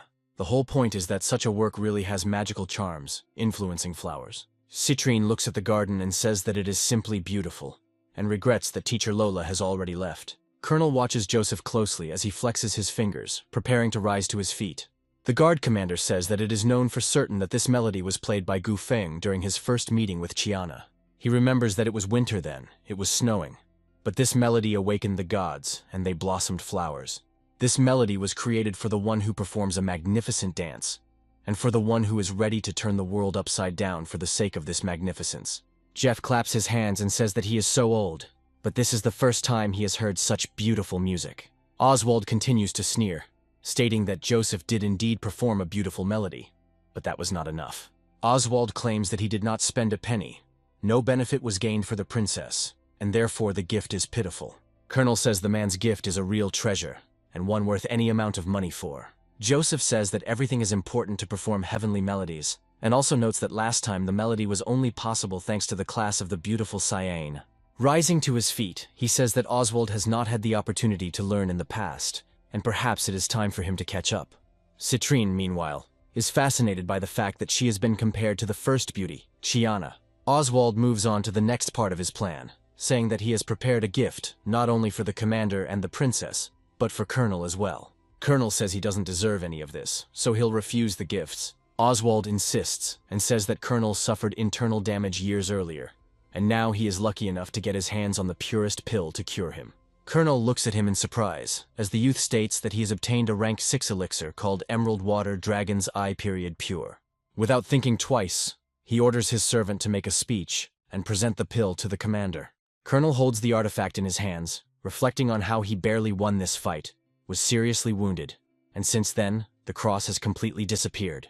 Jeff reflects on how many people were sent to find a cure for Colonel, but they all came back empty-handed. He tells Oswald that his contribution is invaluable, and therefore will give him absolutely anything he asks for. Oswald thanks the Emperor for such generosity, after which a smile appears on his face. He publicly declares that he would like to marry Princess Citrine. Citrine orders the man to know his place, then tells her father to never agree to this. Oswald, in turn, reflects that he was born into a lower caste, but was able to become the head of the family, and nevertheless his position is very unstable. Citrine looks at her father with growing concern, and says that he cannot agree to something like this. Oswald declares that his feelings for Citrine are sincere and asks him to grant his wish. Jeff spends some time thinking, after which he orders his daughter not to be so direct. Jeff states that the man has shown incredible generosity, and that their fate will be a relief to him. Citrine looks at her father in surprise and cannot believe what she is hearing with her own ears. She asks herself in her mind how she can end up like this, when the father who loved her all these years sells her into slavery. Rage immediately takes complete possession of her body, and she angrily rushes towards the egg of the magical beast. She loudly shouts that she does not accept such a verdict and sends everyone to hell. A few moments later, the egg hits the floor at high speed and shatters into pieces. A very unpleasant and disgusting smell of rotten meat immediately spread throughout the entire hall. Almost everyone covers their noses with their hands and realizes that this egg was indeed rotten.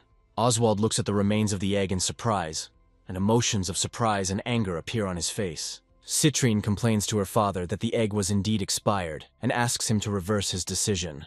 Jeff remains adamant, saying that the demon beast eggs are precious and rare, and that it being spoiled only means that Oswald was tricked. Citrine understands that the Emperor has already made his decision and does not want to change it under any circumstances. Jeff says none of this changes the fact that Oswald's contributions are still very significant. Citrine covers her face in horror, but the Emperor does not have time to declare her the man's bride.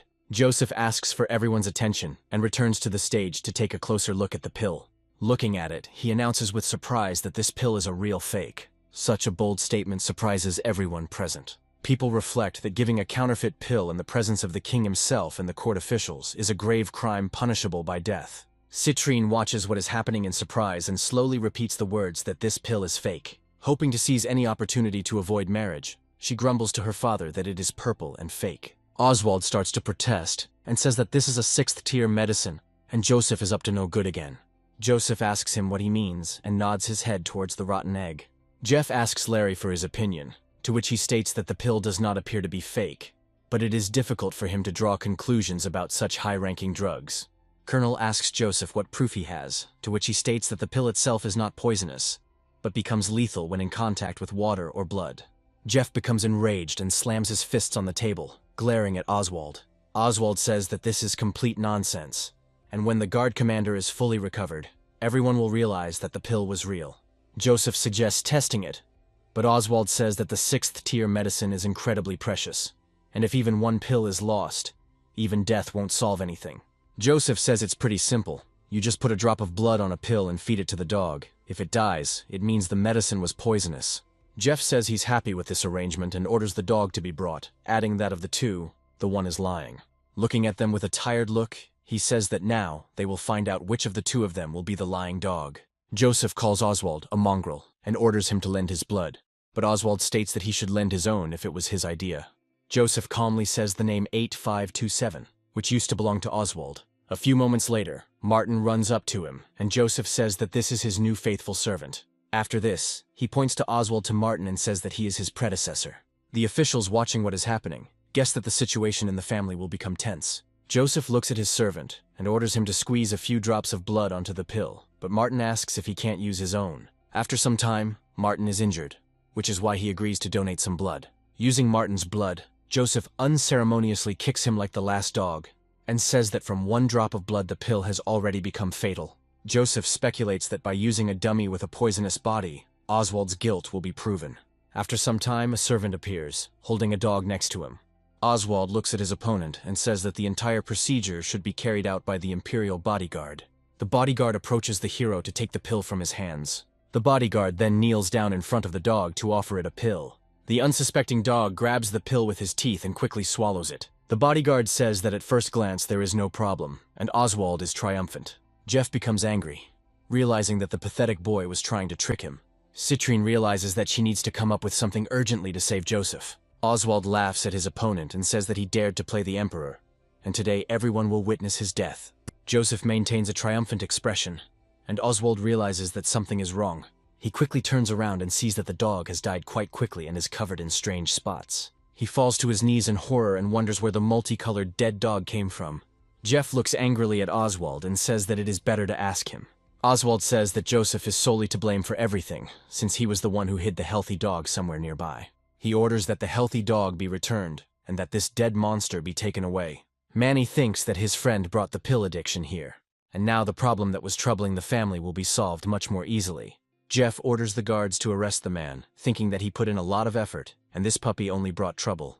Oswald, along with his servant, tries to fight back, and says that the Emperor must punish Joseph. The officials approaching are trying to understand why some aristocrat decided to make an attempt on the commander of the guard. Colonel says he is not feeling well, and must therefore take his leave. Jeff watches him and tells him that he should take good care of himself, because they sent 2 people to get more of these pills. Joseph stops the guard commander and asks if he can look at his wounds. Jeff says that this young man has acupuncture techniques, and even Princess Citrine was healed. Colonel sits down in front of the hero and tells him to look at his wounds. Joseph enters a state of meditation and decides to take advantage of the universe. A complete picture of what is happening with the chakras of this person instantly appears before his eyes. Silence reigns as no one wants to disturb the diagnostic procedure. Colonel looks at the hero and calls him baby, then asks what he found there. Joseph cannot stand such an insult and asks why he was called that. Colonel calmly says that even his father is a baby to him, and Joseph even more so. After this, Joseph makes quite accurate predictions about the diagnosis that is tormenting Colonel. Colonel again calls the hero a baby and says that he is a very smart person, which means he probably knows the solution. However, a few moments later, he discovers that Joseph has taken the bait early and asks why he suddenly started eating. Joseph arrogantly says that he is just a child, and a person who is called a baby cannot know anything. A deathly silence falls over the room again, as no one expected such oddities from their father. Colonel says he always called Joseph's grandfather Old Man and his father Baby, and then asks what to call Joseph himself. Joseph calmly says that he can simply be called Young Master Joseph. The officials nearby freeze in horror, realizing that this man has shot out all his brains. Colonel asks Joseph if he understands who he is speaking to, adding that no one has ever dared to call himself a young gentleman in front of him. Joseph says no one is forcing Colonel to communicate and he can do whatever he wants. He also adds that if he doesn't want to talk, you can fill his mouth with more lamb. Jeff realizes that the situation is rapidly escalating, but decides to watch what is happening. Colonel rises to his full height and looks menacingly at the hero, who meanwhile does not bat an eyelid. Looking at the terrifying look, he calmly takes the drink and takes a sip from the mug. The aura of the outgoing guard commander truly terrifies everyone, but Joseph remains unperturbed. Looking at the commander, he says that this gesture was quite dramatic on his part. The officials are scared and say that this boy is looking for death if he behaves so freely with the guard. One of his family members immediately takes his side and says that he is simply inexperienced. Colonel begins to laugh genuinely, surprising everyone. After this, he slaps Joseph on the back and says that the descendants of this weirdo are very similar to him.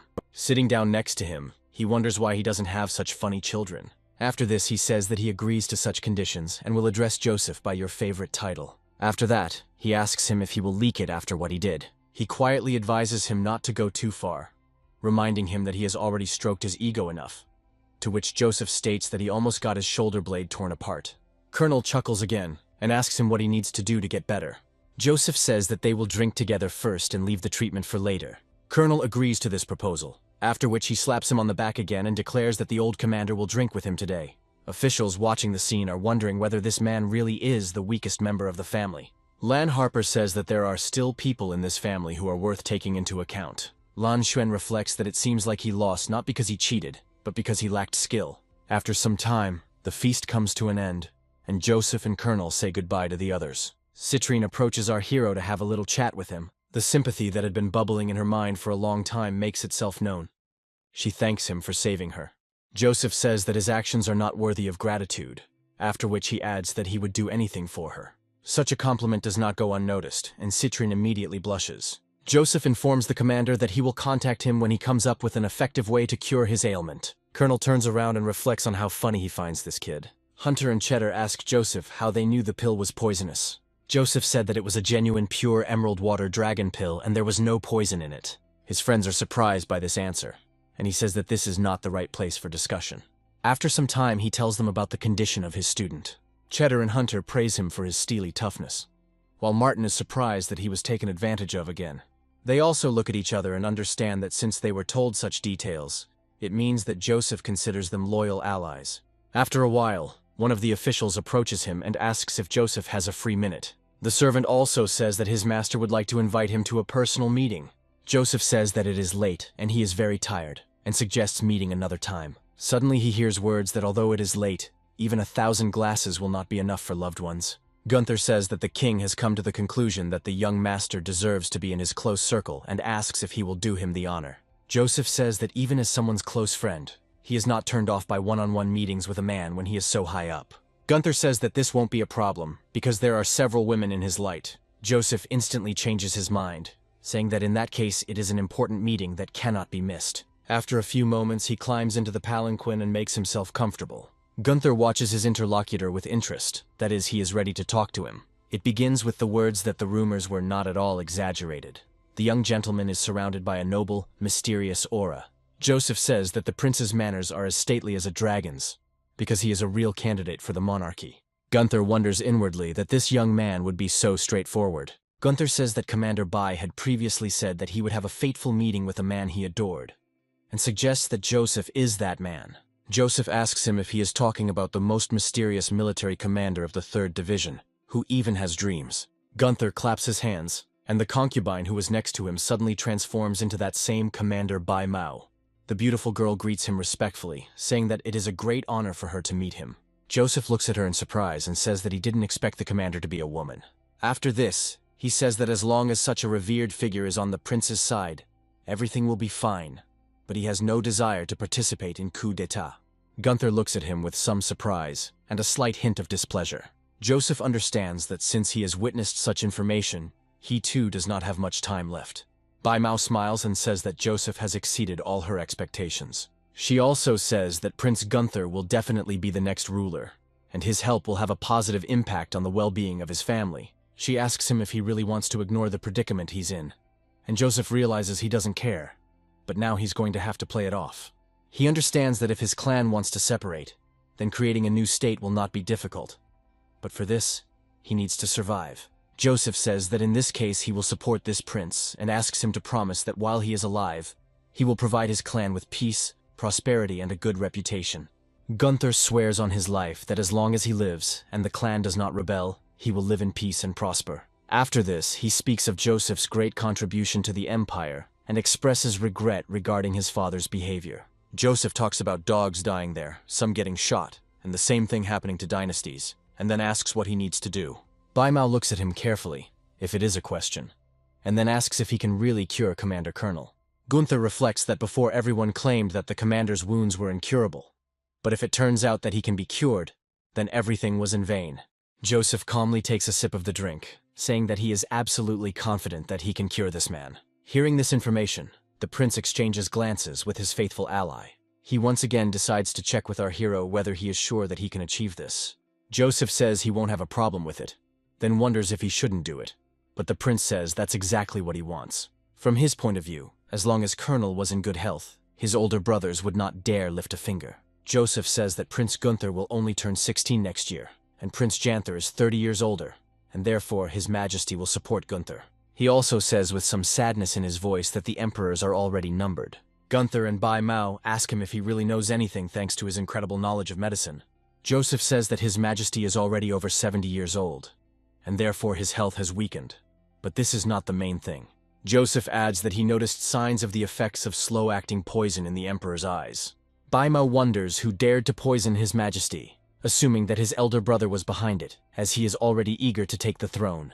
Joseph says that the death of the king will be a tragedy for the state as well, but it is a good opportunity for Gunther to show himself and convince the emperor to issue a decree of succession.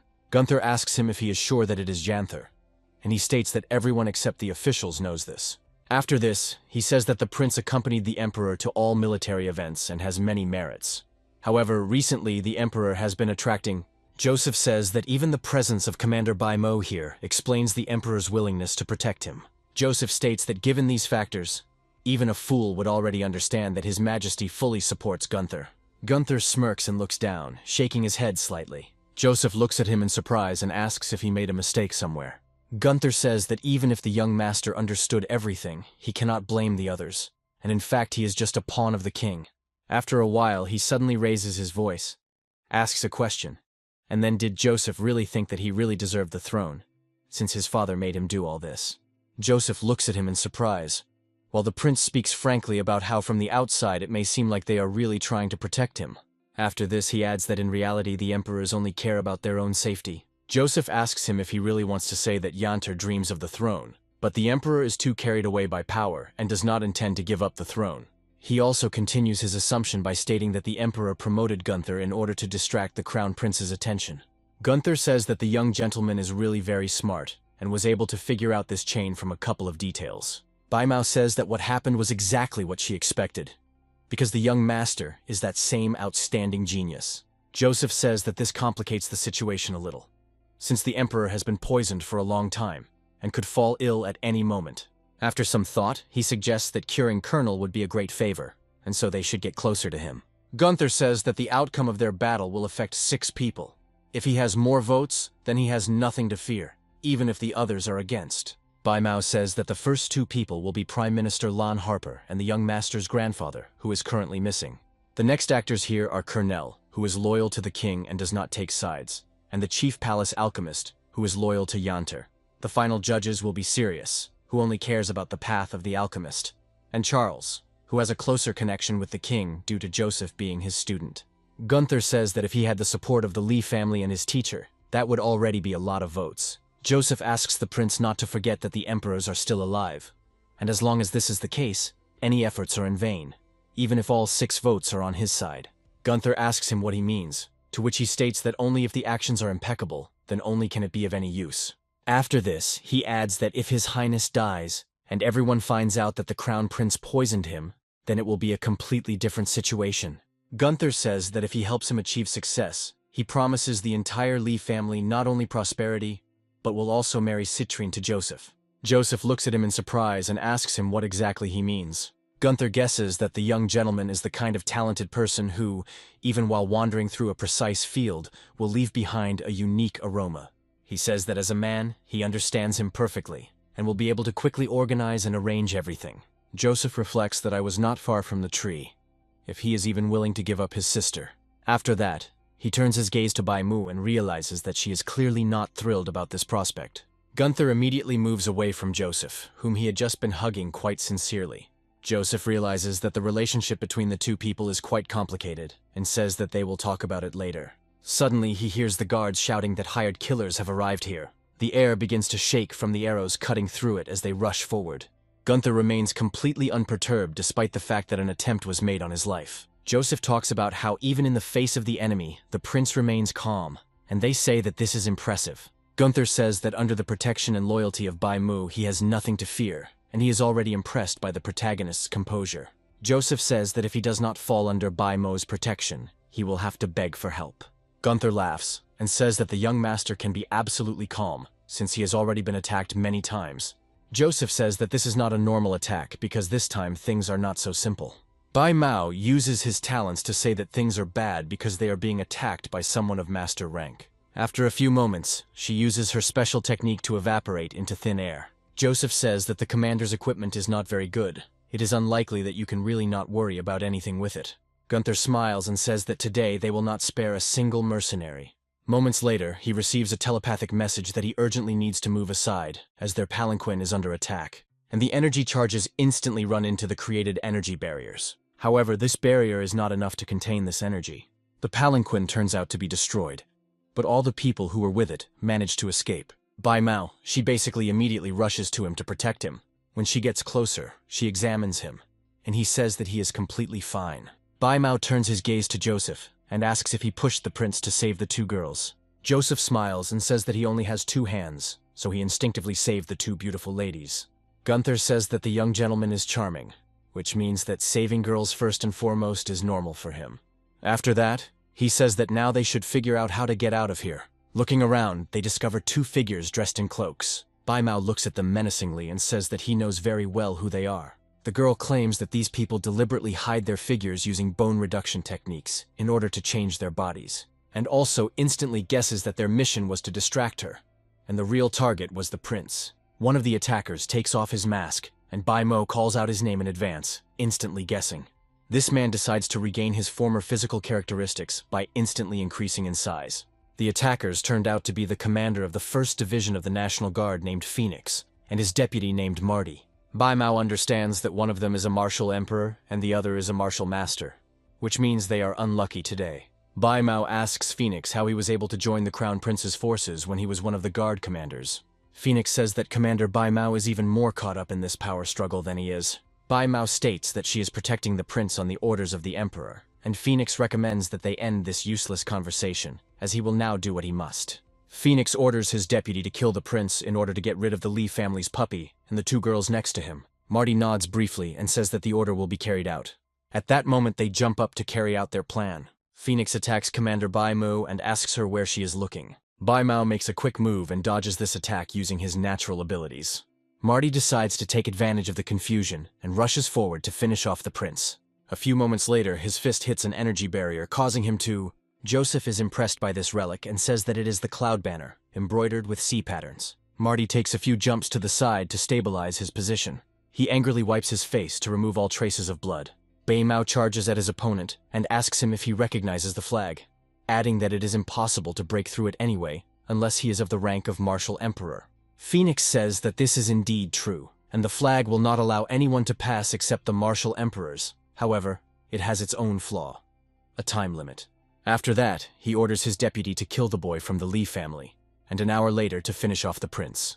Baimao advises our hero to escape to call for reinforcements. Marty immediately appears behind him and asks whether a simple warrior really wants to seek his blow.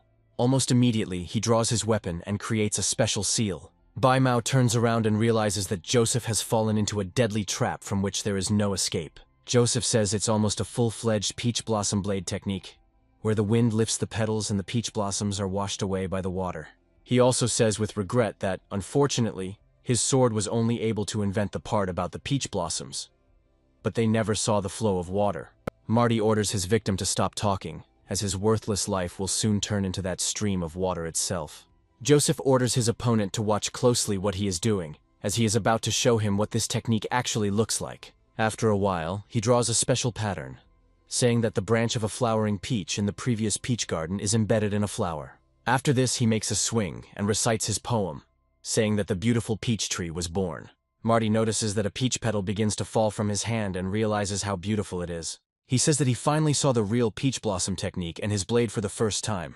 His emotions get the better of him, and he admits that he suddenly felt like crying because he had been practicing this technique every day. But it turned out to be just dirt. Taking a few more steps forward, he says that he wants to bow before the magnificence of this man. Joseph holds his sword at arm's length, gathering petals around him. He says that if Marty obeys him now, then he will teach him. So be it. Marty excitedly asks if he can really teach him such a technique. Phoenix orders him not to forget who he is and why he is here. Joseph turns to his interlocutor and says that he is a commander and all that. But first and foremost, he is a martial artist, and therefore must not lose his passion. After this, he states that his life will end someday, but martial arts will last forever. Phoenix asks him if he will teach him this technique if he agrees to follow him. Joseph says that the peach blossom cutting technique is beautiful, but the warrior's path does not end there, and he will be able to give him much more. Marty, who has dedicated his entire life to honing his fighting skills, realizes that these prospects seem much better to him. Immediately after this, he stops and lowers his gaze, thereby demonstrating his intentions. He exhales and turns to his captain, saying that he can no longer continue the fight. Phoenix realizes that things have gone too far, so there is no point in him staying here. A moment later, he decides to use his energy counting skill to protect himself from the sudden attack. Having grown wings, he soars into the air and says that he will meet Baimao again. Baimao and the other heroes continue to follow him, looking closely at his path. Gunther smiles and says that heaven is indeed on his side, because he was lucky to meet the young master and Marty. Marty says that the man he is going to serve is young Master Joseph, and only him. Gunther smiles and says that at the moment the young gentleman is his ally. Marty admits that he sided with Joseph today, but will leave once he masters the peach blossom slicing technique. Joseph smiles and says that he is happy with these conditions, after which he says that he hopes that he will not come back here and beg to be taken back. Baimao pays respect to our hero, saying that he has a high-class skill in fighting, and she is ashamed that she does not have even a drop of his knowledge. Joseph talks about how art is eternal, and they are all just seeking knowledge on their way to the top. Marty understands that his art has existed since ancient times, and each person is a significant part of one whole. Baimao realizes that this man is much more mysterious than she thought, while Gunther suggests that they should leave here. The next day, they head to the Lee family mansion, after Joseph learned that Oswald was stripped of his title, but allowed to remain the head of the clan. Joseph addresses his opponent, saying that he heard that he was released, so he decided to visit there. Oswald says that he was just about to go looking for him, and didn't expect him to show up of his own free will. After hearing yet another mockery from Joseph, he orders his warriors to finish off this scoundrel. Joseph lunges forward and throws a cake into the face of one of the attackers, instantly knocking him out. The blow is so strong that he loses consciousness. He then orders his allies to punish this scoundrel and his accomplices for attacking a member of the royal family and a city guard.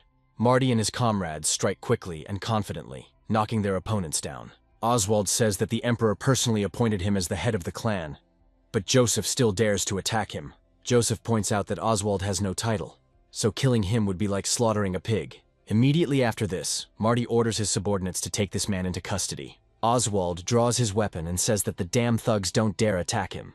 Immediately after this, he calls upon his power, stopping the attackers. Joseph is surprised that the Great Star Warrior is in front of him and realizes that it is not as easy as it seems. Marty asks his master to intervene, stating that catching this scoundrel will not be so easy, to which he states that he must be more careful. Marty immediately follows his master's command and rushes forward using his blade. Oswald tries to defend himself and summons his spirit beast in the form of a phoenix made of ice. Marty makes unsuccessful attempts and only narrowly escapes a quick and brutal death. Analyzing his opponent, he realizes that he possesses a third-tier dark weapon. After this, he jumps to the side and prepares to continue his decisive attack, saying that he doesn't care. Together with his comrades, he again makes an attempt to attack a single enemy. Oswald says that it is an incredible shame to fight together against him alone. However, he accepts the challenge and decides to use the powers of his ball to create an ice storm. Marty fails to dodge this attack and ends up trapped in ice along with his comrades. Oswald passes them in an instant and only chuckles, hoping that luck will continue to favor him. Joseph rushes into battle and says that his opponent wags his tail well and has probably practiced a lot. Oswald grabs his ice weapon and says that a small man cannot defeat him with such an insignificant rank. A few moments later, our hero unleashes his weapon on the villain, using his gravity field skills. Oswald desperately tries to block this attack, finding that his opponents have already thawed out and are rushing at his back again. The tension in his body begins to gradually increase, causing him to grind his teeth. At the last moment, he jumps to the side so as not to push his luck. True to his word, Marty immediately rushes forward to prevent his opponent from recovering. Marty almost achieves his goal, but suddenly an ice projectile flies into his sword. He looks up and discovers that the Four Elements Battle Emperor is here. An unknown figure dressed in dark clothing lands down, causing a powerful shockwave. Without wasting a single second, the man in dark clothes grabs Oswald. Oswald breaks free from his savior's grasp and says that he will first get rid of this parasite. Having prepared himself properly, he transfers his spiritual energy to his weapon in order to fire a volley. Joseph calmly closes his eyes, realizing that another ally has already come to his aid. Oswald looks up to see a huge wall of fire coming towards them. The martial emperor wonders how a person capable of creating the burning city technique ended up here. In order to at least somehow resist this skill, he calls upon his powers to cast a new spell. The staff he thrust into the ground begins to generate a massive amount of cold, which conflicts with the fire. However, the burning city's magic deals incredible damage to ice magic. The fighting emperor decides not to wait for the moment of truth, grabs his comrade and runs away. Joseph is left standing in the city alone, holding his sword and realizing that his opponents have fled. The huge amount of steam gradually dissipates, and Lola's outline becomes visible in it. The girl asks our hero why the martial arts master is hunting him.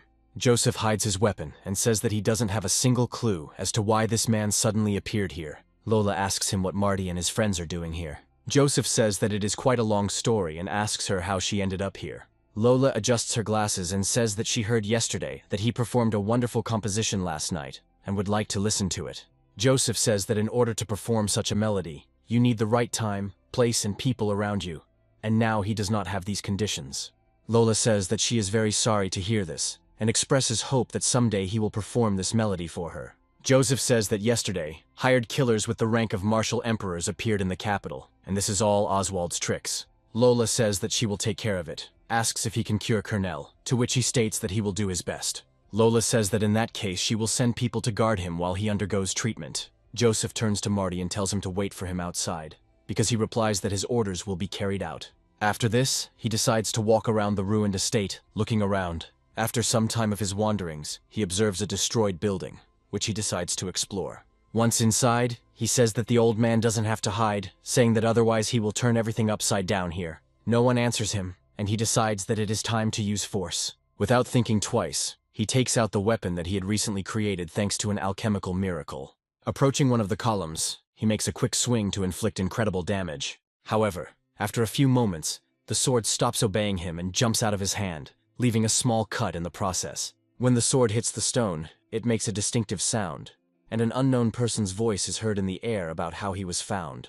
Joseph says that blood cannot be dissolved in water and that the skill of telepathy is to blame. The doors open, and Joseph sees the silhouette of a man holding his sword in his hand. This person turns out to be an elderly man who says that everything is becoming much more interesting.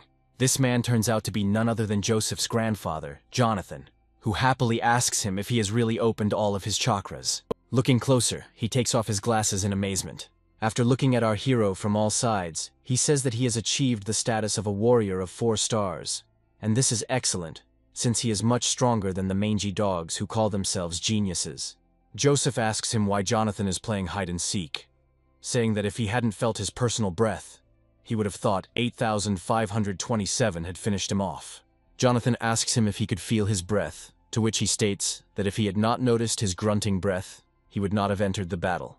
Jonathan says that this is already completely mind-boggling, but Joseph asks him if he knows the whole situation in the Lee family. Jonathan decides to test the puppy's motives and asks him what he would do in his place. Joseph says that Jonathan kept opening his eyes, which means he wants to keep his distance in order to monitor Jeff's actions, as well as the situation as a whole. Joseph says that at first he did not suspect this, but as soon as he felt Jonathan's breath, all his suspicions were immediately confirmed. After this, Joseph looks at his grandfather with a rather serious look, when suddenly a smile appears on his face. He also states that Jonathan would break through the boundaries of the 4 elemental realms and become emperor. Jonathan is generally impressed by his grandson's incredible insight. Clapping his hands, he says that his clan finally has a worthy heir. After this, he talks about how he wanted to find out who could wield more influence among all of them when he was not around, and ended up being disappointed. Jonathan states that Joseph's actions exceeded his expectations, and then asks if he would have continued to pretend to be a jerk if it weren't for the current circumstances. Joseph says that he has no thoughts regarding the affairs of the clan, and he refuses the title of heir in advance, because he is confident in art. After this, he says that if we are talking about the state, then most likely investigative Prince Gunther will win. Jonathan asks him why he is so confident, to which he states that he now supports Prince Gunther, meaning his future success is undeniable. Jonathan looks at his grandson in surprise and tries to understand what his motives are. After covering those a bit, he talks about how things have changed since he went into seclusion, and it is no longer the empire he knew. Rising to his feet, he says that in this case he will do everything to ensure that the entire clan is on Joseph's side. Joseph looks at his grandfather with a smile, realizing that he has secured the support of a powerful warrior. Suddenly the old man says that the time has come and begins to behave more fussily. He walks up to one of the columns and makes a few quick movements with his fingers. A moment later, the secret door opens, and Joseph discovers that there has been a secret path here all along. Jonathan quickly descends, silently inviting his grandson to follow him. Joseph decides to follow and finds himself in a completely unfamiliar place. Going further, he discovers that some very strange procedures are taking place here. Joseph looks carefully at the people here and discovers a 3rd-rank alchemist. Seeing the man in the barrel, he realizes that it is the 3 stars Marshal King. Sitting down on the sofas next to them, he understands that these people are very strong, and apparently there is not quite an ordinary connection between them. Jonathan makes preparations to finally bring his comrades back to consciousness, but his efforts are in vain. Jonathan turns to the master and says that the chilling ethers that have penetrated his brother's body are gradually leaving, and with each sensation, it becomes easier. An alchemist named Burroughs says that Dinklage was poisoned with pure ice ether, and it is a miracle that he was able to maintain his condition for so many years. He sadly takes out the last bottle of painkillers he has, saying that they will last him a month. Burroughs adds that after 30 days, the forces of the 1st Star's fighting emperor will no longer be sufficient to contain the effects of the gas. Jonathan asks him if he is giving up, to which he states that 5 years ago he accepted his reward and looked after him, but now his powers are running out.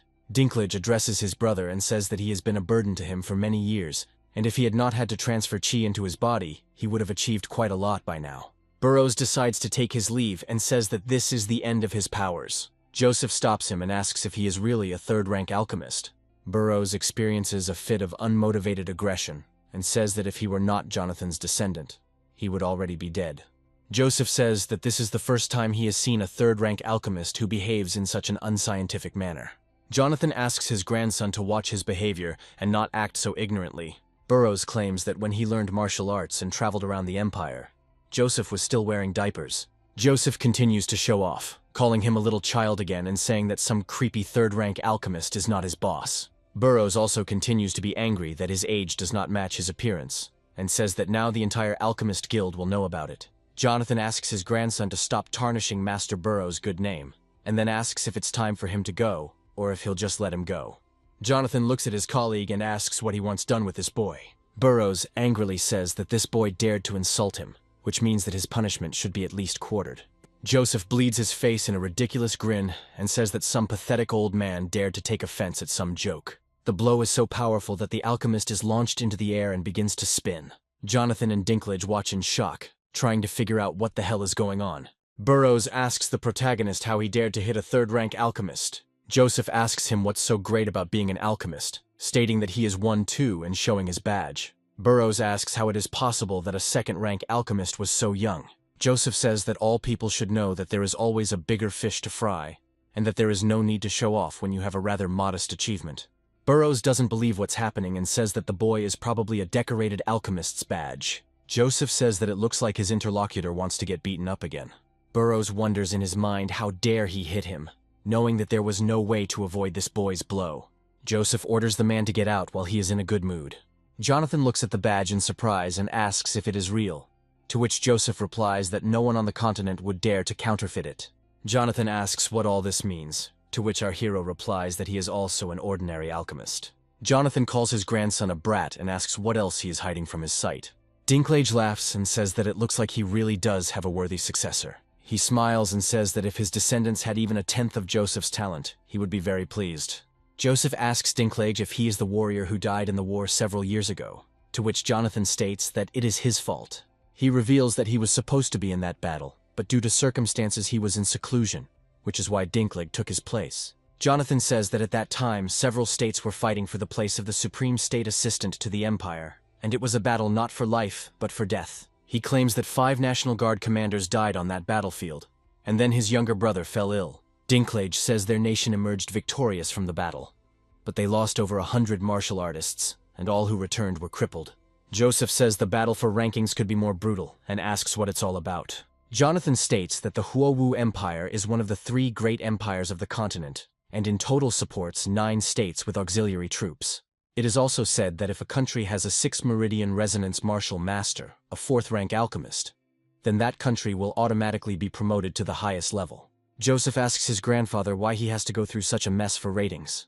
Jonathan says that in order to survive on this continent, you need great strength, and strength only guarantees resources. Dinklage says with sadness in his voice that people are like ants and are very jealous in life. Jonathan adds that military strength is determined by the number of outstanding craftsmen, so the state must hire unproduced warriors. Joseph continues to listen carefully to the story, and hears that the empire they are attached to is supported by the Tang Society. He briefly recalls that one of his senior disciples taught the son of the head of the Tang Society, but cannot remember his name.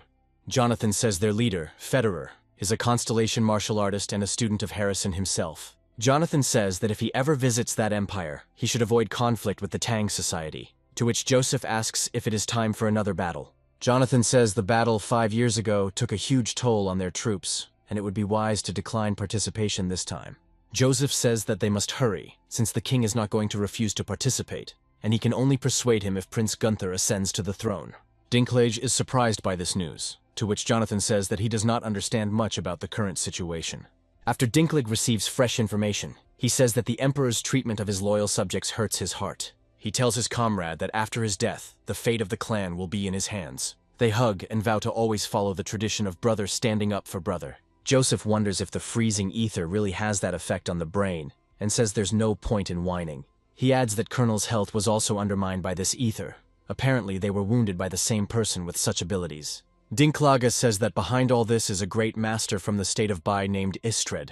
Joseph says that the ice attack of the martial artist who protected 8,527 back then was made up of the same elements of the freezing ether. Jonathan angrily states that this puppy is protected by the king and supported by the people of Istred of the state of Bai.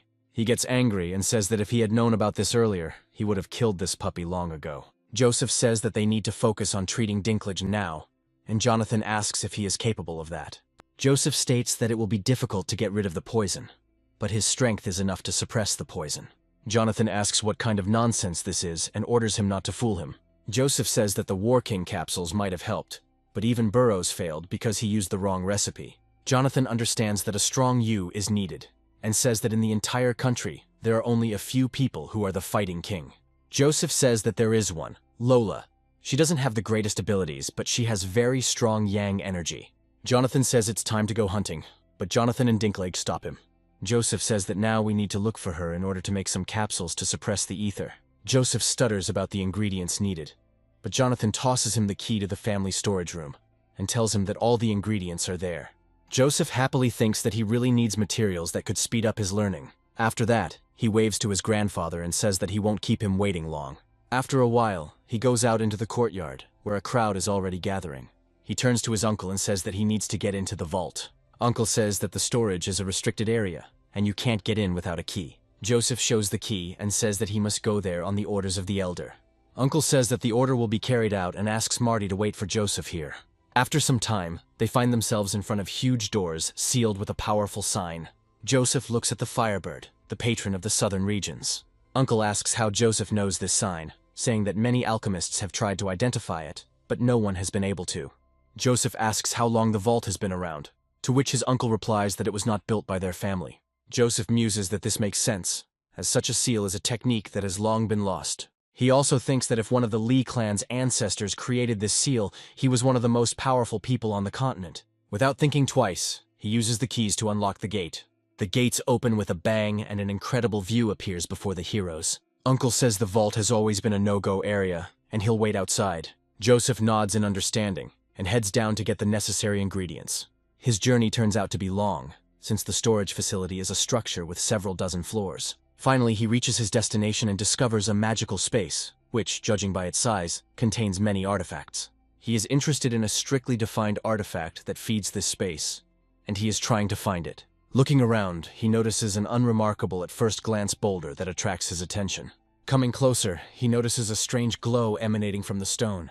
Joseph decides to use his spiritual vision to analyze the artifact. The artifact responds with a wave of incredible energy that hits him right in the face. The energy throws Joseph aside. The wave is incredibly powerful. He feels like his soul has been severely damaged and he is bleeding.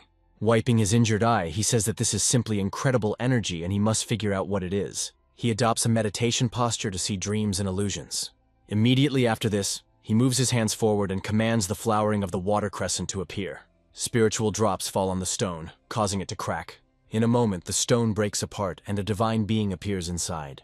Joseph is amazed by the incredible geometric shapes and realizes what they are. From his point of view, he has before him real divine tablets. Joseph wonders how the tablets can contain such power. He recalls that, according to beliefs, upon entering the 10th perfection, a person becomes a military deity.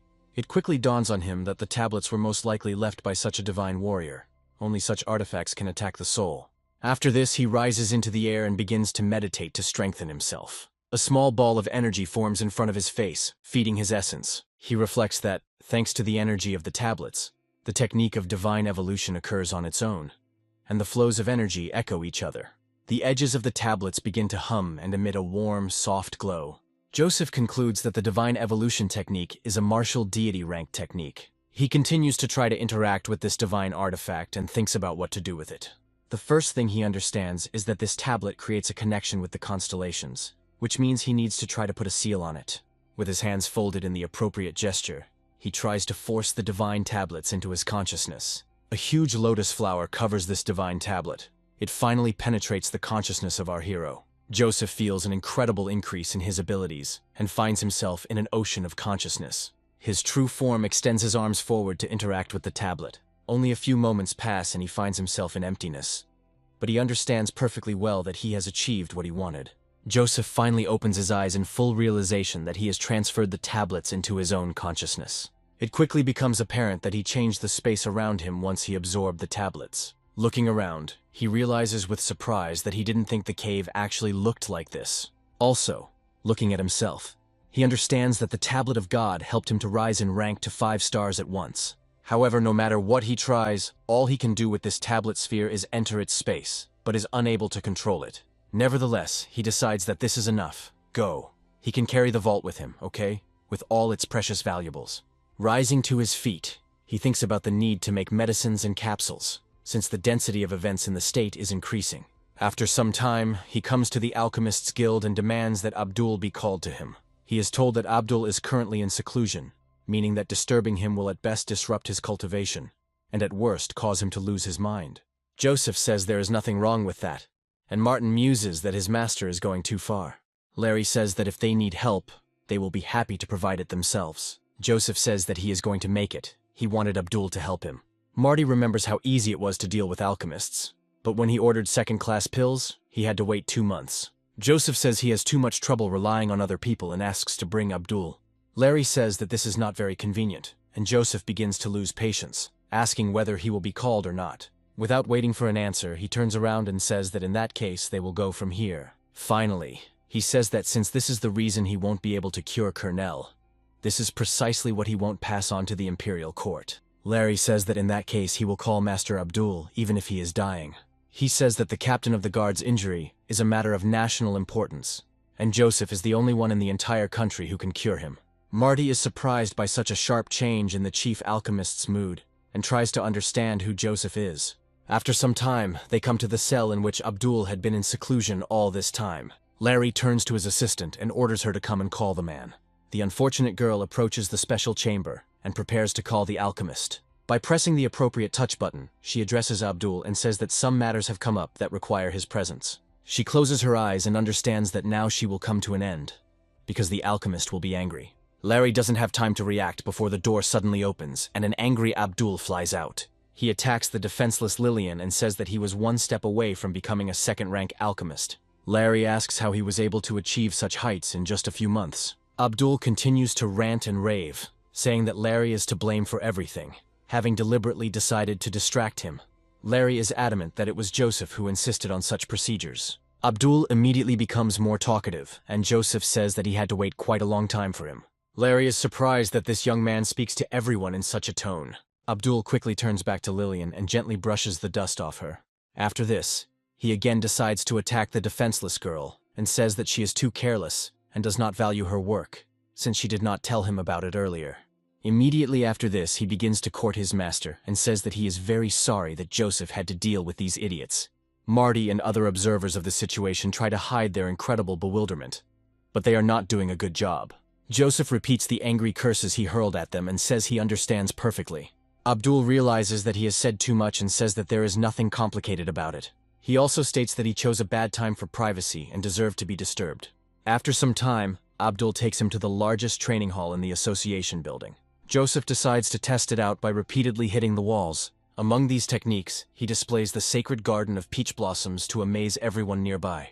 Marty muses that such precise strikes have the opposite effect, as if the man were carving words into the clouds. Marty begins to feel like he is in a peach field again, with petals flying around him. Joseph says that if Marty still fails to grasp the sublime idea of the peach's shadow by the time his training is over, it will prove his natural stupidity. Joseph leaves and says that in that case there is no point in following him, and Marty decides to meditate. After some time, he returns to the laboratory where the formation is located. Abdul orders Lillian not to disturb them even if the operator himself dies. Joseph says that they will work on the first batch first, then states that he should watch and learn first. Our hero states that in addition to this, Abdul will have to support him with his energy, since his strength will not be enough. Joseph happily salutes and says that he loves helping him with any questions. Having given the necessary instructions, he decides to resort to extracting his divine tablet. Joseph snaps his fingers and summons a huge number of chests with various things. Abdul looks at these chests in fascination and asks him if he has emptied all the shops in the city. Joseph says that he transferred all of this from his clan's personal storage. He also says that besides the elixirs they will be working on today, there are many other things with strong energy. Pointing a finger at his interlocutor, he says that in the next few hours they must both become second-rank alchemists. Abdul saluted and said that he understood the command perfectly. Joseph turns around relaxed and says he'll have some tea first. During Joseph's meditation, Jonathan regained control of the clan and declared Oswald an enemy spy, ordering his death. He also carried out a routine purge of all dissenters, feeding the bodies of those who resisted to the dogs. However, amidst all this fuss and senseless bloodshed, Oswald managed to escape punishment.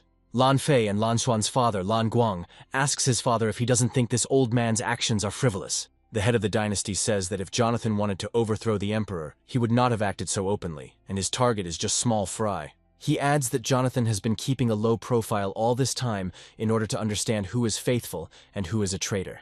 Lan Guang asks whether the emperor cares at all about what happens here. Lan Harper says the emperor is taking a wait-and-see approach and is likely trying to figure out Jonathan's intentions. The old man also says that Jonathan decided to make himself known, which means he is already aware of all the affairs, and this confuses his cards. Lan Harper says that the people Jonathan went against were either enemies of the clan or supporters of the elder prince, and this infuriates Lan Guang. Lan Harper says that at this political level, especially in such mixed circumstances, Decisions are not made in haste. From his point of view, no one would place such a serious bet if they were not confident of their success. Lang Guang asks his father if they should do anything about this, to which he states that it is better for them not to interfere. Lan Harper suggests that Joseph most likely does intend and has the ability to heal Colonel. Lan Guang says that he was declared incurable by all the masters of their country, but Lan Harper says that in times of crisis, one should never reveal one's cards. After some time, the scene moves to the residence of Yanter, who receives some not very pleasant news. Suddenly he hears a familiar voice saying that it has come here to save him from his plight. Yanter is angry, and says that this voice belongs to a spy who dared to appear before him at such a time. The doors open and Yanter says that in this case he will remove the head from the shoulders of the scoundrel who failed everything. Oswald smiles, and says that His Highness is on the verge of defeat. There is no point in rattling weapons. He wonders why kill the only one who is willing to help in this situation. Oswald calmly says that the prince is in a delicate situation, but Janther says that spies should be killed. After some time, two hooded figures next to Oswald create a frost field. Phoenix says that these martial artists are very strong, and even Oswald himself is at the level of a martial artist. Oswald smiles and says that if the dear Crown Prince still wants to accept them, it will cost him quite a lot even. Yanter makes a gesture with his hand to drive his warriors away. He asks Oswald what his plans are, and he states that they can help with 3 things. Oswald confidently says that they can throw Jonathan out of the capital, kill Colonel, and finally subdue Charles. Yanter asks why they would want to kill Jonathan and Colonel if they had such power. Oswald says that if Joseph can heal Colonel, then Gunther will immediately receive support from both him and Charles. Yanter thinks that after the appearance of this boy, the situation went from favorable to dangerous. He asks his accomplice if it would be easier to simply kill Joseph, to which Oswald states that the previous attempt on Gunther and Joseph was unsuccessful. Yanter notes that the mercenaries did indeed behave poorly, and they also lost the vice commander of the guard. Oswald says that if they kill Colonel, another commander more loyal to Yanter will immediately take his place. The young man says that this commander will be a natural barrier, and the country's military forces will serve in the Bai settlement, which is nearby. He lays out a tactical plan, the purpose of which will be to encircle Jonathan and then destroy his army. Oswald states that this will all be a perfect plan and a great moment to begin action. Yantar says that if the 2 cities are occupied, the eastern part of the state will be occupied by attacks from the Bai state. Oswald says his concern is understandable, adding that it is unlikely that this state can compete for the position of supreme supporter state in the coming battle. He also says that they have 3 major military resources: the Li clan army, the National Guard, and the Crown Prince's personal troops. From his point of view, if they do everything perfectly, they will be able to secure the support of 2 of the 3 military branches. Oswald tries to confuse the Crown Prince by saying that people will only listen to him. Yanter smiles and says that even the heavens will be under his complete control. He begins to laugh maliciously, realizing that this time he will succeed. Meanwhile, the action moves to the training hall of the Alchemists Guild. Abdul continues to work hard and says this is already his 20th batch of pills. As he put them into the box, he realized that these pills were real second-tier elixirs and couldn't be created that easily. But under Joseph's guidance, he reproduced a whole bunch of them. Abdul says there is only 1 spirit-feeding pill left, and Joseph says he must fill the cup with spirit-feeding pills first. Joseph also asks him for help in creating the pills, and Abdul asks if he would trust him with the recipe. Joseph asks Abdul why he is so happy, since these are low-grade elixirs that can be bought on the street. Abdul replies that such elixirs cannot be found in ordinary shops, since they are 3 times more effective than those sold on the street. He also understands that the recipe for 1,000 birds is unique. Taking advantage of the moment, he notices that the elixirs magically stimulate their spiritual and physical strength at the same time. Immediately after this, he sits in a special pose to begin meditation. In his eyes, he suddenly begins to feel incredible sensations, close to inspiration. On his metaphorical body, he realizes that they are now 2nd-rank alchemists. Calming his breathing, he reflects that everything is happening the same way as when he promoted to a 1st-rank alchemist. As he climbs higher, he realizes that the status of a 2nd-rank alchemist is incredibly pleasing to him. Gradually, he rises to the very sky and prepares to break through to the 2nd rank.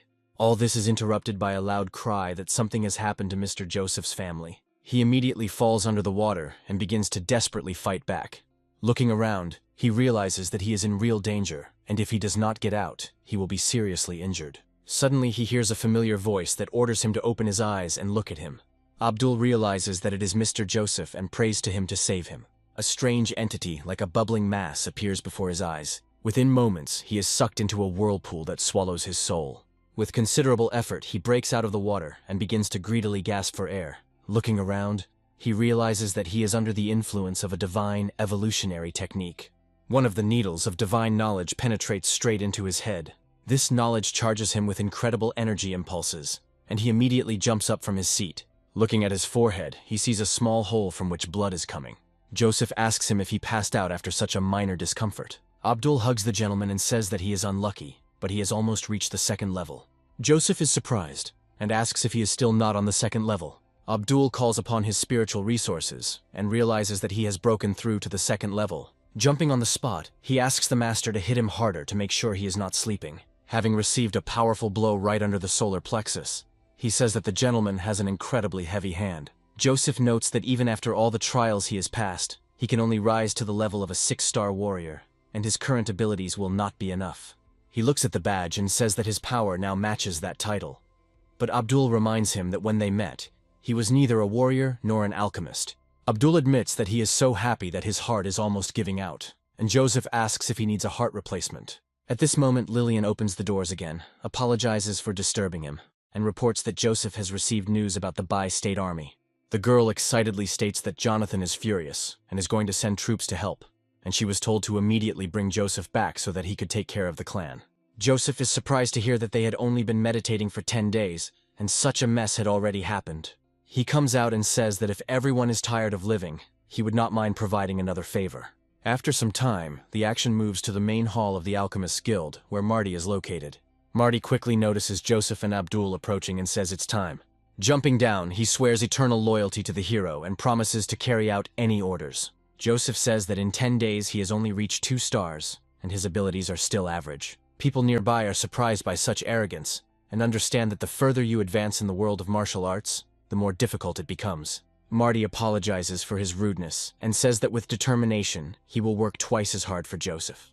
Joseph states that from time immemorial, perseverance was more important than talent in achieving great heights. He praises such inclinations in his student, and says that from today on, he will become his trusted assistant.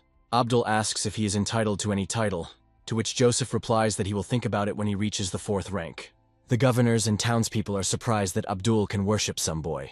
As they exit the Alchemists Guild, they are met by Bai Mo, who says that the situation is alarming and is worried that the young master may become a target for mercenaries. The girl adds that she is ready to accompany him. Joseph smiles and says that it looks like his status is rising, and he didn't think his position was that important. However, he accepts the invitation to accompany them, and they all mount their horses to set off on their journey. A little time passes, and they become the target of another mercenary attack. Bai Mao jumps up from his horse and prepares to repel the attack. She commands her subordinates to drive away the enemy and creates an energy shield. Joseph examines one of the arrows closely and notices that they are made of green quartz, meaning they belong to the royal army. Marty asks if this means the assassins are working for the Elder Prince, but Joseph says that is not necessarily true. Suddenly, a familiar voice is heard ordering everyone to be killed without mercy. Joseph smiles and says that he hasn't seen the 8 for a long time. Oswald says that Lola saved him last time, but now they will finally see him die. One of the warriors, named Joffrey, tears off his cloak and orders his opponents to entertain him, wanting them not to die too quickly. His colleague Eugene says that with these opponents, you can take your time and peel off their skin layer by layer. Joseph says that as the young master of the Lee family, he has a duty to get rid of trash like a slave who is seeking revenge. Joseph throws Marty some pills and tells him that he should take them and then detain those 2 warriors, and he himself will help him as soon as he kills this slave. Marty silently follows his teacher's orders, while Oswald continues to mock him. However, after a few moments, Marty begins to feel an incredible spiritual breakthrough that allows him to enhance his skills. Joffrey says that he doesn't care how many elixirs his opponent takes, because compared to him, everyone is just an insect. However, upon taking a closer look at his opponent, he realizes with horror that Marty is at the level of the Great Master of the Nine. Marty feels an incredible boost as his body burns, and moments later an explosion occurs in his place. Joffrey looks at his opponent indignantly and discovers that he survived the encounter. They wonder, and then, if their opponent has become a fighting emperor, and try to understand what that was all about. Marty looks at his opponents with a smile, and asks them if they can repeat their insolent words now. A combat sphere forms around him as he prepares to charge into battle against his opponents.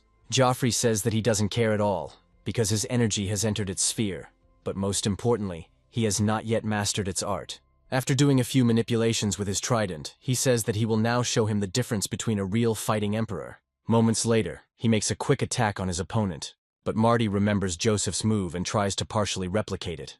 In an instant, he removes his weapon and reveals a snake sword. Joffrey is surprised to find that his attack was deflected by this strange movement, and feels a sharp pain in his arm. To get rid of his opponent, he decides to use the extreme freezing skill and causes an explosion. He begins to worry and think that it is already difficult for him to use his chi energy. He also understands that the opponent has entered the highest realm of brute force, but was able to create petals with a single swing of the ball.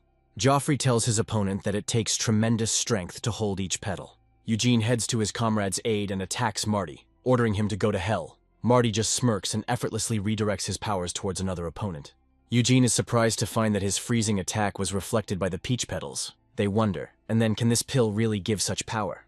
Marty decides not to waste a single second and rushes forward to punish his opponents. Joffrey and Eugene look at their opponent and realize that they must attack from different sides. Two battle emperors immediately begin to fight him, but they fail to inflict any damage on him. Oswald realizes that he must capture his opponent alive and force him to tell everything about these pills. Joseph says that he originally wanted to give him a chance to admire this battle, but since he doesn't want to, it's time to pay his debts. Joseph adds that Oswald has been a slave to the Lee clan for many years, and despite his kindness, he still wants to rebel, which means he must pay with his life. Oswald comments that his opponent is overconfident and summons a Tier 3 dark weapon. Abdul rushes to warn his master of the danger, saying that he will not be able to resist this power. Joseph accepts the challenge, saying that third-tier dark weapons are extremely powerful, but their true strength depends only on the wielder. Immediately after this, he decides to strengthen his defense with a 100-fold gravity defense, saying that he can only be killed in his sleep. Oswald falls into this trap and says that this damn trick saves his life again. Immediately after this, Joseph makes a quick, confident move forward to knock the sword out of his opponent's hands. Moments later, the sword falls to the ground and Oswald tries to get his weapon back. Joseph instantly gets ahead of him and grabs the sword in his hand. Looking at this weapon, he says that it is not worth much, but he will still take it for himself. Oswald looks angrily at Joseph and curses him out loud. After this, he decides to use the Divine Freezing Strike and orders the sword to be returned to him. Joseph takes a fighting stance and says that if Oswald wants the sword back, he must collect it by force. Immediately after this, he delivers a powerful, quick, confident blow that breaks his opponent's attack. This attack creates a shockwave that shoots forward like a razor blade. Oswald somehow manages to block the attack, but it immediately breaks his shield. Oswald asks how he knows this technique, to which Joseph states that such a low-level technique can be repeated with just one glance. Oswald says that if he is so smart, he should get his ice sword back, to which Joseph states that he himself has a third-tier dark weapon. Turning to his ring, Oswald summons the spring water sword to use. Oswald says that it is indeed a Tier 3 weapon, and asks where Joseph got it from. Joseph says his opponent is asking too many questions today, trying to delay his death. Immediately after this, he begins to recite an intricate quatrain in order to carry out a powerful blow. Once he gets into the air, he decides to use his yin energy and spring water skills to double his power. Oswald looks at his opponent with an unpleasant look and understands that the time has come for the final battle. He realizes that he can somehow use two dark blades at once. He recalls that it is not easy even for martial emperors, yet somehow this man still possesses such skills. Oswald rushes forward and says that the difference in their skills is still noticeable, and he is unlikely to be able to bridge the gap. Joseph says that if Oswald were at least an emperor, he would be able to settle accounts with him, but the current gap in power is truly undeniable. He looks at his slave and orders him to look him in the eyes. Immediately after this, he decides to use the Demon Moon technique to subjugate the soul. Oswald is hopelessly trapped and falls to his knees, unable to move. Joseph smiles and says that he must kneel and experience the sharpness of his swords. Taking advantage of the enemy's immobility, he washes away the air and prepares to carry out the execution. Oswald manages to pull his body away, becoming a victim of only one of his hands. However, this blow is so painful that his loud screams are heard in the air. Joffrey and Eugene look at their comrade and understand that they need to quickly get out of here. They instantly decide to stop fighting the enemy and rush to Oswald's defense. Joseph miscalculated his strength, which is why he is unable to give chase. Marty tries to stop them, but they quickly rush into the sky, taking the form of a comet. Joseph puts away his weapon and says there is no need to chase them. He reflects that the soul subjugation technique requires too much time and spiritual power, so he should be more careful. Some time passes and they finally return to the ambush site, finding only Bai Mo there. Bai Mao says that they were ambushed, which forced them to fight at a very disadvantage. Marty walks past the bodies of the fallen guards, looking each one in the eye. Joseph asks if these guys are Marty's subordinates, and he replies that they are. Looking at one of the soldiers, Joseph says that this warrior was only 27 years old, and he always praised him for his talents and predicted a bright future. Joseph says that a guard's duty is to obey orders, meaning they died with honor, but Marty argues that they died rather ingloriously. Joseph says that not all soldiers meet death on the battlefield, but if they did their duty, then they were worthy guards. Marty and his colleagues decide to honor the fallen soldiers and stand in a respectful stance. After some time, they find themselves in the reception hall of Jonathan's residence, who irritably says that 8,527 is still in the capital. Gunther says he didn't expect his brother to decide to work with an enemy spy to oppose the Lee clan. Joseph tries to understand what is happening and asks what the hell happened here. Jonathan states that 5 days ago, information was received that the Bai army, consisting of 800,000 soldiers, attacked the settlement and then occupied the village of Kun. Gunther says these two towns are natural barricades and the fall of these cities would be a disaster for the entire country. Joseph also receives information that his father is trapped and asks Jonathan what he thinks. Jonathan mentally marvels at how his grandson manages to remain so incredibly cold-blooded. Jonathan says that the settlement of Kun is quite easy to defend, which means Father Joseph has a chance of a successful defense. Joseph says that if the entire Lee clan had left the city, then Yantar would have been able to do everything he had planned, and then it would have been too late. Jonathan says that Joseph's way of thinking is simply excellent and praises him for being his grandson. Joseph asks what to do if the reinforcement question is genuine and they are not being confused. He suggests that there is a possibility that this is indeed a combat alert. Jonathan says that if such a large number of soldiers led by his father are unable to do anything, then his father deserves to suffer. Jonathan also says that he cannot leave the capital, and Joseph understands perfectly well that it is about caring for Dinklage. Joseph says that such thinking is too simplistic, adding that the Bai had been building their state for hundreds of years, but this time the large army had easily advanced into the interior. Joseph says they don't know the enemy's tactics, but they can't just ignore requests for reinforcements. Jonathan says that Yantar is crazy to have decided on such a desperate and vile step. Joseph says this man has long coveted the throne, and now the cards are finally on the table. Gunther states that his older brother is acting too selfishly, because he is ready to sacrifice the people for his own benefit, after which he decides to simply give him the throne.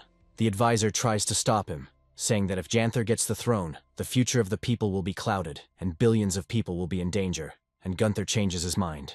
Abdul watches what is happening and says that it seems awfully familiar to him. Jonathan tells the advisor that if he is concerned about the country and the people, he can go with 300,000 soldiers as reinforcements. Bai Mao interrupts the conversation and turns to the protagonist, asking if he has any ideas. The advisor speculates that Jonathan is trying to raise his grandson's status in Gunther's eyes in order to ensure a good future for himself. Joseph says he has a good plan, but it's too crowded here right now. One of the advisors says that everyone here is a close relative or trusted person. Joseph says he doesn't trust the others very much, and they take offense. After that, he says with a cold look that if they can swear on their lives that not a single word will leak outside the room, they can stay. He also says that this applies to everyone, and if they want to stay, they must be prepared to give their head to the current. The minister tries to understand who he is and why he has such a cold look. Gunther sees off the ministers, saying that they have worked well and can rest in the pavilion. After some time, the room remains almost empty and free of strangers. Bai Mao asks if he is ready to lay out the plan now, or is he waiting for Yi to leave here too. Joseph says there is no need for this, and states that in his view, it would be better to defend on two fronts at once. Gunther says he thought about it, but they have limited resources, and if Jonathan leaves the city, he won't be able to resist Yantar.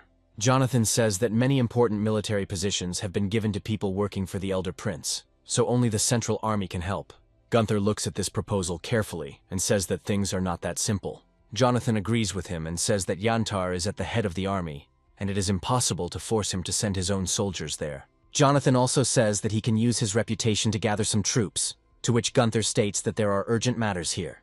Joseph says that Jonathan should remain in the capital, and can send him alone as reinforcements. Jonathan says that even if he can gather troops, these people are reckless, but they are disciplined, and only he can keep them in check. Bai Mao says that Mr. Joseph knows too little. Even if they gather troops, they still won't have enough people. Joseph smiles and tells her that she forgot something, which attracts Gunther's attention. Joseph says that he himself will not be able to command these old men, but he has in mind a man who can do it for him. Joseph says that he can't cure him completely yet, but if he stays close by and treats him with pills, Dinklage will recover pretty quickly. Jonathan, surprised, asks if he really found a way, to which Joseph states that he made magic pills. Jonathan says this is amazing news, and Gunther asks who he is talking about. Joseph says that he is talking about the legendary Dinklage, who conquered lands with his grandfather. Gunther is shocked and says that the legends say that this great warrior died. Jonathan says that the Lord then sent him to that line in the raiding to get rid of his retinue, and he returned, being on the verge of life and death.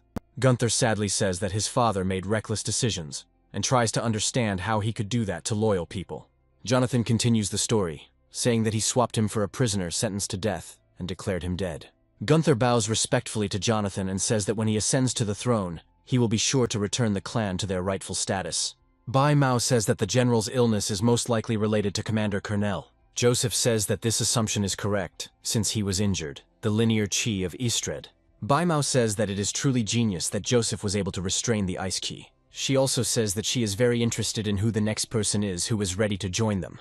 Joseph chuckles and says he wants to help them build a team capable of defeating an enemy that outnumbers them many times over. After this, he calmly states that the next person should be his teacher named Charles. Gunther says the teacher can support him, but never gets involved in political squabbles. Joseph says he doesn't expect him to take action, and asks if he remembers the tragedies that happened 60 years ago. 60 years ago, when Jeff was still a prince, revolution broke out across the south and the army fled, leaving the country defenseless. In this difficult moment, Charles organized detachments of talented students to fight the revolutionaries. In this way, they not only defended the capital, but also pushed the enemy back, laying the foundation for the creation of a unit called the National Guard. To this day, these students are considered the founders of this honorable unit of the Royal Guard. Joseph says that right now the academy is starting its holidays, and the students are having practical training at the level of city defense. Gunther says it's a great idea, calls Joseph a genius, and notes that if students are sent, the army will grow exponentially. Joseph says that these wars will be the future of their country, and they will be waged by the academy teachers themselves. He also says that Lola's help is needed to contain the Chai and Dinklage and Colonel's bodies, as she is indeed a powerful warrior. Jonathan says it is a brilliant plan because it will gather strong troops and attract powerful people to their side. Joseph says that Colonel is losing his former power, and his influence is diminishing, but if he is restored, no one will dare to contradict him. Joseph reminds the prince that he already has the support of 3 martial emperors, which means he cannot lose. Gunther looks on in surprise and wonders who the 3rd battle emperor is.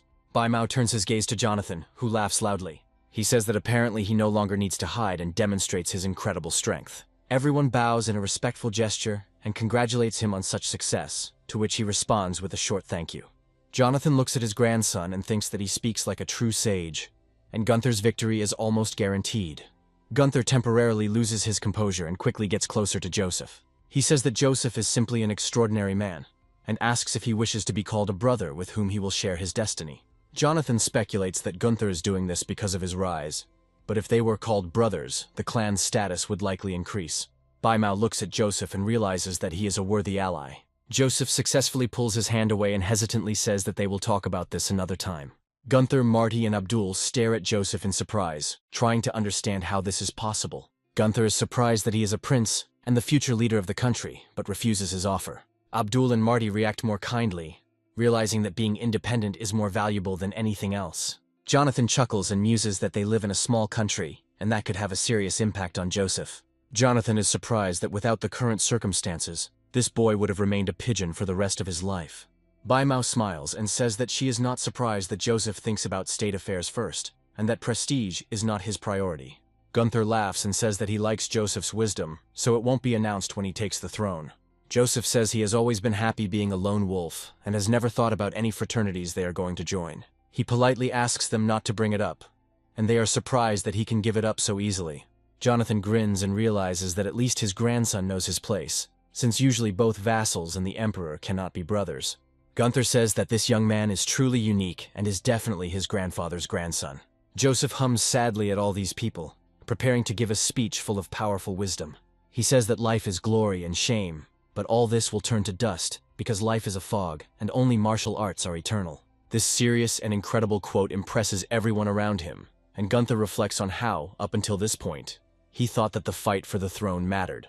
Marty slowly repeats these words, realizing that life is glory and shame, but all this will turn to dust, and only martial arts are eternal. Such a powerful quote, filled with philosophical meaning, immediately makes him switch to the mode of incredible inspiration. The energy around him begins to pulse rapidly, surprising everyone around him. Baimao witnesses his transformation and realizes that he has become a martial lord. The girl wonders in her mind how this young man has risen so quickly in the ranks of power in such a short time. Jonathan says that he once meditated for 6 months to break through to the rank of battlelord. But he was lucky enough not to waste time and caught the endless task by the tail. Marty looks at his hands and wonders if this is a stroke of luck. After this, he looks at his mentor and realizes that all this was not in vain. He bows in a respectful gesture and thanks him for his incredibly wise instructions. Joseph praises Marty and says that he will order Abdul to make a pill for him so that he can advance to the martial emperor, since in his current state he is too weak. Our heroes tactically correctly distributed responsibilities in order to go to several places at once. Instead, the action is transferred to Yanter's residence, to a secret meeting room. He lectures his subordinates, saying that they had 3 martial emperors, but they have 1. He also states that they had elite equipment, but nevertheless only 4 people returned from the sortie, although they should have handled 30. He calls Oswald a damned slave and asks him how he is going to pay for it now. Phoenix says he lost an entire division of National Guard, which were his best men. Oswald begins to hastily justify himself, saying that Joseph and Marty are to blame for everything, and because of them, he lost his arm. The Crown Prince begins to chase him even harder after hearing such excuses. Yanter asks if such weak fighters could really hold off 2 battle emperors and cut off Oswald's hand. Oswald says that Marty instantly became a fighting emperor after taking some kind of pill, and Joseph turned out to be even more cunning. Oswald says that while he was in the family he heard about this man, and he was simple. It's simple. Phoenix adds that there is definitely something wrong with this man, because their plan was flawless, but not only failed, but also attracted Marty to their side. Oswald tries to defuse the situation by saying that they have lost the battle, but not yet lost the war, and everything else is going according to plan. Yanter says that things are not so simple, because Joseph can cure Colonel and attract the fighting Emperor Charles to his side. Oswald smiles slyly and says that when the time comes, his boss will send people, which means Colonel will definitely not be left out. Hearing this encouraging news, Yanter orders him to leave so that they can get some treatment. Left alone with his bodyguard, he asks if these people can be trusted. Phoenix replies that this is out of the question, since he just lost 30 people. Yanter agrees with his words, saying that he can only rely on himself, and adds that they need to convince the other 3 divisions to side with them. Yantar also asks how things are on the other fronts, to which he states that Lord Kong is very angry at Jonathan for killing ministers against the laws. Yanter says that they only have intermediaries who will be of little help to them in battles. Phoenix says that they haven't really entered the battle yet, and they should let his men cause some trouble for Jonathan in the name of the law. Yanter says that this is a good idea, and if they take advantage of the opportunity to turn everyone against this clan, it will be easier to control the central army. After this, he gives his bodyguard a sign that he can go and leave him alone. Left alone, he says that everything that is happening is insignificant, because if there are no further mistakes, everything will go well. He happily says that the throne will definitely belong only to him. Meanwhile, the action moves to the Lee family residence, where Joseph and Jonathan have headed. Jonathan stops to find out what's going on. A huge number of people dressed in white robes and carrying posters appear in front of them. Jonathan angrily wonders who dared to surround his clan. They take a few steps forward, and Sinister appears next to them to give a report. The young man says that 3 students from the Bird Academy came here and brought thousands of scientists with a protest to accuse Jonathan of serious crimes. Jonathan tries to understand why all this happened, and what the scientists forgot here. He approaches Joseph with the idea that when these poor scientists get tired of fussing, they will leave themselves. Joseph decides to stay and look at the accusations that these scientists are making. Looking closely, he sees a huge number of ribbons with offensive words depicted on them. Turning around, he asks his grandfather if he really has the right to kill high-ranking officials. But he is afraid of a bunch of scientists.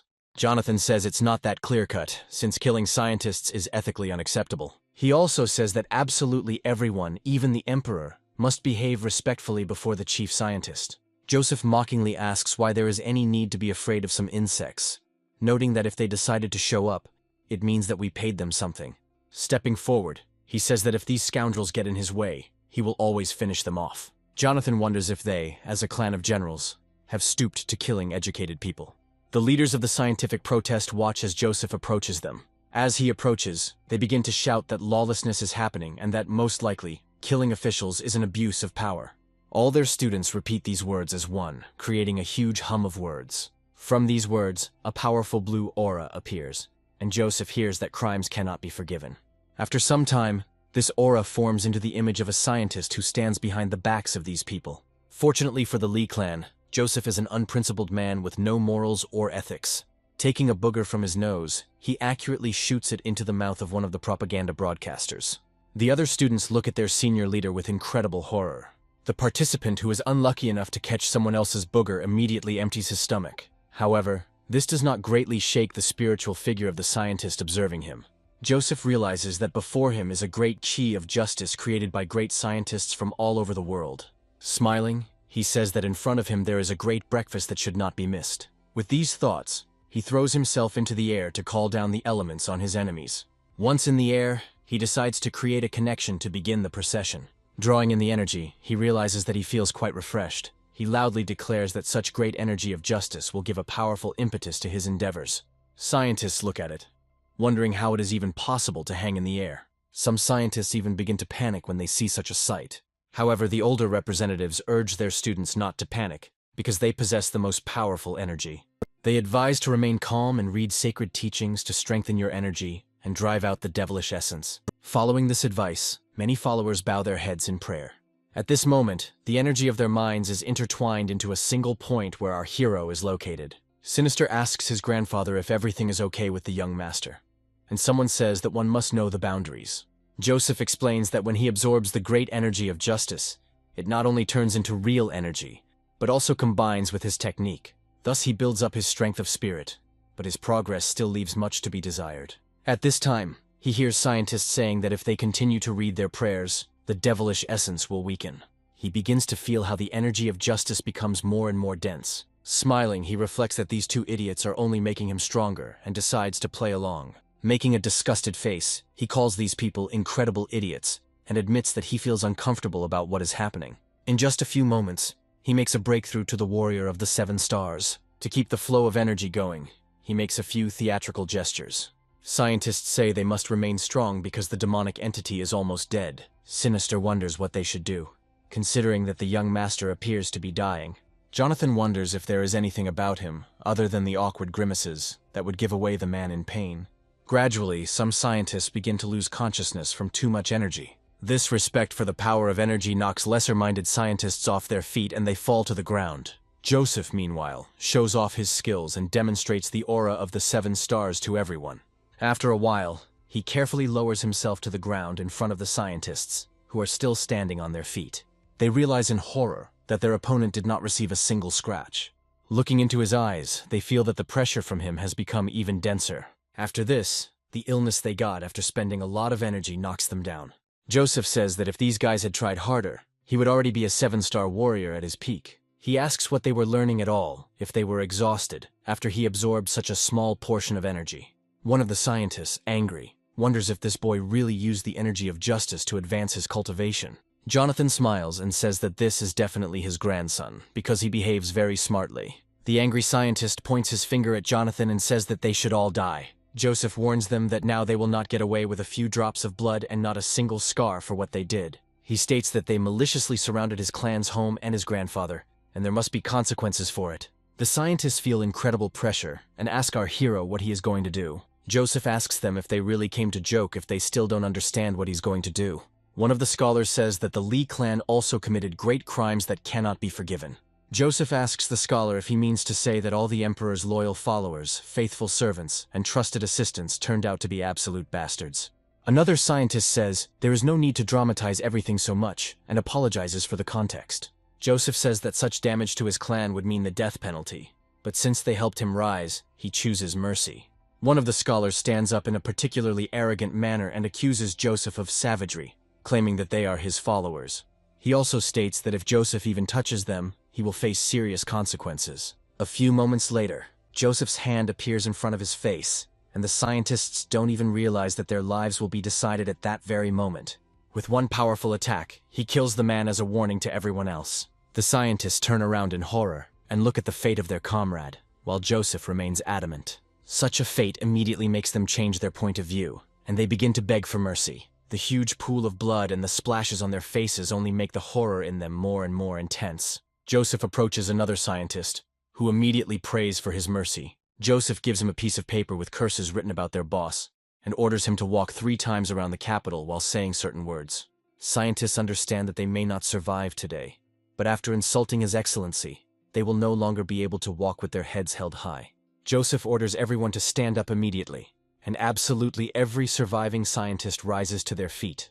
Joseph hands this scroll to Sinister and tells him to go with them and kill anyone who resists on the spot. The scientists, not hiding the tears in their eyes, move forward, shouting offensive curses. Joseph says that these curses sound unconvincing, and that in order to survive they will have to do it with more enthusiasm. The scientists realize that their situation will only get worse if they stop following this man's orders. Sinister walks at the head of the column, and the scientists begin to revile their boss with even greater passion. Ordinary people are watching this process and trying to understand what the hell is going on here. After some time, Joseph and Jonathan return to the secret room where Dinklage is located. Joseph quickly examines it and comes to the conclusion that things are worse than he expected. However, he says that since he will be the one treating Dinklage, he will not be able to die, even if he wants to. Jonathan looks at his friend and asks how soon he will come to his senses. Joseph smiles and says that the moment has already arrived as Dinklage opens his eyes. The crippled warrior looks around, trying to figure out where he is. Dinklage says he passed out again and was lucky to wake up because he doesn't know if he'll be lucky next time. Joseph looks at his comrade and says that he should try to get back on his feet. Dinklage looks at him with some understanding and says he hasn't stood on his feet in over 5 years. However, after a few moments, he suddenly feels that he can move his legs. Dinklage grabs Joseph's hands and asks how he did it, to which he replies that it was pretty easy. Joseph explains that the ice inside his adventures is suffering, and to get to the root of the problem, it was necessary to neutralize its sides, nothing more and nothing less. He adds that the mystical pills can do it, but since they are only second rank, it won't be that easy. He also says that to fully get Dinklage back on his feet, someone with strong yang energy is needed. Dinklage immediately hugs his comrade in arms and says that so many years have passed, and he can still stand. He also praises his grandson Joseph, saying that he is simply a genius, and even makes him slightly envious. Joseph says that in a few days they will have to lead the army and lead it to the east. Dinklage was very surprised, and asked again if he would really be given command of the army. Laughing loudly, he says that all that remains is to sit here. Remember the past and army money. Joseph says he's willing to bet he'll be in peak physical shape very soon. Dinklage turns his head towards Jonathan, and asks if the man is serious. Jonathan tells Dinklage that he is forced to ask him for this favor, even though he is not fully recovered. Dinklage takes this information in with awe, and tears come to his eyes. He happily says that he could not even dream of this, because now he will put on his armor again and take to the battlefield. He thanks his friend for this opportunity, and he recommends that he think it over carefully at his leisure. After this, Joseph smiles eerily and looks at his grandson, getting his attention. Coming closer, he says that he has proven that he is indeed a second-rank alchemist. After this, he adds that he will probably find a lot of interesting things. Checks. Joseph asks his grandfather where these things could have come from, but he is immediately silenced. Then his grandfather bombards him with a ton of questions about where all the treasures his family has accumulated over the centuries have gone. After some time, he takes some things that belong to him and says that today he will not rob to the last thread. After all, it is not ethical. After that, they come to the room where Lola and Colonel are already waiting for them. Colonel looks at his comrade in surprise and asks Jonathan if he will really become emperor. Lola also watches in amazement as new heroes emerge with incredible powers. Dinklage greets Colonel and asks if he is still alive or has not died from the severe poison. Jonathan says that this story is best left for later, as it is quite long. Nevertheless, they decide to tell everything in order to bring clarity to the ranks of their allies. Colonel asks Jonathan why he didn't ask for help, since he would have helped anyway. Jonathan reminds the guard commander that he too was seriously wounded back then. He also states that he had no way to truly help his friend, so all he could do was hide him. Colonel says that it seems that young Master Joseph has found a cure, and the hero replies that he has made a pair of magical fire pills that can suppress the effects of the poison. He also says that for the final cure, Teacher Lola's strong yang energy will be needed. After that, he snaps his fingers and says that if they want to cure Colonel too, he would like to get help. Colonel nods and says that in order to receive the treatment, he will have to do something in return. He says that he can agree to 3 things, but asking him to do something that is impossible is not worth it. To which Joseph replies that this suits him. Lola asks him how he was able to make a second-tier potion, to which he states that he was just lucky. Lola says that her student hid his talent so well that even she was able to fool him. But now she can rest assured about his future. Joseph smiles and thanks the teacher for everything she has done for him, promising generous rewards, to which Lola states that it is her duty and rewards are not needed. After a short pause, she says that if inspiration ever comes to him, she would like to hear from him the very melody he played then. Joseph smiles and says that he will do everything in the best way for her, and she doesn't have to worry. Jonathan says that everyone present here is a dear guest.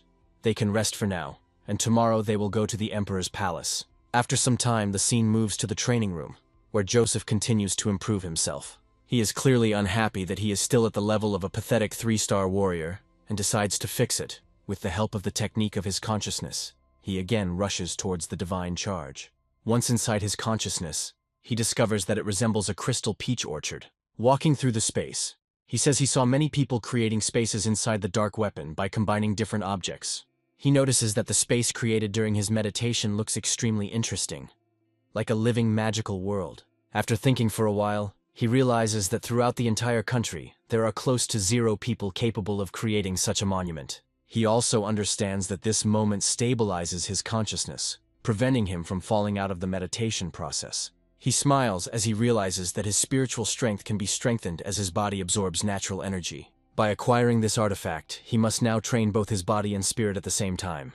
In the real world, he uses one of the most severe techniques of hardening the body, while spiritually he continues to meditate intensely. With his weapon, he decides to use 30 times the gravity to strengthen himself. At this time, the spiritual consciousness experiences incredible sciences, pain and suffering, and the body experiences physical torment. But this does not prevent it from continuing. Our hero's meditation becomes such a serious undertaking that almost no one can repeat his training. While standing on one hand and meditating in his spiritual world, he can simultaneously cut through crystal with his sword. The Russian crystals suddenly stand up and try to absorb the energy that they have. Joseph reflects on the thousands of subtle connections between the body and mind, and he could not imagine that he would be able to absorb the energy of 8 crystals at once. He considers it a special achievement that he can do this simultaneously, because in a past life, it would have been lucky for him to absorb the energy of at least 1 or 2.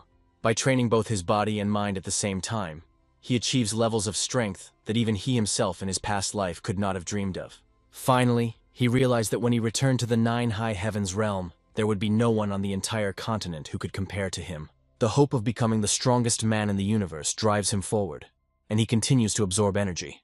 At this point, he makes a small mistake. He absorbs too much energy, causing his body to begin to expand. He concentrates, tries to calm down, realizing that if he makes a mistake, his body will explode. Luckily, he manages to assume a meditation pose in time and calm his body. He experiences a strange feeling and tries to figure out whether it is because his body could not withstand it and became exhausted. However, after a while he shakes himself off, realizing that now is not the time to give up. Using a new technique to unite consciousness and body, he says he can't stop here. The energy begins to bubble and rush straight into his face, but he remains determined. His determination pays off many times over as he reaches the level of an 8-star warrior. A joyful Joseph says that he has finally achieved his desired goal. He is still alive. As he rises to his feet, he reflects that this was too dangerous. After getting dressed, he realizes that he can't play with his life like that, because if he dies, everything will end. Jonathan comes into the room and says he doesn't mean to disturb you, but there's an emergency. After a few moments, he cuts off and looks closely at his grandson. He says that he himself has reached the level of 8 stars, and Joseph decides to embellish the situation by stating that if he had not been worried, he would have made it to the level of a martial artist. Jonathan carefully studies the descendant and says that just 2 days ago he was at the war level, and now he has already jumped to 8 stars. Jonathan tries to push his grandfather out of the room, saying that if there is nothing urgent, he would like to continue training. Jonathan explains that he came on urgent business. After the incident with the 3 scientists, many parents resigned, and now the Lee clan has a bad reputation.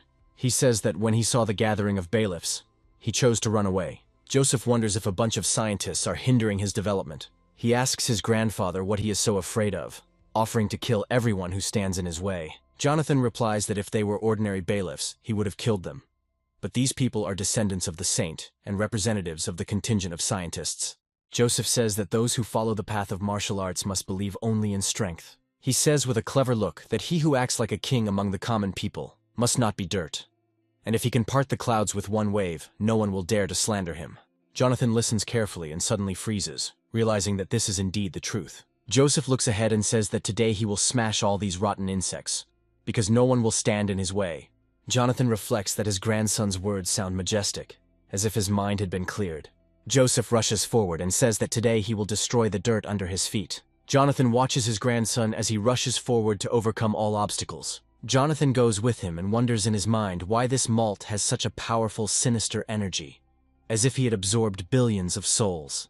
Jonathan realizes that he was too self-confident, and at this stage he was just beginning his journey into the world of martial arts. A guard tries to stop them, saying that this is not a place where just anyone can enter. Other guards prepare to block the path of these people, carrying out their orders. Joseph says he doesn't have time for this, and if they don't leave now, they can't hope for mercy. The guards decide to carry out their orders with honor, and are rewarded with instant death for this. Jonathan looks in amazement at the brutal reprisals he teaches his grandson against ordinary soldiers. He asks him why he has to be so cruel to people who are following his orders. Joseph disregards the words he spoke just recently and declares that today he has come to kill. Arriving at the royal palace, he introduces himself and says that he has urgent business that requires an immediate audience with the emperor. Absolutely everyone in the palace looks at each other in surprise, realizing that Joseph is coming here. His path is blocked by another fighter who asks how dare he come here. The commander of the palace guard says that the imperial palace is a sacred place and children cannot just barge in. Using his incredible energy, Joseph concentrates it in his hand and thrusts it forward. He manages to jump off his horse in time, which falls victim to inhuman energy. Looking closely at the legs, our hero realizes that in front of him is the battle lord of the 8 stars, the realm of 4 dimensions. Joseph realizes that he is the strongest warrior of the palace guards, when suddenly he sees his grandfather, the sublime heir. Jonathan rushes forward and delivers several hundred blows with one easy movement. This amount of damage concentrated in one point instantly destroys the guard commander. Jonathan lands on his feet for added effect. The guards immediately surround them, pointing spears in their direction. However, fear runs through their veins as they watch Jonathan dispose of the commander like trash. Jonathan says they have an urgent military mission, and anyone who stands in their way will be killed without mercy.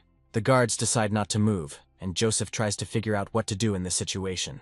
Noticing Jonathan's gaze, he guesses that the old man wants to watch his actions. After this, he takes a few steps forward and says that he is the son of a general and has urgent business related to the armed forces. His loud voice reaches the imperial palace, and absolutely everyone in the throne room hears it. Yahello says that the Lee clan continues to act recklessly as they dare to kill palace guards and break into the palace. Gunther is surprised that his comrade made such a scene and understands that all plans to obtain authority to mobilize the armed forces have gone down the drain.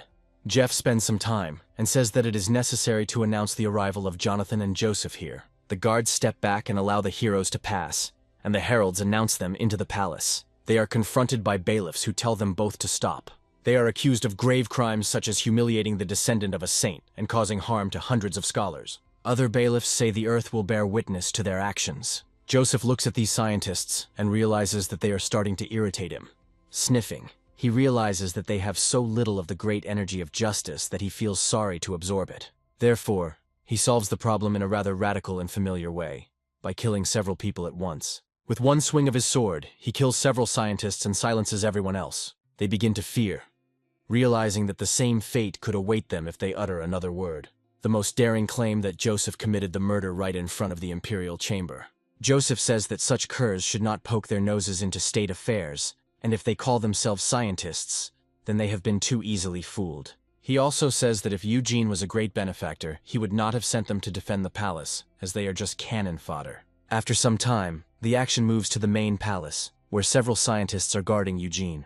When the heroes appear, Eugene rises on the stretcher and looks at them angrily. He turns to the emperor and asks for help to kill these idiots. Jeff asks Joseph how he dared to kill guards and scientists right in front of his palace. Joseph engages in mental gymnastics and says that he killed them solely out of respect for the emperor. Yahello declares that this is complete nonsense and that this man must be made to pay with his life. Joseph asks the prince if he knows what the imperial law is. Yahello replies that he is the crown prince of the country and of course knows about it. Joseph says that in that case he will need the help of the minister of Chins. After some time, the minister arrives here and asks what business the young gentleman has for his humble service. Joseph greets the minister respectfully and says that he is unsure about something and asks for enlightenment. The minister replies that he will answer any question, and our hero asks about the punishment for obstructing communication about urgent defense matters. The minister says that urgent matters of defense are related to national security, so obstruction of their resolution is punishable by death. Scientists recall that this young man was constantly shouting about urgent military matters, which means that those guards died in vain. Yanter says that even if these guards committed deadly crimes, it does not wash away the blood of the academy professors. He claims that each of these professors was incredibly well-read and not usually involved in politics, and Joseph simply went and killed them. Joseph is asked by the minister what the punishment is for slandering high-ranking officials, to which the minister replies that if slander is proven, it is punishable by death. Yanter is surprised that the state passed such a law. Eugene says that if ordinary people were slandering officials, they should of course be killed. But these people were high-status members and were telling the truth. Joseph smiles and asks the minister what punishment is given to those who obstruct the king's orders. The minister calmly says that anyone who opposes the king's order must be killed along with his family. Scientists understand that apparently their colleagues also died in vain. Joseph says that one of the dead was Eugene's nephew, which means he too is subject to capital punishment. Eugene tries to get out of this situation, but fear prevents him from making unfounded accusations. Finally, he bows before the emperor and asks for a fair trial. Jonathan looks at what is happening in surprise, trying to understand if this man is really his grandson. He recalls that he was always a descendant of a military clan, and they did not possess the art of oratory. Jeff says that Eugene is a descendant of the saint, as well as his teacher, so he should not be punished for the crimes of a distant relative. Eugene thanks the emperor for his mercy and says that the king is always the fairest. The guards watching him are surprised that even in such a situation, he is fawning over his majesty. Jeff reflects on how both sides were heard. He spared Eugene, but took Joseph's words into account. Joseph disagrees, saying that Eugene is a role model, and therefore the imperial law must be followed.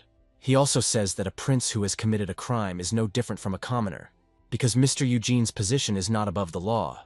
Eugene claims that the decrees of his majesty are sacred, and therefore no one dares to point a finger at them. Joseph looks at the rebellious old man and says that this scene seems familiar to him. After a short pause, he says that he does not consider the emperor's opinion on this issue to be significant. These bold words cause surprise among everyone in the room. The throne room is quite a large room, so his words echo for a while. Gunther reflects that they were in a good position, but for some reason this boy began to behave so disrespectfully. Jeff rises from his seat to punish the foolish proud man. Joseph gets out of the situation in a strange way, suddenly standing in a respectful stance. He starts pouring water into people's ears about how respect for the emperor must come from the heart. After this, he accuses Eugene of speaking to his majesty without trepidation and of not expressing loyalty. He asks if Eugene really decided that the emperor is not wise enough and cannot make a decision on his own. Scholars wonder whether Eugene had not yet cleared himself of his crime against imperial law, and now he is accused of objecting to the decree. Eugene feels incredibly angry and points his finger at his opponent, trying to curse him. However, after a few moments his strength suddenly leaves him and he falls to the ground, coughing up blood. The scientists run to their teacher, but it turns out to be too late. Coming closer, they realize that their teacher has gone to the heavenly kingdom, leaving his affairs behind. They wonder in their minds whether such an unrivaled scientist could die of anger. Joseph says with a smile that after all, this man was a descendant of the saint and died to atone for his sins. Scientists understand that this man is too cruel, and it is better not to mess with him. Jeff clears his throat, realizing that there was no point in hurting the Lee family for the sake of a worthless dead man. He says that Joseph is right, and adds that Eugene was an outstanding scientist of his time, so they will choose a date for his funeral and declare national mourning. After this, they ask Joseph and Jonathan what urgent news made them run here, killing everyone on the way. Joseph takes a few steps forward, preparing to read the report. With his hands in a special gesture, he says that they have lost Bai City, and the enemy army has surrounded Kun village. He asks His Majesty to send reinforcements with his troops, causing a dead silence to reign in the hall. Jeff looks at the heroes with interest and asks what will happen next with the news. Joseph says that's all he wanted to say, and imagines that he will now wait for orders to send reinforcements. Jeff states that this news is not urgent at all, since he already knew about it. Yanter says that Joseph punished the guards and professors for such nonsense. Joseph replies that if he is so smart, he should go to the front to fight the enemy army, and not waste time on internal enemies. Yanter understands that the boy has a gift for talking, so it's better not to continue the argument. Joseph smiles and says that the Golden Lion Legion under Yantar's command has already been defeated. Yanter turns to his father, realizing that something is wrong here. He thinks that the circumstances are shaping up to be suspicious, and his father will definitely understand that something is wrong. Jeff calmly says that the village is defended by Joseph's father with an army of 400,000 men, which means this petition is a fake. Joseph objects, saying that if this is true, the enemy army will move south, and all 13 major cities will be captured. He wonders if the Central Army will be able to resist the enemy then. One of the scientists says he understands Joseph's concerns, but the fears should not be based on emotions. Joseph calls the official in front of him a moral crook. Jeff asks how dare he draw his blade in front of the emperor. Joseph says he will cut off this scoundrel's head before the army moves. Bringing the weapon closer, he burns the villain's skin with incredible frost. Joseph says he brought urgent news from the front. In his haste, he forgot to remove his armor and apologizes for it. But in doing so, he discovered an immoral rogue. Yanter claims that Joseph is playing with the lives of important officials, and, as if he had gone mad, is creating such scenes in the palace, which means he must be executed. Before he can utter a few more curses, he gets punched right in the face. Our hero's grandfather, Jonathan, enters the fight, delivering a powerful knockout blow. The impact is so strong that Yanter's body penetrates several tens of meters of rock. The angry generals wonder who dared to execute Yanter's grandson. Yanter falls to the ground, trying to catch his breath. He has suffered serious damage to his respiratory organs. He glares at his opponent and knows he won't get away with this so easily. Joseph, meanwhile, painfully destroys one of the officials with his blade. Yanter takes a closer look and sees an expression of mass horror on the official's face. Jeff notices that Jonathan has a much more powerful energy than before, and apparently all these years of loneliness were not in vain. Joseph asks Jeff why he hesitates between the life of an old senile man and the fate of an entire country. He says that if they don't agree, they can simply go home, and when the government changes, all these useless sacks will remain in office, which cannot be said about him. Smiling, he adds that this is all the loyalty of his servants that he received during the years of his reign. Ministers speculate that these two are a real problem, one with a sharp tongue, the other with frightening strength. Yanter rises to his feet with difficulty and moves closer to the imperial throne. Gunther thinks that this is a message that if Jeff refuses to deploy troops, a change of power in the palace will not be long in coming. Jeff spends some time thinking, then agrees with Joseph's ideas. He initially appoints Jonathan as the commander of the army, but immediately states that he will find a worthy replacement, since he is no longer as strong. Yanter understands that there is some kind of catch here, because his grandfather is at the level of a fighting emperor. After some time, he reunites with Gunther and Bai Mo, and asks the prince if he wants to take a look at the academy selection. Joseph smiles and says that all these students will one day become loyal soldiers, so he is curious to see what they are capable of. The action moves to the academy, where many people want to sign up as volunteers. Megan asks the teacher to allow her brother to enroll as well, but he replies that only academy students are accepted here. He also says that Megan's brother looks pale green, which means he is clearly malnourished. Martin says he eats every day, and it's not like he's undernourished. Larry notes that Megan's brother is very talented, and it's rare to see a warrior-level fighter like him in the academy, so they need to wait for the next recruitment. Martin says that the teacher will decide everything, and Larry asks who exactly this teacher is. Joseph appears behind them and says that he is Martin's mentor. Martin immediately runs into his arms and says that Joseph came just in time. Megan smiles warmly at our hero, and the little boy thanks him for coming. Jonathan looks at his grandson in surprise and asks if he already has any students. Looking at the boy, he notices that he looks like he hasn't finished eating, after which Martin calls him an old fool.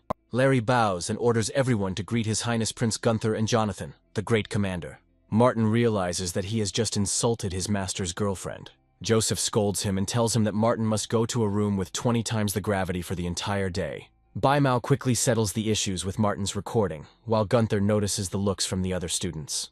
He cheerfully tells them that regardless of their background and position, if they perform well, they will be able to immediately join the National Guard. Hearing such motivation, the students go to sign up in a friendly manner, and Baimu says that this time more than 2,000 people will sign up. Joseph, meanwhile, turns to Megan and says that they will be leaving for a short while to rest. Jonathan glances at the girl and says that she can give birth to healthy heirs, but Joseph asks him to be closer to people. After some time, the list is ready, and Baimu reports that 2,300 people have signed up.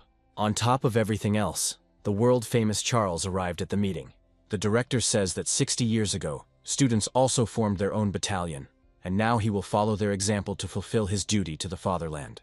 Students across the city raise their fists and say that duty to the country comes first. Charles says that this time the selection will be led by Prince Gunther, the figure of the moment, who will lead them into a brilliant future. Charles looks around and suddenly notices Jonathan. he quickly realizes that his comrade has achieved the rank of Martial Emperor. After laughing, he says that he now completely hands over the floor to the Crown Prince. Gunther announces that everyone who makes it to the end will receive 3,000 gold, and the families of the dead will be paid a substantial sum. It is added that all who return from the war will be appointed as close associates of the king, regardless of rank and position. Gunther also announces that Joseph will be the commander of the student battalion and will lead them into the heart of the battle. After these words, deathly silence reigns. Gunther looks around in surprise and asks if anyone really disagrees with these conditions. One hand rises into the air, and the young man says that he is not very happy with these conditions. This man turns out to be the #1 ranked warrior in the academy named Challenger, who says that he will accept these conditions after he defeats Joseph. They are joined by another high-ranking academy student named Loafer. Gunther says that he really enjoys watching ambitious young people and that he is counting on Joseph. Joseph smiles, nods slightly, and then takes a few steps forward. He says that they don't have much time, so it would be better if they both attacked him at the same time. They prepare for battle. Everyone takes their places so as not to interfere with the fight. Joseph says he has quite a lot to do and doesn't want to waste the other fighters' time. Coming closer, he says that he would like to be attacked by 2 people at the same time. Nearby students wonder if this young man can withstand an attack from 2 academy students. Upon hearing this proposal, Challenger and Loafer realize that they are not dealing with an ordinary person. Liara is also on the volunteer list and decides to watch what is happening closely. Charles remembers that Joseph had just become a 1-star warrior, but was now able to rise to 8. Joseph takes out his weapon and prepares to take on 2 opponents at once. Behind him stands a symbolic statue of Gu Feng, which represents power in a past life. Loafer takes up his weapon and says that his opponent is taking on too much. A huge number of girls appear behind Loafer, cheering for him and saying that he is incredibly handsome, which embarrasses our fighter. Joseph says there is nothing wrong with being overconfident. A person with great power cannot be wrong. Loafer disputes this highly controversial idea and says they will talk about strength when they cross arms. Joseph rises to the challenge and easily dodges Loafer's many attacks. Charles says that Loafer is amazing with his spear, despite only being a 2-star warrior. Joseph says he is very impressed by these skills, adding that he will nevertheless bring down the dragons and the tiger's subjugation. He also turns to Martin and asks if he remembers his desire to learn Tiger's hidden strike, adding that he is now teaching him directly. Students watching the scene see Megan rush forward and try to stop the spear with her body. Joseph moves forward relentlessly and prepares to punch through the metal pike. This blow proves incredibly effective and stops Loafer's attack in an instant. Martin is thrilled and says that his master is simply an amazing person. Loafer jumps to the side, taking serious damage, but not enough to take him out of the fight. He uses his technique to rise into the air and swoop down like a dragon. The aura around him begins to change and create spiritual dragons around him. Joseph says he'll be interested to see if his tiger and dragon spear can outperform his defense. At that very moment, he decides to use the practices of body improvement techniques, thanks to which one can achieve almost complete invulnerability. Joseph realizes that if he can achieve the golden immortal form, he can immediately raise his rank to the level of a saint. For him, this time has not yet come, but it turns out to be enough to withstand serious opponents. The students are very impressed by the incredible courage of their new idol, and realize that he is incredibly strong. The smoke begins to clear and everyone notices how minor the damage to our hero is. Looking at him, people understand that he has incredible strength. Loafer takes a few steps back, realizing that all his efforts were in vain. He chuckles and says the glass form was a very curious piece of knowledge. Everyone else on the platform hears Joseph's laughter and realizes that they have underestimated him. Liara guesses that she was too arrogant, but now she will no longer cross paths with him. He will be stronger and move forward. Challenger encourages his friend and says that they should attack together. With these words, he summons his spiritual power, using the skills of the green demonic millstone. Around him rises a huge number of strange spiritual spheres, which feed him with their power. After this, they join forces to crush the man who volunteered to command them. Joseph walks towards them with complete nonchalance, ready to crush them with one blow. Students say the 2 geniuses have teamed up to defeat him, and in the heat of battle it won't be easy. Joseph keeps his cool and decides to use the Lotus Sword Song skill to stop them. It instantly creates a barrier that prevents any significant damage from being done to it. Smiling, he says that it's his turn now, and decides to use the Lotus Sword Song skill. Having swung properly, he prepares to launch a powerful combo. Loafer and Challenger do not have time to react to his movements, realizing that they simply do not have enough reaction time. Their surprised faces will be remembered forever because after that they never look to challenge this man. Joseph also decides to use his gravity skill to lock them in place. His determination forever captivates all the students watching this battle. Laufer and Challenger try to combine forces to at least somehow block some of the damage. Almost all of their efforts prove futile, and a powerful explosion, raising dust, crushes them. The students watching this are incredibly captivated by such a performance. Jonathan and Gunther are also surprised, admiring the strength of the man they have fortunately taken as an ally. Joseph turns to the rest of the students and asks if anyone else has any objections to his power. All the students jump to the side so that their intentions are not inadvertently misunderstood. Joseph throws the ball over his shoulder, looking at them with satisfaction, feeling his superiority. The second day of selection arrives, and a huge number of military divisions arrive at a certain location. Each of them holds his own flag, and among the countless warriors there are also student units. Surprisingly, some students even signed up as volunteers, unusual old men who would hardly be able to hold a weapon. Hunter's father, Krieger, says that no one else will come, but even with these troops they can win. Jonathan turns to Commander Colonel and says it's time to begin.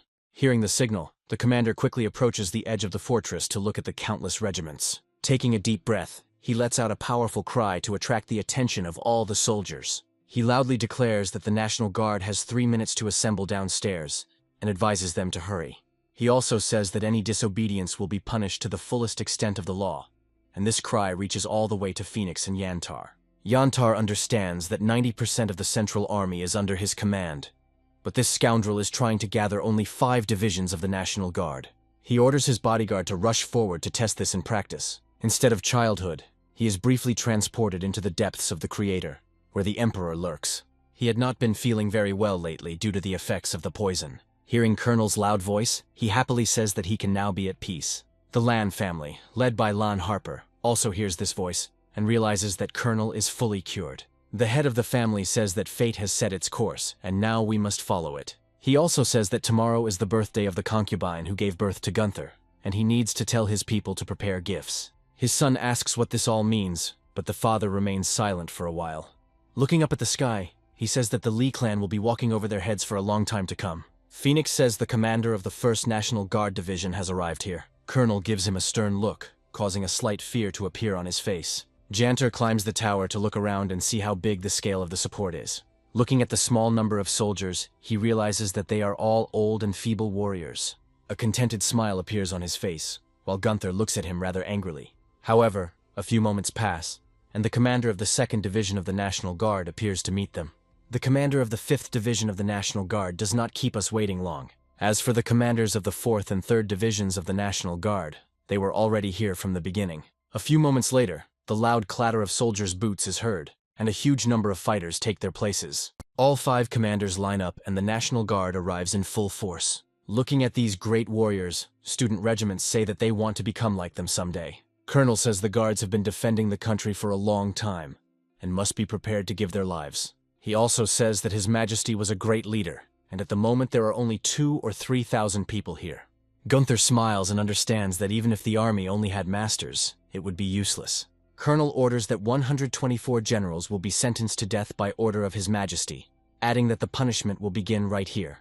Yantar asks how he dares to kill army generals. Colonel says that Yantar is also one of the generals of the Central Army, but he did not support the position and betrayed national security. Colonel states that in that case he too will be executed for his crimes. Jantar says that he is a prince, and Colonel is just an official who does not dare to say such things. Colonel replies that this is a contradiction, because if he and his comrades had not fought for the country, that side would not exist at all. Colonel adds that their family only appears in the 5th school in history, and he was its Emperor of the 8 stars, and no one dares to challenge him. Yantar looks in horror at this man, who says that killing him is like strangling a dog. After 5 years of silence, indifferent to what was happening, Colonel is finally back in action. Phoenix and his accomplices decide to follow the example of the Supreme Commander. He reflects that he has served this man for many years and knows that his intention to kill is not an empty threat. A few moments pass and Yantar is pinned down, also stripped of his title. Colonel comes closer to his captive, and Gunther sees not very good intentions in this. He wonders if being the heir to the throne guarantees absolute power and any security if killing his brother was so easy. A little time passes, and all 124 generals who did not ignore the order are here. Colonel says that they thought that numbers could overcome the law, but this was not the case. Colonel states that in the next life they must remember that their state will prosper without their help, while they themselves are only destroyers. The generals are horrified to realize that nothing can change their fate, and all they can do is await death. However, as soon as the swords are raised, Phoenix brings His Majesty's decree and asks Colonel to read it. Colonel turns away and orders his subordinate to read. Phoenix reads the words that the generals and Yantar behaved arrogantly, but due to the dangerous situation in the country, he will give them a chance to atone for their guilt. Also, according to this decree, the prince must receive 100 lashes as a lesson. The generals begin to breathe out tensely, trying to understand whether they will really be pardoned. Yantar reflects that thanks to his family, he will still retain his military status. Colonel says that in addition to Yantar, who is assigned 500 blows, he allows all the other generals to be executed. One of the generals rightly reminds Colonel that not long ago he accused them of disobeying His Majesty's orders, but he himself does not follow them. Colonel is not used to answering uncomfortable questions, so this general is executed. The same thing happens with other generals, because in reality only the law of the strong applies here. Janther rightly points out that Colonel has violated the Emperor's decree and should be executed along with his family. Colonel makes faces and says he doesn't leave him any choice. After this, he says that this scoundrel must be brought in and beaten with a whip 500 times, and also that all the general's assistants must be gathered. Colonel doesn't think about the fact that he has just literally decapitated his army, depriving it of its leaders, and moves forward. After some time, all 124 assistant generals arrive on site to take up their positions as their superiors. Colonel says that he is very glad to hear. He hopes that people will be the same as the generals he just killed. He comes back forward, exchanging respectful glances with Jonathan. Joseph invites him to take a seat on a special chair in order to discuss further business. Colonel sits down and says that the first task has been completed. Joseph praises his comrades' incredible cruelty and says that now no one will defeat them.